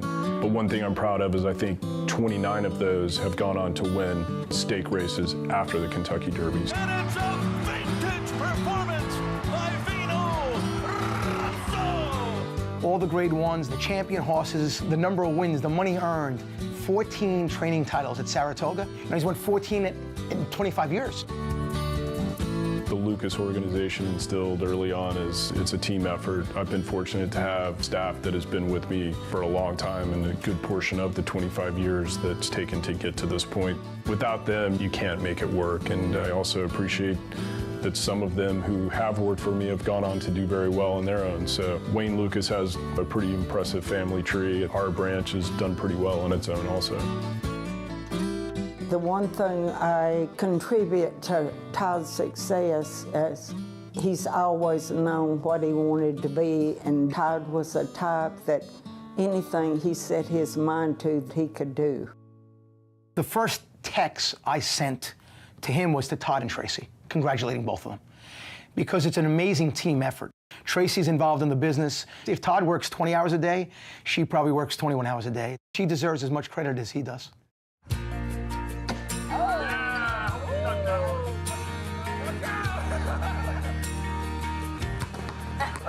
It's hard because of a lot of time, a lot of effort, a lot of sacrifices. He always separates one with the other one. You know, his family's family and business is business. There's some games that I missed, and there's some parties that I missed, and there's some school events that I missed that, you know, I wish I could have back. But on the flip side of that, I think the one thing that we get in this industry is the family can also share in a lot of the stuff that's going on. So, you know, the kids were able to spend summers working at the barn, and they were able to come in for the Derby and go to the big races. You know, it's not too often that your kids can come to your job, come to your office, and then share some of the big moments as well.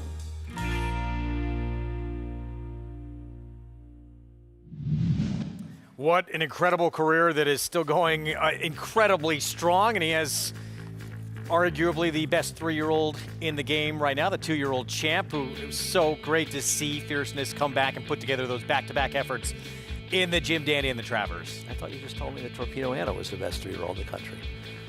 They're already dismissing poor Thorpedo I said arguably.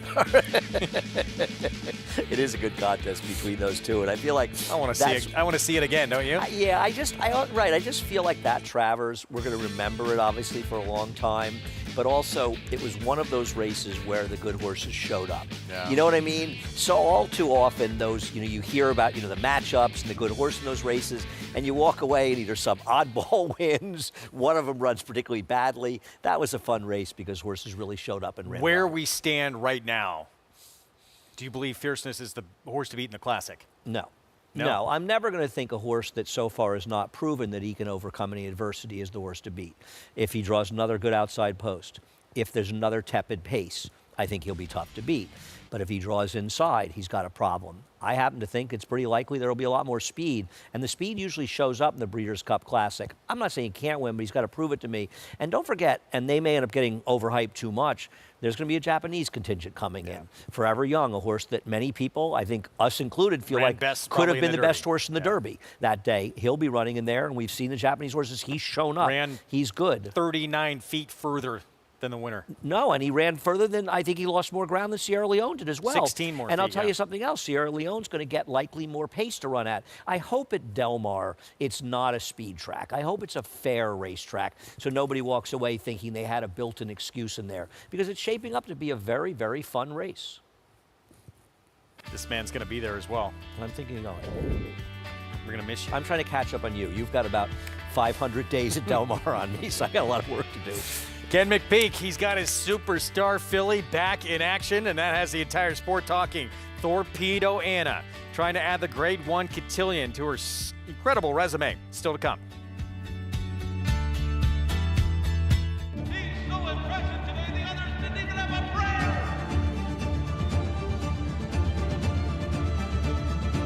Catholic boy rolls in the run. Happy Travers.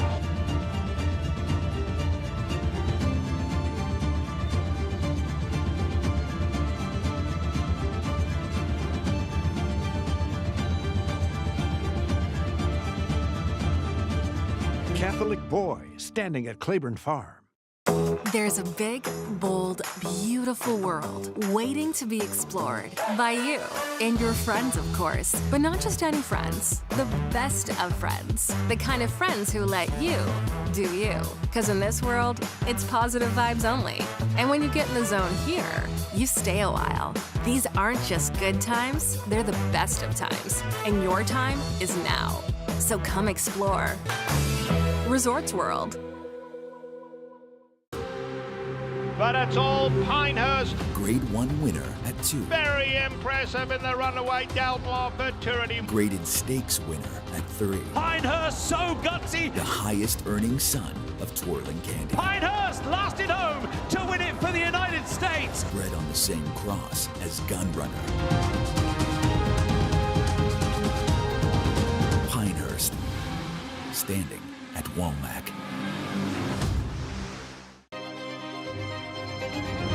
Spine-tingling, jaw-dropping, awe-inspiring, Secretariat-like.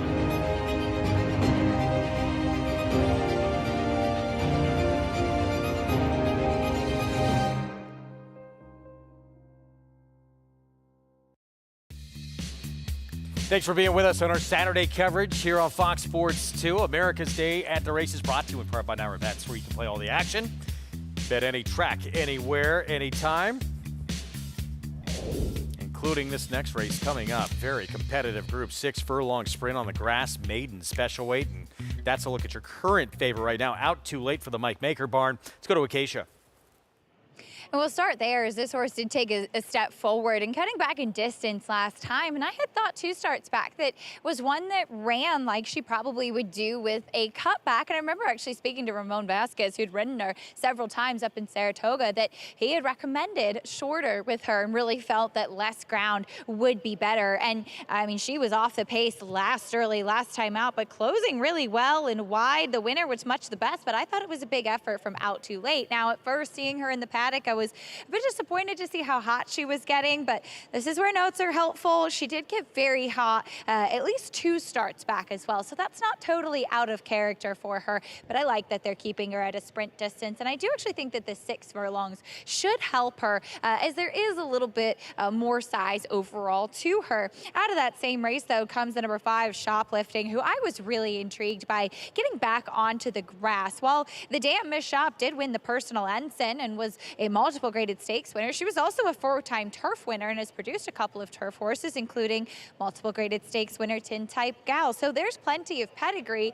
And furthermore, this filly looks like a turf horse. She too was coming from off the pace, though she was pretty keen early on and a bit tricky to handle. Sometimes horses in their first start on the turf or first start in a while, it's not uncommon to see them get a little bit headstrong and a little bit fresh and eager when getting onto the grass. So I'm guessing that might have been what happened, especially with fillies. She's been very professional, very composed here in the paddock. So hopefully she's able to carry that over to getting onto the grass. Now the number 2, Strife, I'm not sure what happened last time out, and she really did not fire up at Saratoga, because 2 starts back, running second behind Deep Satin, who would come back to dead heat and win the Virginia Oaks and is one of 3 horses to win out of that race. She ran well. Now, while physically at first glance you could say she looks like maybe longer because there's length to her frame, her demeanor overall had been hinting more towards a horse that wanted to go short. So that had been my thought process coming in, but seeing her in the paddock, this is by far the most composed I have seen her. I'll keep an eye out on the track, but looking at her in the face of her competition today, I don't mind the cutback at all, and maybe less ground will help her to have a little bit more punch late in the stretch, Greg. Keisha, thank you. We'll see what happens with Strife if less is more from the rail for Christophe Clement. And there's your favorite again, Manny Franco for Mike Maker. 3-1. Yeah, I don't have a strong feeling for either the 4 or 5 who ran together. I think you could say that the 4 was a little wider, but had at least a clean run, whereas Shoplifting, who saved more ground, was sort of encumbered between horses. They're 2 somewhat logical horses. I don't know why there's a big disparity in their prices right now. I mean, Strife's races 2 and 3 back are good enough, but the last race, a disaster. I like the number 1, Quaff, in this race. We'll break from post 6, and this is who we'll start the post parade off with. Remaining half of the entry, so Chad Brown cutting this filly back in distance. And I'm wondering if she could be a little forward in this race, and she's had trouble in both of her starts. I think she's kind of a buried horse in here. Strife gets the rail for Clement. Her race is 2-3 back, Maker the horse to beat. Her last race was a disaster. My executive suite was 44-1 in the debut. Yeah, I don't know what there is to recommend on this horse. This filly, second at the level last start. Yeah, like I said with the 4 and 5, they're both sort of logical types. Nothing special about them. Both horses that can win. Yeah, Shoplifting finished just behind, out too late by a neck. Yeah, I mean, I would kind of, I don't know. I'm an either or. I picked the race 1, 4, 5. I didn't have a strong opinion either way, to be honest with you, Greg. Pletcher first timer here with a weight lane Luzzy. Not taking any money whatsoever on this horse. It's not a big turf pedigree. Fundamentally, turf first time for Chad Brown.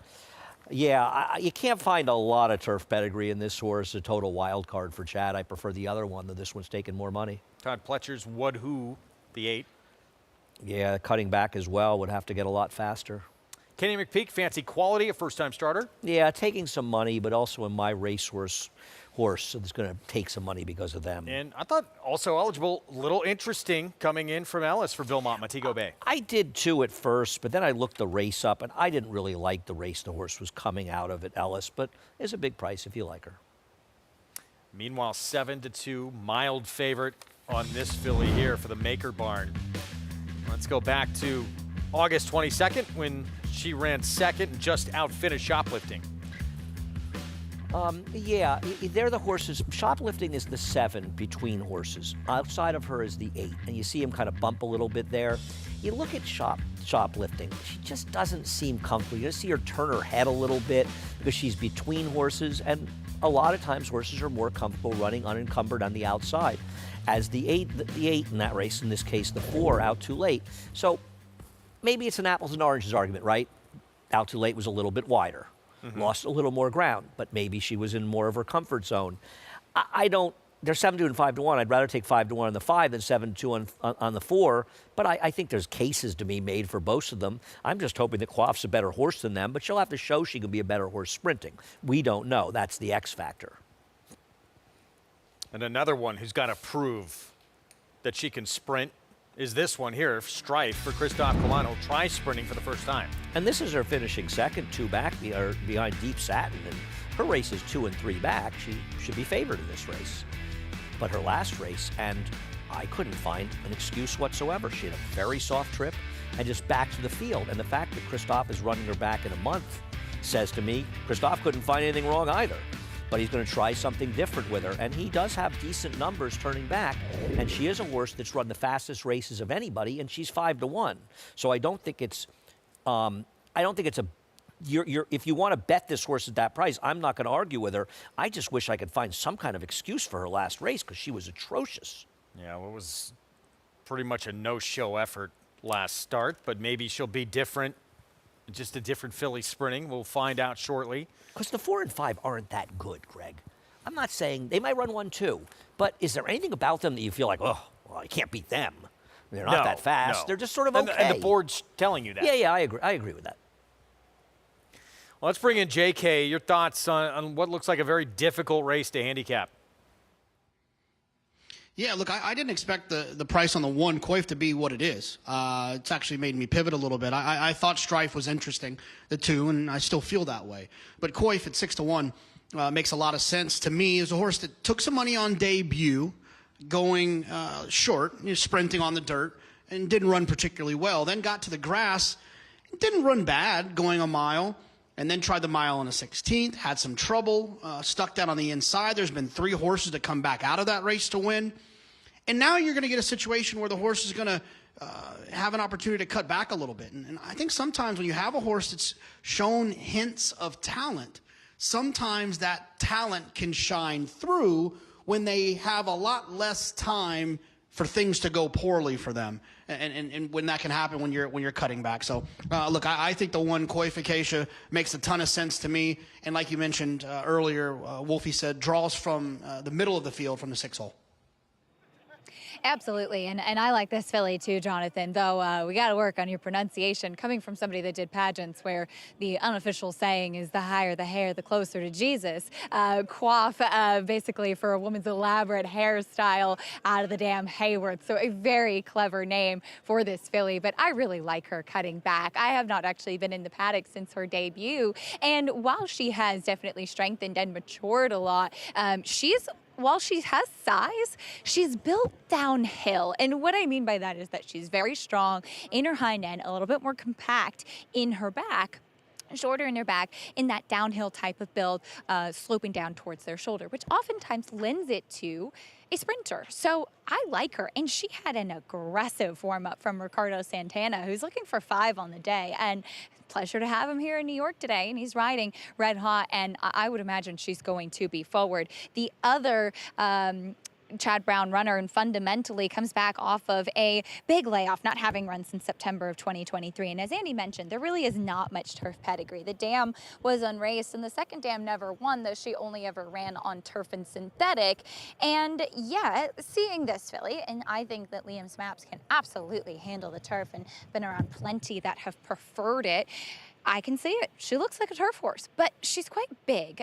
She's also very sharp off the layoff. When Vincent Shemin took her away from the pony, she kind of was throwing her head up, kind of going sideways a little bit. She's settled a bit more now. I'm wondering if just mentally she might need to start off the layoff, but I do think that her getting onto the turf is very intriguing off this layoff, Greg. What was that again? The higher the hair, the closer to heaven? That just makes me think I need more hairspray. Everybody's hair is higher than mine, I'll tell you that.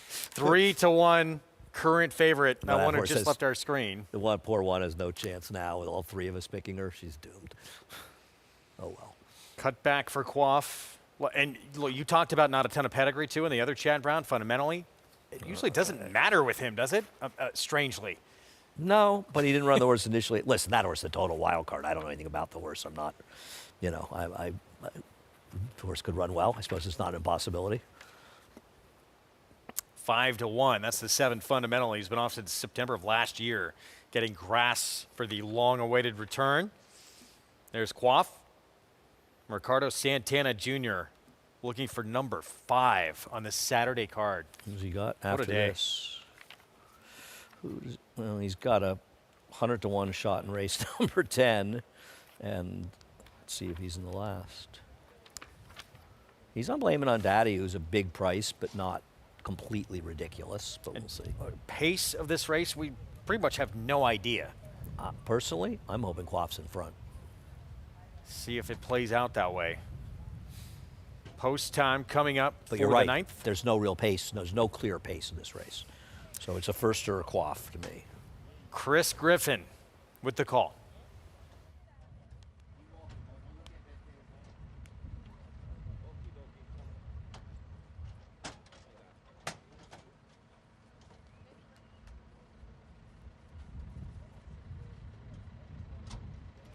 Last to load to the outside will be Montego Bay.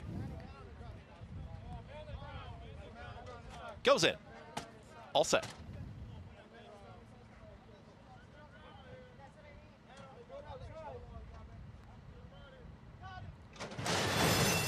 And they're off. Good speed for Quaff. Quaff right out towards the front. Has some company towards the inside here from Out Too Late, and also joining them is going to be Strife. And Strife at the rail is now challenging for that lead. It's Quaff and Strife. They're 1-2. Woodhoo is up on the outside. Now about to take a shared third as in between horses there comes Out Too Late, who's back to fourth. Very tightly bunched on the front end. Also moving forward on the far outside, there is Montego Bay. Getting shuffled back just a touch was Fundamentally, as now they're in 6 and going to be wide. Wants to get out just a touch, and they went 22-4 for that opening quarter mile. From the back, Fancy Quality is now on the move, is from 7th. Losing some ground there here at the rail was My Executive Suite, just traveling towards the back end. There with Await at the back end with Shoplifting. They reach the top of the lane, and Woodhoo is in between horses and kicks on. Quaff is not going away, though. Quaff has come right back. Montego Bay on the grandstand side Fundamentally starts to put together a rally as well. Woodhoo is in between horses. Montego Bay is trying to catch. Fundamentally continues to make up some late ground. Montego Bay, Woodhoo on the inside. Woodhoo is now put ahead in front. It is going to be Woodhoo who gets the victory over Montego Bay. Then a late rally there from Fancy Quality. Also in there with a photo with Fundamentally in 1 minute 9 and 1. Woodhoo, Todd Pletcher, Dylan Davis, and this one goes off at 14-1. Looks like an underlay to me. I don't know what to say. The horse sprinted in its debut and did no running. Ran 3 more times in Monmouth, did no running. Today, she was forward and she was best. Quaff, I don't know what to say. I knew when everybody picked Quaff, I needed to cut my bet in half because they don't win when everybody likes the same horse. But, man, if you had this one, congratulations. Montego Bay putting in a big effort, but it just at this point, it just did not look like it was going to happen. Fancy Quality, first-timer, Kenny McPeak making up some ground late, but Woodhoo digs in. And, you know, one of those other ones, we talked about a couple cutting back in distance to sprinting, and it was the debut. This one did sprint, didn't show much that day. Cutting back in distance, the win for Pletcher. I don't know. If you had this horse, I tip my hat to you. You're a better handicapper than me. I have no idea how you could look at this horse and like this horse. I'm completely mystified.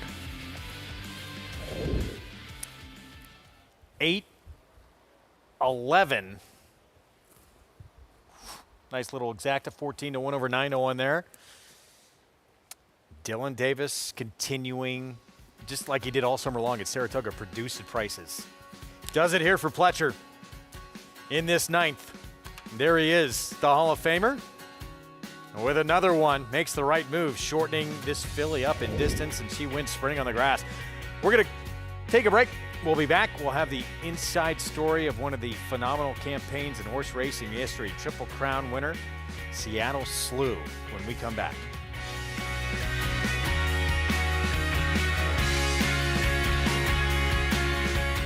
Curlin's Grade 1 son, Solomini, New York's leading sire of 2-year-olds in 2023 and sire of Grade 2 winner Winstock. Winstock's just the leader from Stronghold and Coach Prime and Winstock. New York Stakes winner My Shady Lady. My Shady Lady gets the victory. 2024 Stakes winners Solo Shot. Solo Shot and also Geopolitics in a tight photo. And Doc Sullivan. Doc Sullivan dominates the Mike Lee. Solomini, standing at McMahon of Saratoga Thoroughbreds.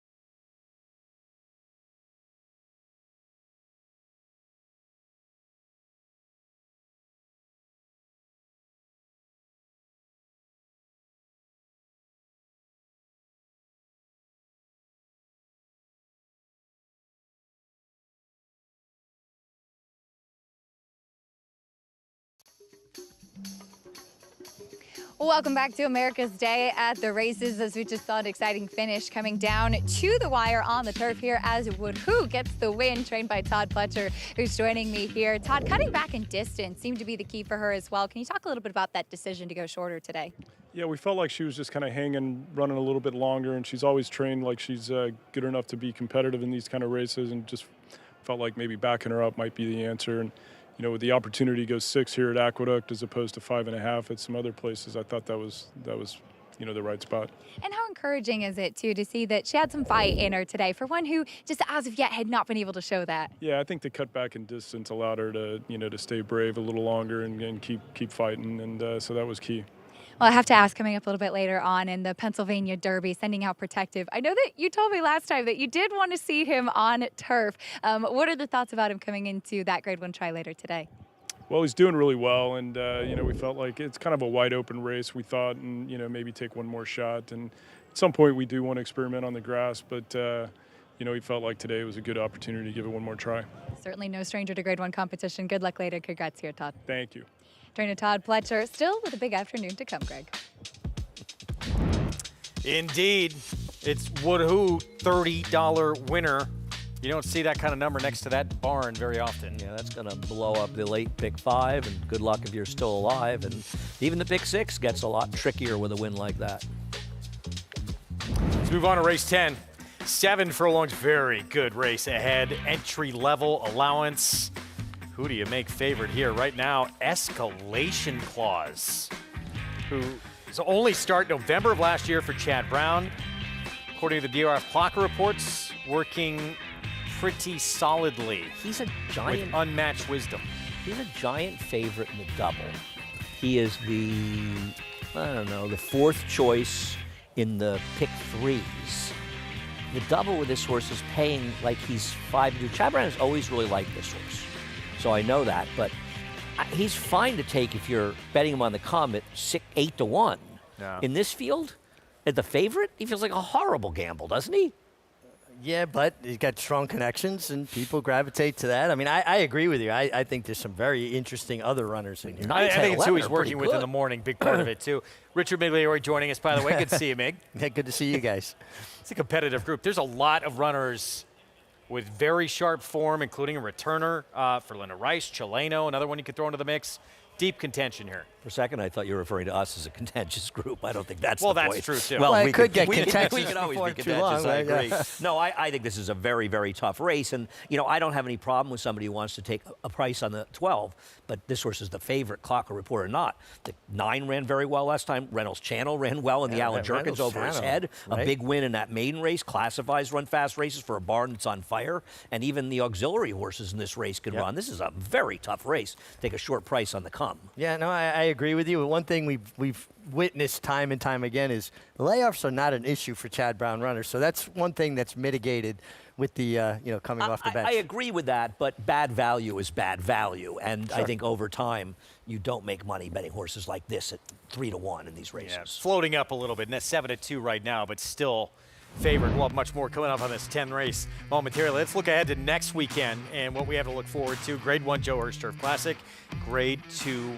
Woodward on that Saturday card. That is going to be a lot of fun. We hope you join us for that. Well, he was a champion at 2, 3, and 4. And when he became the 10th Triple Crown winner in horse racing history, Seattle Slew became the first to ever do it while undefeated. Richard Migliore takes us behind the scenes on that magical campaign. In 1977, Seattle Slew galloped into the history books. Trainer Billy Turner and exercise rider Mike Kennedy prepared the colt for his date with destiny through a unique partnership. And Billy had a personality to keep people loose anyway. You know, he'd find a joke to say or he'd laugh. He'd have something funny to say. He was just a great guy. But the kind of a horseman he was, he'd come in the morning and he'd go to each stall and he'd bring the horse up to the front. And he'd slap him on the neck. Hey, bud, you know, and he'd talk to him. And then he'd go to the next one and he'd check the feed pin and see how they ate up the night before. And then later on, I might say, Billy, you want to get so-and-so? No, Mike, we give him a day off today. I was the horse. He knew it wasn't quite right. The first time we decided to breeze Slew, we put him with an Nola filly. and who had won allowance races, just to get him started. But when we broke off at the 3/8 pole, he just took off. He had his mouth wide open. I couldn't get a pull out of him. You could have thrown a baby in. He had it, wide open. I had to get to the 5/8 pole before I could pull him up. And his legs going everywhere. He didn't know where he was going. And this is how good a horseman Billy is. When he saw that, he said to me, "Jesus, Mike," he said, "we got something special here," he said. "We never put him with another horse again. He never breathed with another horse." Seattle Slew in front by 8 lengths. Seattle Slew going easily. After being crowned 2-year-old champion, Seattle Slew returned as a sophomore to collect Grade 1 victories in the Flamingo Stakes, the Wood Memorial, and the first 2 jewels of the Triple Crown. It's going to be Seattle Slew, and he's going along easily. Coming on to the finish. Seattle Slew in front by 2 lengths. Still undefeated as the Belmont Stakes approached, Seattle Slew's team suddenly faced an unexpected obstacle. I was a mutual clerk in the afternoon, and when we came back from Pimlico after the Preakness, there was a strike on. The mutual clerks were on strike, so they wouldn't let me pass the picket line. So this went on for a few days, and they had trouble with Slew because he was running off with everybody. Nobody could hold him. And they figured they weren't going to win a Belmont like that, so Mickey Taylor called Billy and said, "I don't care how you do it, you got to get Kennedy in here and get on this horse, or we're not going to win the Belmont." So I ended up going to Sally Bailey's house, her house backed up to the training track. And I came through her house. She had a gate on the backyard. I went through the gate, and Billy was waiting for me there, and I got in the trunk of his car so nobody would see me. With all the pieces now in place, Seattle Slew and his team were ready to face 8 rivals in the test of the champion before an on-track crowd of more than 70,000. And they're off. All the lead on the inside now. Seattle Slew goes for the lead. Nobody questioned would he get the 1.5 mile around the barn, because I think Billy was so convinced that he would get it anyway, you know.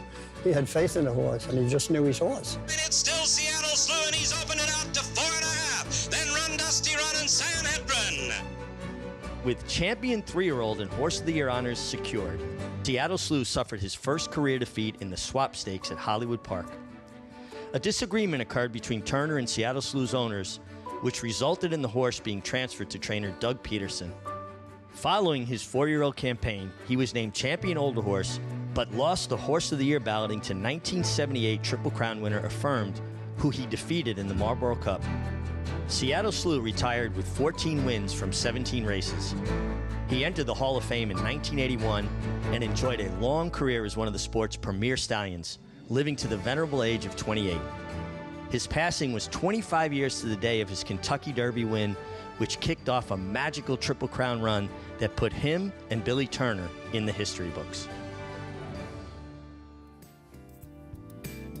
One of the absolute greats. I love Miggy did such a great job on that feature, and really we get some information that most of us never knew to really take us inside there. Well, and honestly, all the hard work for Ernie Munich really put that all together. And, you know, you can make the case that Seattle Slew is the greatest horse of all time. If you look at what he did on the racetrack, I think he's got to be in most people's top 10 racehorses, at least of my lifetime.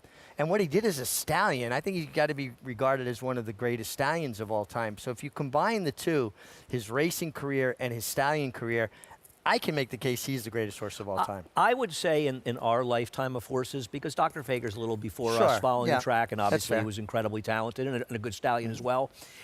Oddly, I would put Alydar in the similar category because he was an amazing horse. He just had the misfortune of running against Affirmed and then injuries and issues, and he was an incredible stallion as well. But I think from that standpoint, they stand out above, I don't know, so far anybody. Well, there's so many horses that are very accomplished racehorses that, you know, they don't make their mark maybe as stallions. Later on, like Secretariat, more of a broodmare sire, that kind of thing.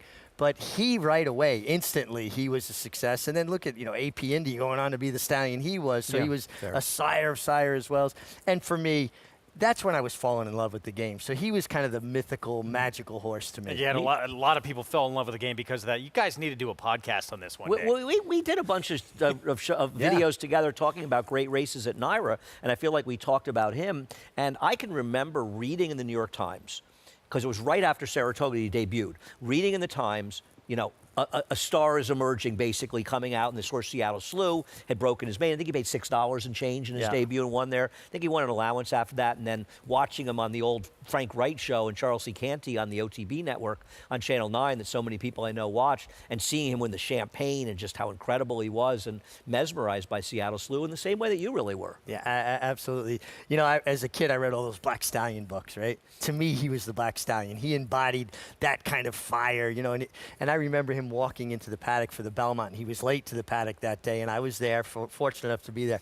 And he was breathing fire. He had two handlers on either side of him, and he was galloping in place. He was an amazing horse. Well, as you said, created a lot of fans in this game, and the filly we're going to see coming up has created a lot of fans in this game as well, and hopefully continuing to do so. Best 3-year-old filly in the sport right now, best we've seen probably since Rachel Alexandra. Getting ready to return to competition. The Grade 1 Cotillion $1 million purse. She is back. Stay with us.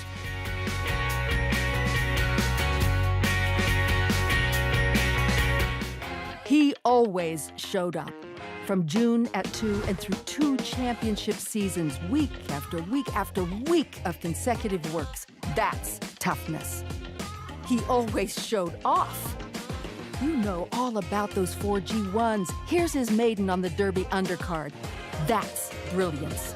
Now his yearlings are at the sales. That's opportunity. Essential quality. Showtime. You have to be here to feel the rumble from 40,000 race fans mixed with the Pacific breeze. You have to be here to taste extravagance and witness greatness race after race after race. You have to be here to witness unforgettable and to believe the unbelievable.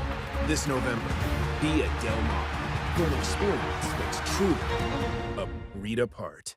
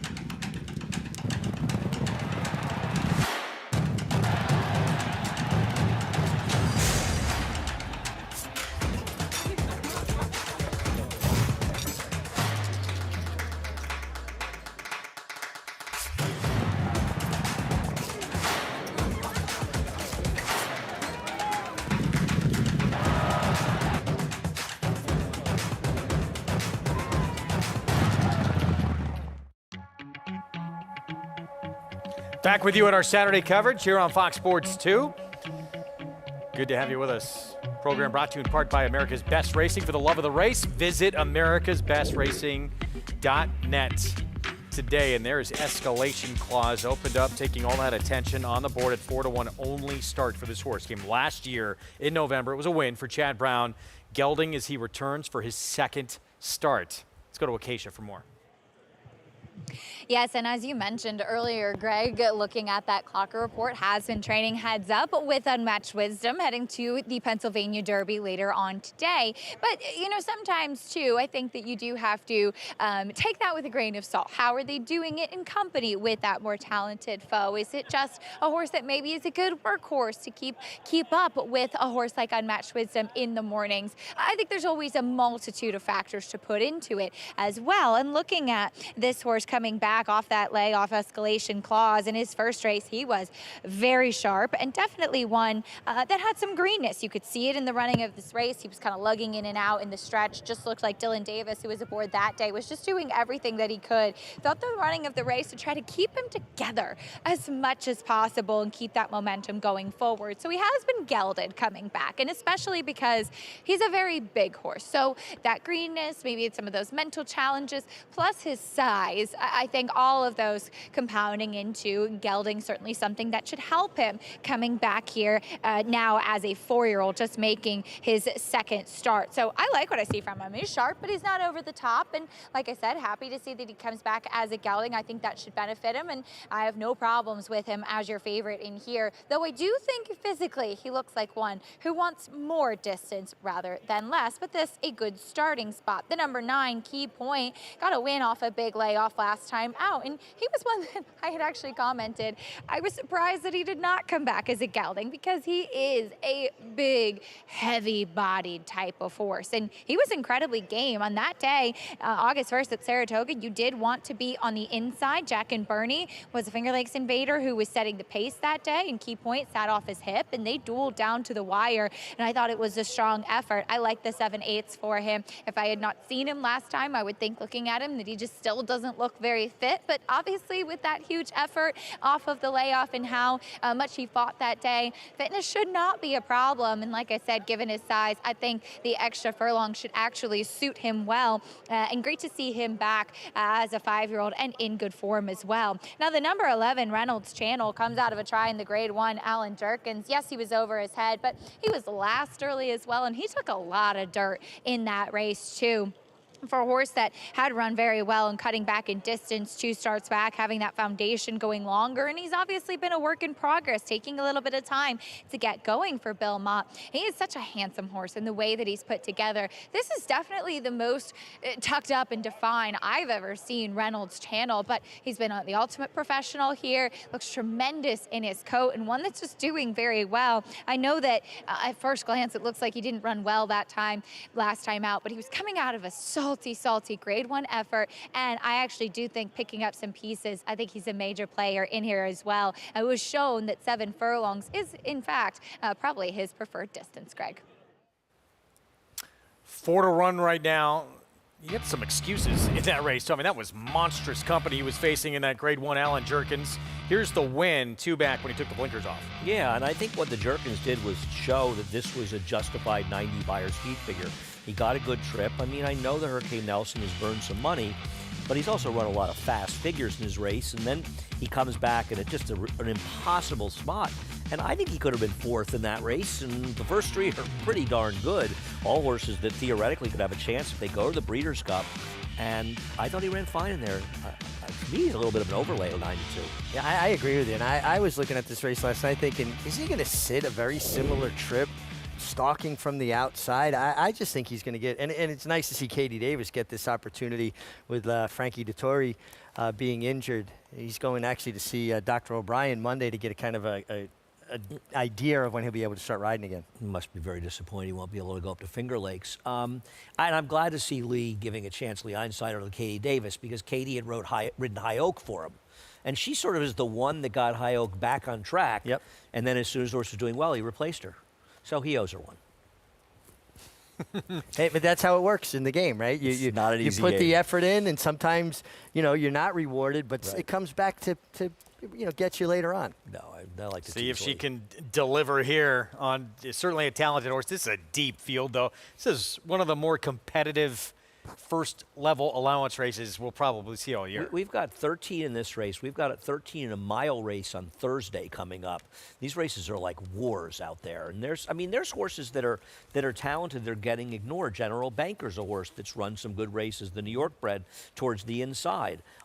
Chileno, the number 5, is a little bit dangerous in this race. Has run some races. And we're not even talking about Classify, who's one of the choices towards the outside, a horse that ran a huge figure last time behind Mariachi and going out for Safi Joseph, whose horses are running off the screen.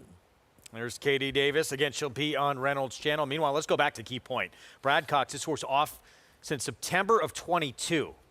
Comes back at the Saratoga meet on August 1st. First time for Brad Cox. Wins with a 93 buyer, Mig. And what a job for Brad Cox to have this horse ready off of that lengthy kind of layoff. And he ran blood and guts here. He left it all out there. Now the question you have to ask yourself off of that extended layoff, having to go so deep into himself, so deep to the well to secure this victory, which way does he go off an effort like that? It's a horse who's been pretty consistent throughout his career. The thing that's funny about this race to me, and this was quite the bob he got, depending on which side you were on in that photo, is this was August 1st, a day that has been well documented to be that super strong gold rail. And we've been seeing horses come back off wide trips that have come back and run well, and the rail horses haven't run as well. But if you just watch that race in isolation, if I said to you, this was a gold rail day and show you that race, you'd say, you're out of your mind. Because they were, I mean, the horse who got beaten the bob was on the rail and drifted off the stretch, but this horse was out in the middle of the track. The horse that was third had been inside and then angled out outside, but it didn't look like an inside track. And this horse, Key Point, if you want to stand by the gold rail, which I do, he was against it the entire way around the track and still ran that race. He's the horse to beat. And about 7 weeks off to recover from that, too. Yeah, it does have ample time in between. That's fair. He just ticked down to 5-2. This is a tough race to take 5-2 on anybody in here, and obviously the public agreeing that he's the horse to beat. But this is a competitive race because you've got sort of 3 that we know can run fast, the 9, 10, 11. Others who at times have run quickly that are taking a ton of money, and the 12 who obviously there's a big story on them. And here's classified. So Saffie Joseph Jr., that monster Saratoga meet. This horse just missed for him against Mariachi at 6 furlongs. Before that was second at a mile. He'll get 7 furlongs today. But he's done well enough now. His last race is the fastest figure he's ever got. And we saw how Saffie Joseph were lighting up in Saratoga, but it doesn't look like he's slowed down coming back to Aqueduct, has it, Richie? No, not at all. I mean, his horses are running tremendous. And see, he faced a really good Mariachi this day as well, classified. Mariachi was training lights out in Saratoga, and they threw it down. This was a big effort. If you and look, before he went to the bench, he had run a couple of efforts that I don't think anyone in this field can boast. When he, at least thoroughgraph-wise, he ran 2 incredibly fast races before he went to the bench. Here's excellent timing. Comes off a second back on June 27th. Well, he's probably the speed of the speed, but he's got to get 7 furlongs against an awfully contentious field. Tough New York bred here. General Banker at 11-1. Hard-knocking, consistent horse by Central Banker, earned nearly $600,000. Of course, Andy gave out at the meet. Reddington won at 7-1 that day. Yeah, he got me started on my bankroll, absolutely, for Eddie Barker, but he got a perfect trip, and this is a much tougher spot. Print Rack has speed to bring to the party. Yeah, he brings speed to the party. He actually won from just off the pace last time, which was a departure for him. Chileno for Linda Rice off since late March. Yeah, the layoff a concern to come back in a spot like this, much like the 12, but a bigger price, and a horse that at times has run some fast races. Christopher Elliott on D-Day Sky went by, blinkers on. Here's Kaiser, who comes in from Panama. And this would be quite an achievement if Ricardo Santana gets this one home. Since May of 23. Fiery Heart, big price. Yeah, big price, rightfully so. He's going to have to find a race we haven't seen to be competitive here. The favorite. Here's the one we just showed you in action for Brad Cox. We've given you the good things about him, and there are plenty of them.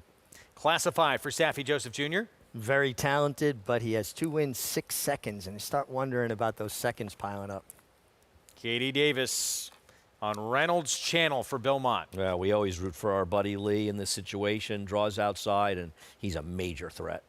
Escalation Clause. Only start. It was a win last November. Yeah, he's perfect. He's training well.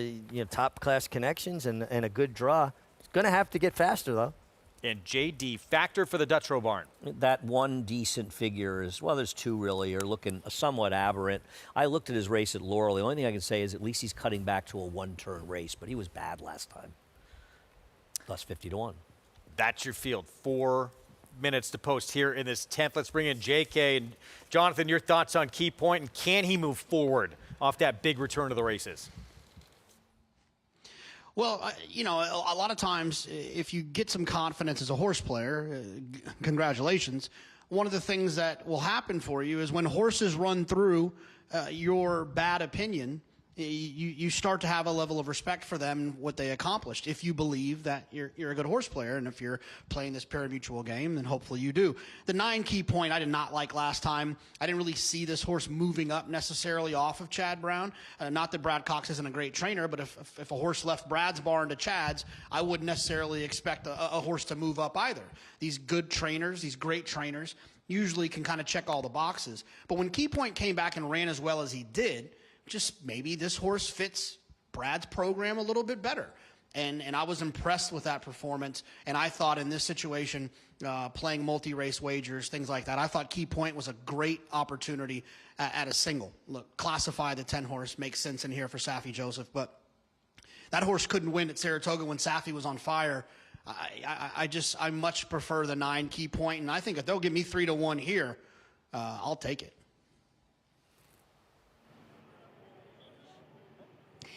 Yeah, Jonathan, I'm with you as far as what we saw from Key Point last time out. One thing I will say, I do wish he was warming up a little bit better out on the track, but there's always the question, how much is that big effort going to take out of him? How much starch is it going to take out of him moving forward? So let's see if he can do it again in here. I liked him a little bit better back in the paddock, but wanted to touch on the number 10 Classify, who for Safi Joseph Jr., as Richie mentioned, probably a little bit of a question. Does he have that winning punch as well as he does have all those second place finishes? As he's a horse that I think sometimes is a little bit tricky to kind of channel that energy, because he's a very energetic individual. He was kind of sidestepping with the pony out there, and Kendrick Carmouche took him away for his patented big warm-up, and he had to really kind of get him going out there, and maybe trying to lean in with him a little bit in the warm-up.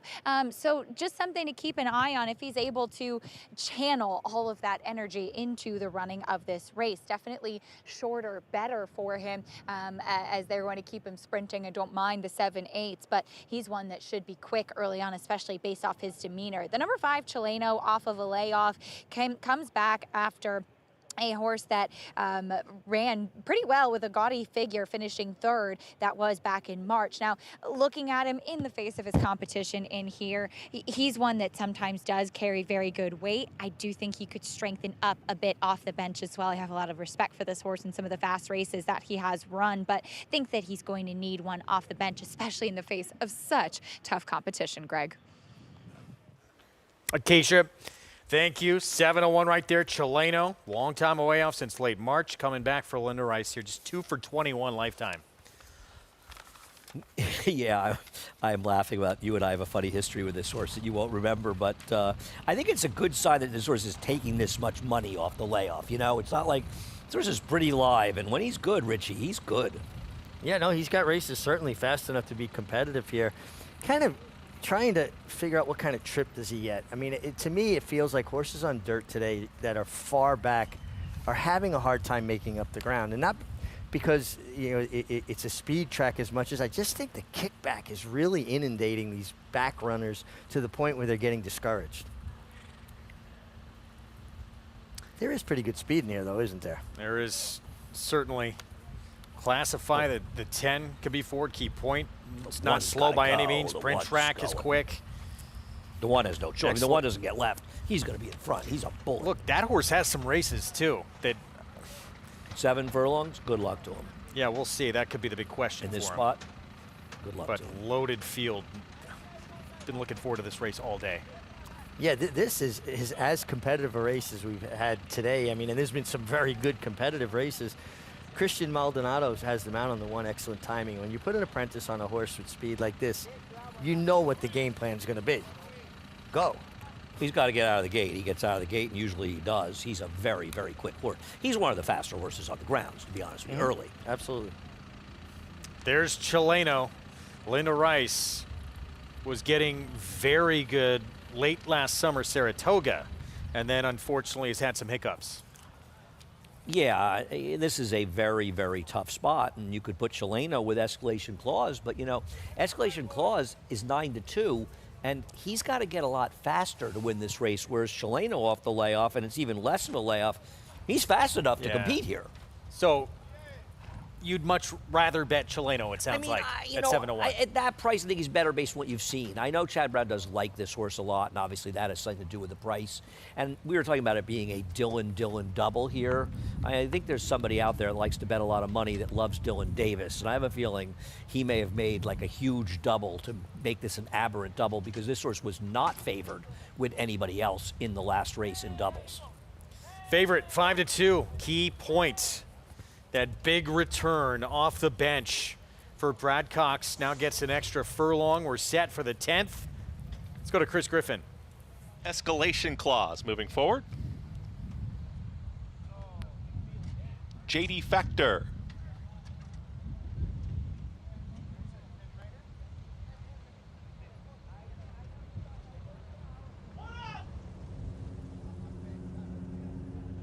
is in. All set.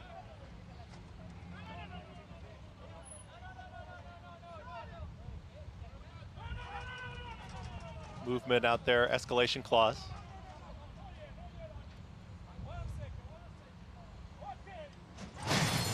And they're off. Stumble at the start there, escalation clause. Bad stumble at the start is the early trailer. Immediately to the front is excellent timing, and excellent timing breaks very well. Here comes Classify towards the outside in the orange cap, and Print Rack is off the pace, is right there from third. Key Point is tracking from fourth. The front five are well clear as Reddington is at the back of that early leader group. Reynolds Channels in the pink silks is on the far outside there in sixth. In behind Reynolds Channel at the rail, there's General Banker. Moving forward is Chileno. A very strung out field here is trying to move forward as JD Factor from the back with D-Day Sky. Also back there is Escalation Clause, the two trailers, Fiery Heart and Kaiser. 22-3 for the opening quarter mile. Excellent timing's got the lead. It's excellent timing and Classify, and they are well into the far turn now. Classify starts to move in closer. Reddington is in pursuit from third as Classify has now put a nose in front. All in is excellent timing, is trying to keep up with this leader as they approach a quarter mile left to go. Reddington is right in behind Classify. Classify and Kendrick Carmouche now kicks for home. It is Classify who's up by 2. Reddington in full pursuit. Down towards the inside. Here comes a rally from General Banker from off the paces. Classify has a final furlong to get. It's Classify who's trying to get there. To the outside, it's Reddington. To the inside, General Banker with a lot of momentum, a 16th to go. Here comes Reddington to the outside of Classify who's game, but it's Reddington who's up in time. Reddington wins it over Classify. General Banker, then a photo. Chileno with Escalation Clause in 1 minute 24 seconds flat. Andy liked him last start. Should have liked him again at 36-1. Back-to-back wins for this 5-year-old, and could we potentially? Well, we've got a double carryover. I mean, a carryover. I'm talking about a pick 5. It's going to be, if you're alive in this pick 5, I'm rooting for you. This is a horse that I laughed at them for paying $120,000 for him. Turns out maybe not such a bad buy, as it turns out. This is a gigantic win in here, and sort of came again to get it done. It's Eddie Barker Day. Congrats to Eddie, who's got his second win in the card. Richie, I don't know how you make a case for this horse. A couple other horses. You realize that 12 was making up ground at the end after stumbling badly? Yeah, I mean, he lost all chance at the break. Okay. Hey, man, Reddington, this was some effort. This was a big step up. I mean, he ran well last time, but this was a whole nother level. 3-10-2.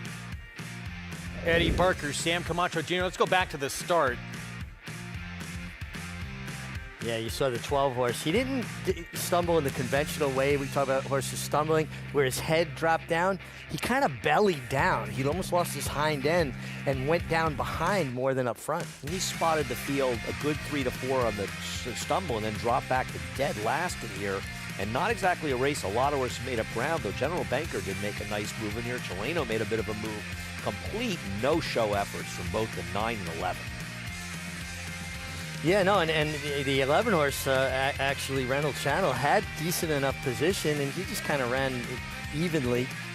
And you can talk about horses, having issues with kickback. Those horses were out in the middle of the racetrack. They weren't getting a lot of dirt kicked in their faces. No, they had their opportunities. This horse really found his stride when he got in the clear as well. And Classify now, 2 wins, 7 seconds. Yeah, I'm going to get over him getting beaten. I'm happy for Eddie Barker. 36-1, 14-1 race prior. Any chance we have a pick 5 carry? Well, we had a favorite win the race before it. We'll find out shortly. 3-10. There'll be horses not covered, maybe. 5. Reddington.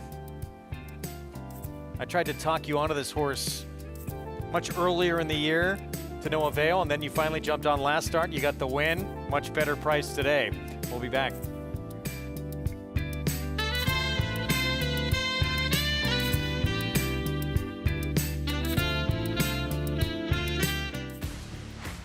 The Fasig-Tipton Mid-Atlantic Fall Yearling Sale. Offering a catalog of quality yearlings from the most racing-rich region of the country. A potent source of talent. Recent top grads include graded stakes winners I'm Very Busy, Leave No Trace, Nisi Marie, and Post Time. Mid-Atlantic Fall Yearlings, Tuesday, October 1st in Timonium, Maryland. Where will you be?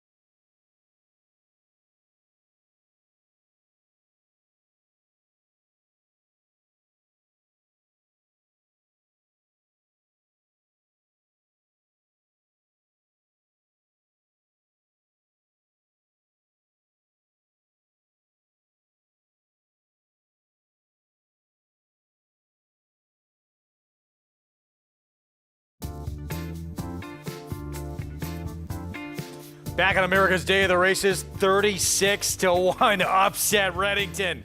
Sam Camacho Jr. for Eddie Barker in a race we thought wasn't just loaded with contenders, with talent. And this horse now back-to-back wins after winning at Saratoga back on July 25th. Let's go to Acacia. I'm very happy to be joined by Sammy Camacho Jr. as Reddington gets the win. Sammy, you were fired up down to the wire, too. This horse was very game for you, kept grinding. I know, yeah. One thing about this horse today was already, thank you to Eddie for giving me the chance to ride this horse today. He broke so sharp, he put me in the right position. I just follow the number 10 that I think it looked like in the program, this is the horse too big. At the end, never give up, and he come win at the wire, you know. He gave me the extra, and it was like he gave me the extra room in the end, so he get it. And you just said something to me that I think is like racing in a nutshell. You said once you get in the gate, anything can happen. That's completely true. That's all, I always keep it in my mind, and I always ride the horse no matter what price he got. Even if you favor a long shot, I ride the same way, and anything can happen. Like you say, like I told you, if you are in the gate, it's possible. And you have a chance. Now, you said this year, coming to New York a bit earlier than you did last year. Can you talk a little bit about that plan and staying here through the winter? And so far, so good for you. I know, yeah. Well, last winter, I came a little late in January. Everybody already said when jockeys and mount, whatever stuff is. I tried to do different this year for this winter. I tried to come early much I can. So that's why I'm here now. Well, good to see you here and in the winner's circle as well. Congratulations. Thank you. Thank you. Taking the steps to build up that business, guys, and always helps when you have a nice winner like this. Back-to-back for Reddington. This horse had shown some real talent late last year, first couple of starts of this year, then was facing just some really tough company. Ben Duge, who's one of the better older horses, who's not in graded stakes company. Wow, $74 winner. Even if you say, listen, the 12 might have won if he had to stumble to start and the 9-11 didn't show up, he still ran extremely well to win this race, Richie. He did. He ran extremely well. And how about the all-Florida-bred exacta there? Came back 163 for a buck. So this picks 5. The parlay's around $40. We'll just make it easy. $1,200. $600. $600 onto that last winner is about $23,000, right? $600 in the last winner. You can just look at the wheel pace too. No. I'm saying the parlay to pick 5 is for $2 is about $23,000. Yeah. There's one person alive in the pick 6 to the 4. Amazing. The most incredible thing is that 9 of the other 11 horses, there's only one consolation. The whole consolation pool. So it has to be that person, right? Because if the 4 doesn't win, they're going to have 5 of 6. So the person alive is not only alive for the entire pick 6 pool, but if the 4 doesn't win, going to get the entire consolation pool with 9 of the other 11 runners. It feels like a very small ticket, which is either a backup ticket for a huge play or somebody's 6 numbers came to fruition here. Man, I got to tell you, I just get the biggest kick out of it. You kind of go into this Rain Man thing when you start doing the math. It's amazing. Before you went into it, I'm just laughing because you really kind of get lost in the math, and I admire it because I can't do math like that. Who was the first winner of this pick 6, by the way? The 3 at 3-1. So the parlay going into this race about $90,000 for $2 or $45,000, and somebody's alive in the pick 6. And pick 5, by the way, to the 7, who's going to be, I think, probably a pretty big favorite here. 51,000, I believe. 53,000, excuse me. Believe that the 1, 2, 3, 4, 7 are the only horses covered in the pick 5. And someone's alive in the pick 6. It's amazing. It's amazing. Has to be this race, so numbers. To close it out, mount a 16th on the grass, New York bred, A other than. You got to start with Courtly Banker when you talk about this race, don't you? You do. I have a question for Richie. I have no argument this is one of the main horses to beat here. That last race, the Rick Violet, it was pouring rain during it, and nobody closed any ground in there, which is why I'm going to give the 1 horse Easy Roll one more chance, because I liked him last time. I felt he was compromised, so I want to give him one more chance. how much did that help Courtney Banker, even though he's run well in the past? Well, that's the thing, that Courtney Banker's run well on firm ground as well. I like Easy Roll, and he was a horse that I was a bit interested in, and he gets a good inside draw. But Courtney Banker's very tactical, right? He's got natural speed. He puts himself in the game. He's going to be a handful. But it's not a slow field. Dolly's Bank could have speed. Tomicon could have speed.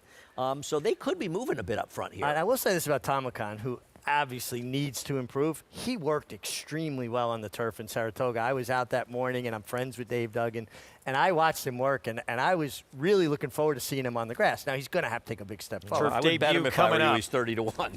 Courtney Banker, though, has run some really fast races, respective against this group coming up. So we'll see if he can get it done to close things out. Finale ahead. Manny Franco. Another terrific year, terrific summer. Saratoga, he just does not let up. And he's had a great day today. Stay with us.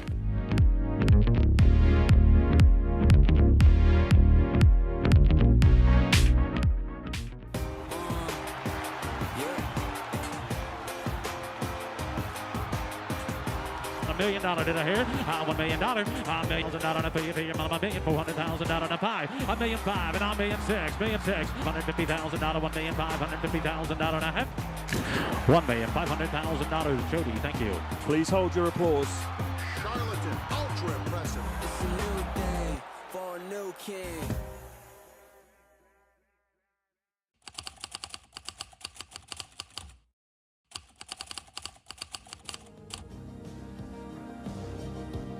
Complexion. Phoebe in Wonderland. Galabrand asserts herself. Poppy Flowers putting in a late burst here. Poppy Flower with the momentum.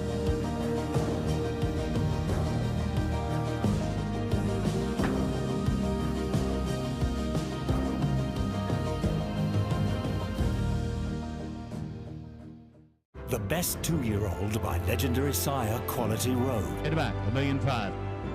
Very, very impressive debut. Cantering home. Could not have been more impressive. Coast to coast in the American Pharaoh. He's the real deal. Undefeated and unchallenged at 2. He's just too good. He wins the Breeders' Cup Juvenile. Corniche.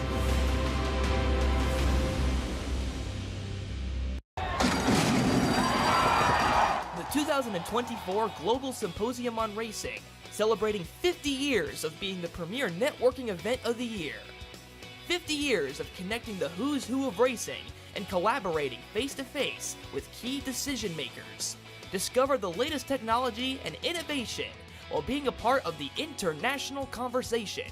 Join us December 9th through 11th.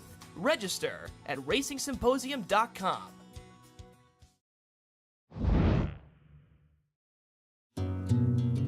Jockey Manny Franco has been no stranger to the winner's circle in his career. Even with over 2,000 wins, including multiple Grade 1s, he continues to stay motivated to be the very best in the game. I'm hungry, I want to win races, that's what I'm here for. Family has always been a driving force for Franco. From his first trip to the track, to jockey school, and coming to the United States, Manny's bond with his father has been a key component to his success. I was about 14 years old. My dad took me to the track every Sunday in Puerto Rico. Saw those animals running, and I just fall in love with the sport. Throughout his career, Franco has found support from fellow Puerto Rican riders Arad and Jose Ortiz, as well as Hall of Famer John Velasquez. Coming from Puerto Rico, coming from the same school, you have to be very proud, you know. And although we compete with one another, but you have to be proud to what they've done and to have the talent. There's no doubt that Manny has the talent to be a top rider in the whole country. It is going to be a photo finish, and I think it was Discreet Lover. Schering takes the lead. Late move from Dye.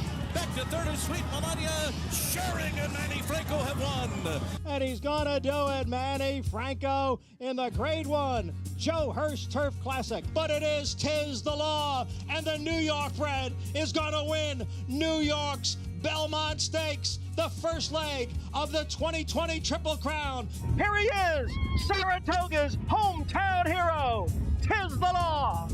With all his accolades, Manny is still missing that one win all jockeys want the most. And I want to win the Kentucky Derby so bad, man. That's the dream for any jockey, the Kentucky Derby. So one Manny will ride, looking for his second win on the afternoon. He won with Emirates Road earlier on. It was an even money favorite. This is easy roll for Tom Morley. Mig, what impresses you most about Manny? His sheer athleticism. He is an athlete, and he's strong. He'll pick a horse up and help them get that last eighth of a mile. His desire, too. I mean, you think about the product the jockey school in Puerto Rico puts out on a consistent basis. Obviously, Johnny Velasquez, and then more recently, the Ortiz brothers and Manny. Imagine how good you could have been if you had gone there. I wish I had gone to school at all.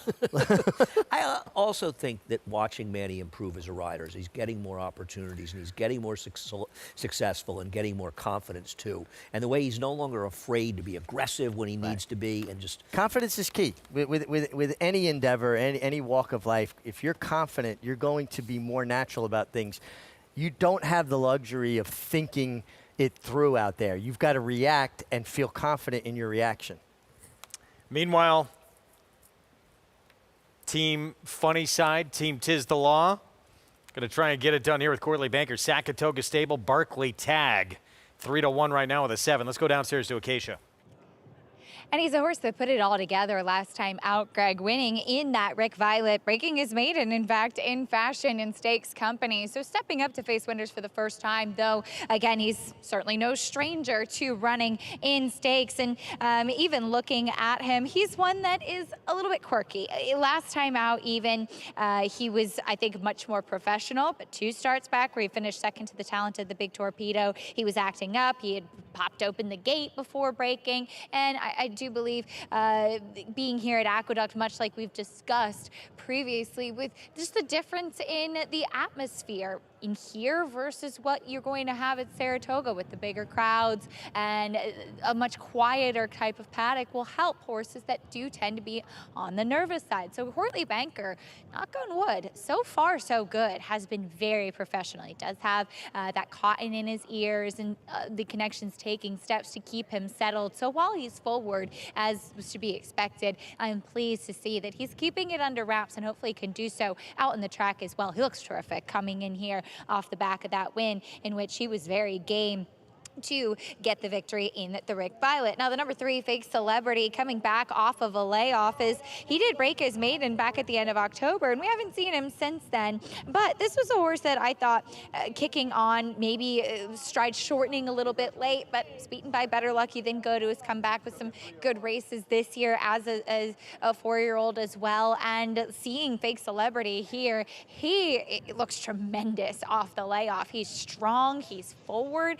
I really like what I see from this horse. He's definitely taken that proverbial step forward from 3 to 4 and just slightly raced as a 4-year-old too. And much like we've talked about as well with Chad Brown, typically the layoff, not an issue for this barn, but it is always something that horses have to overcome. And I was pleased that he was closer last time out as well. So he's shown that he can have some tactical speed. And given the way this turf course is playing, he might get a beautiful trip on the inside and being forward. The number 11, I wanted to mention Blame It on Daddy, because this is a horse that I always had a soft spot for, and seeing him come back here, making his first start for Horacio de Paz, who his barn has been going very, very well, and this is a horse that obviously needs to turn things around, but he's shown some glimpses of ability, and he's one that's just always been really tough prior to his races. He lacked a lot of focus, he would get very hot, very washy, and seeing him here, this is the best that I have seen him look. Maybe he will need to put some muscle mass on and strengthen a bit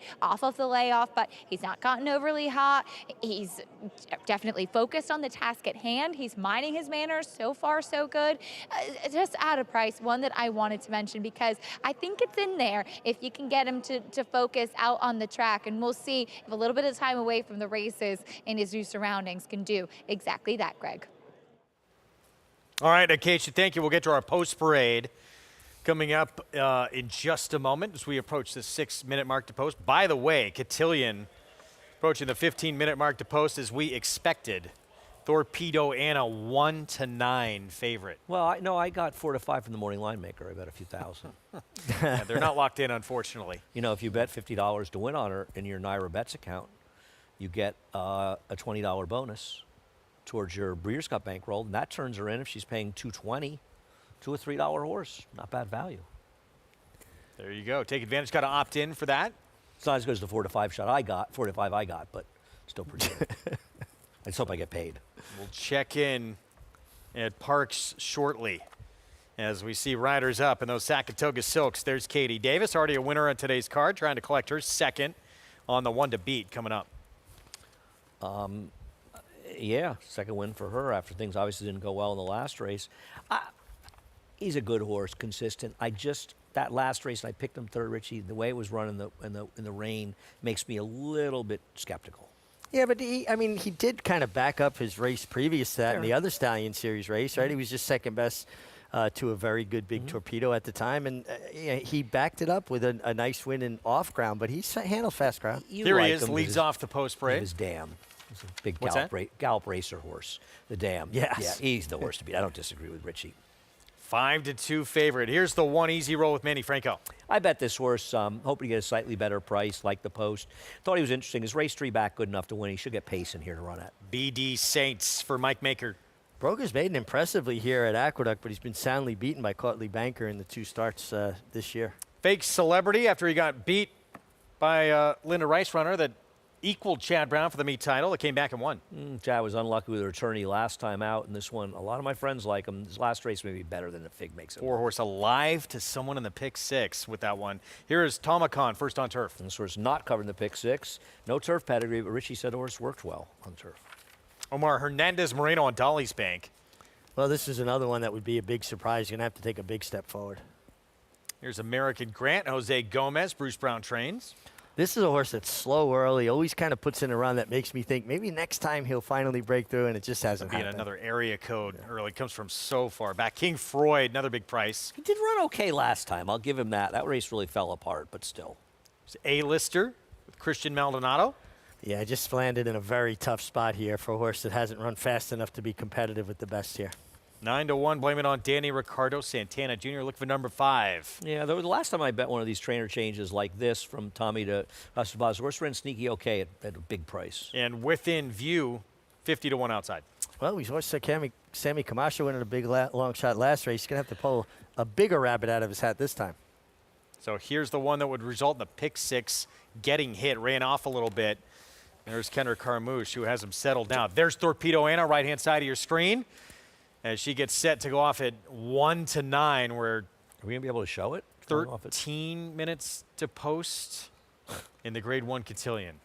Well, listen, I hope we can show it. We're fortunate, over the years, we've seen so many good horses, and she's a generational talent, and I'm always reluctant to compare generations. I just like to enjoy them for what they are, but she is really, really good, and that second in the Travers, being there that day was a lot of fun because you felt like you were watching something special. I feel like she's, and I don't want to throw any horse with his wayside because Beholder was very good on her best day, and she was obviously a very, very good filly, and that Pacific Classic she ran was an incredible effort. That I feel like you could talk about her and some of her efforts, Beholder, to put in that category.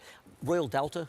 Maybe going back to Royal Delta, a horse that kind of overlooked a little bit. 2011, she won I think the Classic back-to-back years, I want to say. Yeah, she did. She was very, very good. Her Alabama win was a huge, huge effort. I hate it. One of the things, and I agree with you about Thorpedo Anna. She's the real deal. She wins races when things don't go her way, which is the mark of a truly good horse. Sure. But I hate it.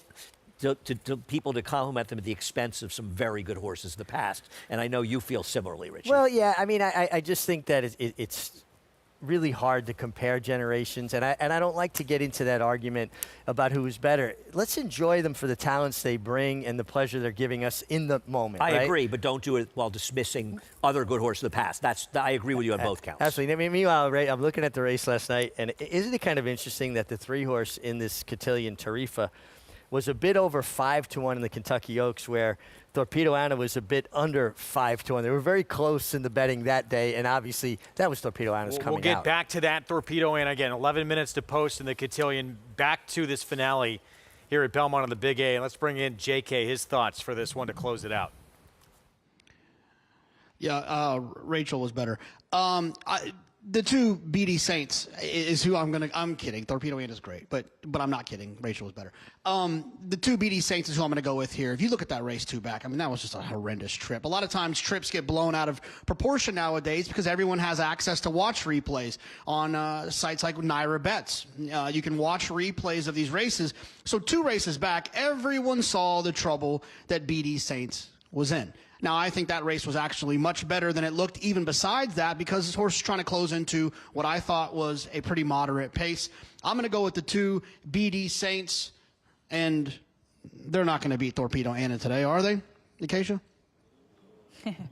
I don't think so, Jonathan. And she's just been so fun to follow and so impressive out on the track, now back with the fillies. And we'll see what the future does hold for her. She will have to face salty older company in the Breeders' Cup Distaff. But back to this race here, the one Easy Roll, who Andy was making a case for, and I think very well met, because it did not look like he was comfortable at any stage of the game last time out and on that yielding turf course, and kind of when tipped out and like he might try to make a run, just seemed to be spinning his wheels a little bit. He is a solid type of built horse, and right out on the track, Manny Franco took him away from the pony. He had a beautiful warm-up out there today. He looks like he's doing well. So if you like him in here, I think he's absolutely worth another look, getting onto a firm turf course, and another one who does have a little bit of tactical speed and could get a good trip from the inside. The 4, Rabaha, who, as Greg mentioned, got that spirited warm-up out there. He's one that is always very sharp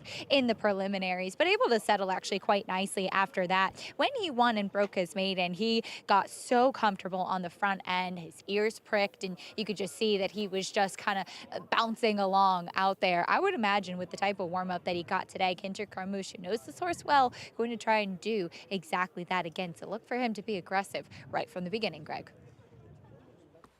All right, Acacia, thank you. Here we go. About to load. Meanwhile, post-parade in progress out at Parks for the Grade 1 Cotillion, the ABR race of the week with Thorpedo Anna, 1-9 favorite, who is, still at this point, you got to think, a leading candidate for Horse of the Year. Well, she's in the conversation, that's for sure, and she's very special. I love when horses, earlier in the day, next winning as easily as he did there, beating up on a group that he just laid over. They transport me back to that time when I was that kid falling in love with racing, and that's the beauty of these horses, that they can bring us to those places. Loading up for this finale. Mile and a 16th on the turf. Again, pick 6 hit. If Rabaha, the 4, wins this one for the James Bond barn with Kinder Carmouche. Pick 5 only hit if the 1, 2, 3, 4, or 7 win. Otherwise, a carryover of 371 plus 1,000 into tomorrow's late pick 5. Early to early, late to late. We'll send it upstairs. Then we'll go to Parks and Thorpedo Anna in the Cotillion. Chris Griffin, take it away. A few more left to load. There's Tamakan.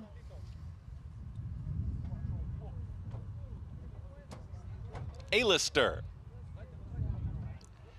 Dolly's Bank.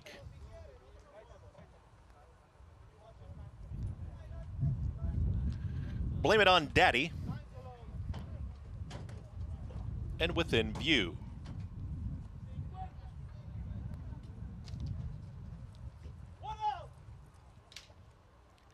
Within View. Goes in. All set. And they're off. Rabaha is hard sent, asks for speed. Also Dolly's Bank trying to be in the early mix, and they line up. And in between horses, Tamakan joins them, 3 across the course. Very spread out here. But at the rail, Rabaha has got the front end, is up by a half length. Rabaha is over Tamakan. They're 1-2. Now taken back is Dolly's Bank. Doesn't want to be up with those leaders. Very wide journey here for A-Lister, as A-Lister is trying to circle the group. Is now going to drift way out there in about the 8 path, and A-Lister's trying to straighten up and apply some pressure to the leaders. In between horses, there's Blame It on Daddy, is right there in 5th as they slacken off the pace, and that's going to stack them up in behind as BD Saint starts to move forward from 6th. And behind them, there's King Freud is in another pack, the mid-pack with Courtly Banker, and at the rail there, Fake Celebrity. Then Easy Roll Far back right now. That's American Grant, and extremely far back to the trailer within view. 46-3 for that quick half-mile time, and Rabaha is there in front. A-Lister is ready to engage within ahead of the leader. Tamakan has had a nice journey, is in the clear now, is chasing the leaders as well. Blame It On Daddy starts to lose a touch of ground into the turn, and BD Saints wants somewhere out of there as BD Saints Eric Cancel is trapped inside, is in the 5th position as the leader tries to skip away. Rabaha went 1:10.4 for 3/4 of a mile at the rail skimming ride for Dolly's Bank as they continue to chase this leader who has now sprinted well clear. Rabaha is trying to bottom out the field right now, is doing just that. It's Rabaha who is now up by 8 lengths, and Rabaha has just opened up here. Rabaha approaches that final 16th, the host of pursuers. Rabaha tiring in the late stages, but still has plenty of room as Rabaha will win it. Up here late for second, it's going to be BD Saints over Dolly's Bank. Then another photo, Easy Roll with Fake Celebrity in 1 minute 41.54 seconds. Rabaha, Kinder Carmouche, James Bond Barn, and the pick 6 amazingly hit. This was one of the most miraculous pick 6s I've ever seen get hit. It's only slightly less miraculous, Richie, than this horse being the speed. Where was the 7 early? But this horse, the only 2 times that he's been able to be the speed, he's run very good races. I guess they knew today was another day. Kendrick ripped the race open coming off the far turn. I mean, he put 5 on the field, and basically by the 8th pole, this race was done. Rabaha gets it done for Jimmy Bond, and Kendrick Carmouche having a really good Belmont at the Big A stand here. We're going to take a timeout. Pick 6 gets hit. 9-2, Rabaha. To close things out, we'll head to the Cotillion at Parks with Thorpedo Anna next. Quality Road, proving Lane's End's tried and true stallion-making tradition. Quality Road has sired multiple Eclipse Award and Grade 1 winners, including champion 2-year-old Colt Corniche, champion 2-year-old filly Caledonia Road, champion 3-year-old filly Abel Tasman, Grade 1 winner Bleecker Street, and classic winner National Treasure. He's a leader of his generation. Quality Road, a stallion that stands above the rest.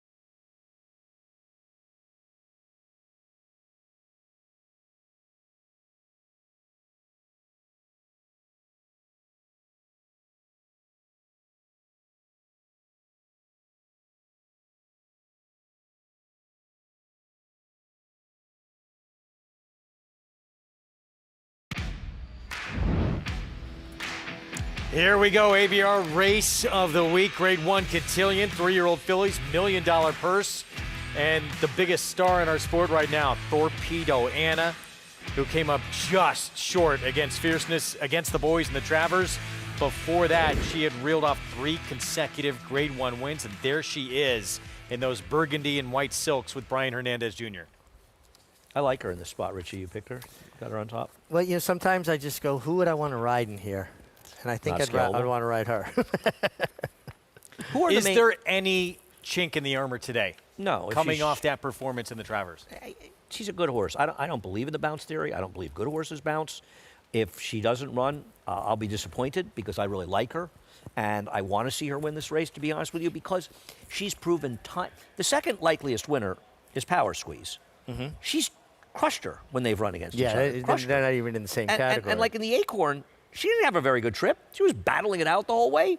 She buried her in the Oaks. I mean, I'm sorry, but I think there's one concern is, you know, she sometimes can get herself a little worked up, and that's why she got left at the gate in the coaching club, which she won quite easily anyway. That would be the only thing that I could see if she acted up badly at the break, but that was kind of a one-off, wasn't it? What about the pressure of Brian Hernandez Jr. when you're riding, you're supposed to win for fun. You're 1-9. Does that weigh on you as a rider? Well, listen, you got to ride a little bit defensively because everybody is going to try to put you in a position, but she's a filly that has natural speed, so I just don't see that happening. And it's not like he hasn't been under pressure before. You could say the pressure was the most in the Travers, and I thought he rode her brilliantly in the Travers. I don't think there's any rider that could have given her a better ride than she got in the Travers. He's pretty unflappable. And you mentioned that thing with the Oaks. I watched her races carefully. This is a horse that's had no problem at the start whatsoever except for that race. And I feel when a horse jumps up at the start, Richie, it's kind of a one-off. It's a random thing because horses usually jump and they don't open the gate at that minute, the second, right? Yeah, I mean, it was just like very bad timing, bad luck, right? And it didn't hinder her at all. She still dominated that group. Just, look, Kenny McPeak, hats off to him. I love that she stayed up. He's put her in. And to bring her back here, this is the final stop before the Breeders' Cup Distaff. It's built the fan base, and I love that she stayed up in Saratoga training. Horses do so good in Saratoga this time of year. Post 6 for Thorpedo Anna as we get set. Here's the Grade 1 Cotillion. Let's go to Jessica Paquette. And now they're all in.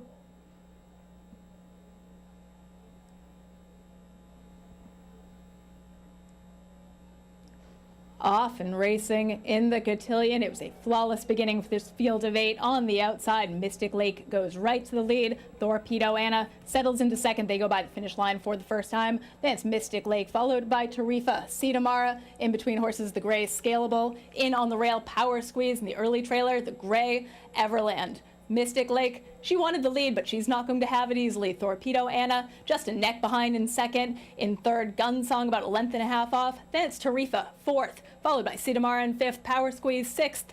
To the outside, Scalable, and then Everland is at the back. They go through an opening quarter, 23-4.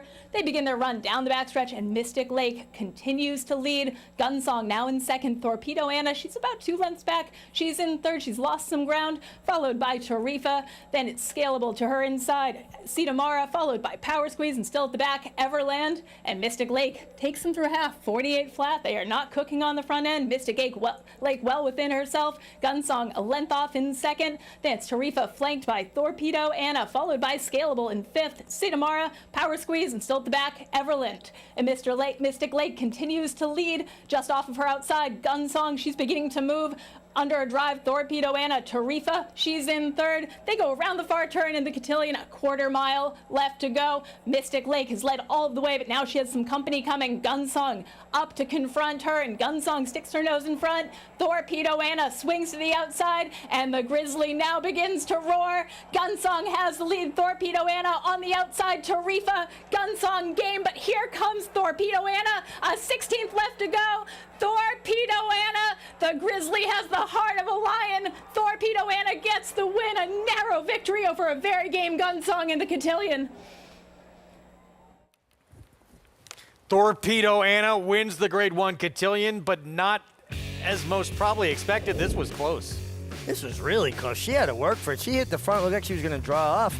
Gunsong had other ideas, and this was a subpar effort from Thorpedo Anna, but still found a way to get it done. She got it done, and we're happy she got it done, but she's going to have to run a lot better than this when she goes to the Breeders' Cup.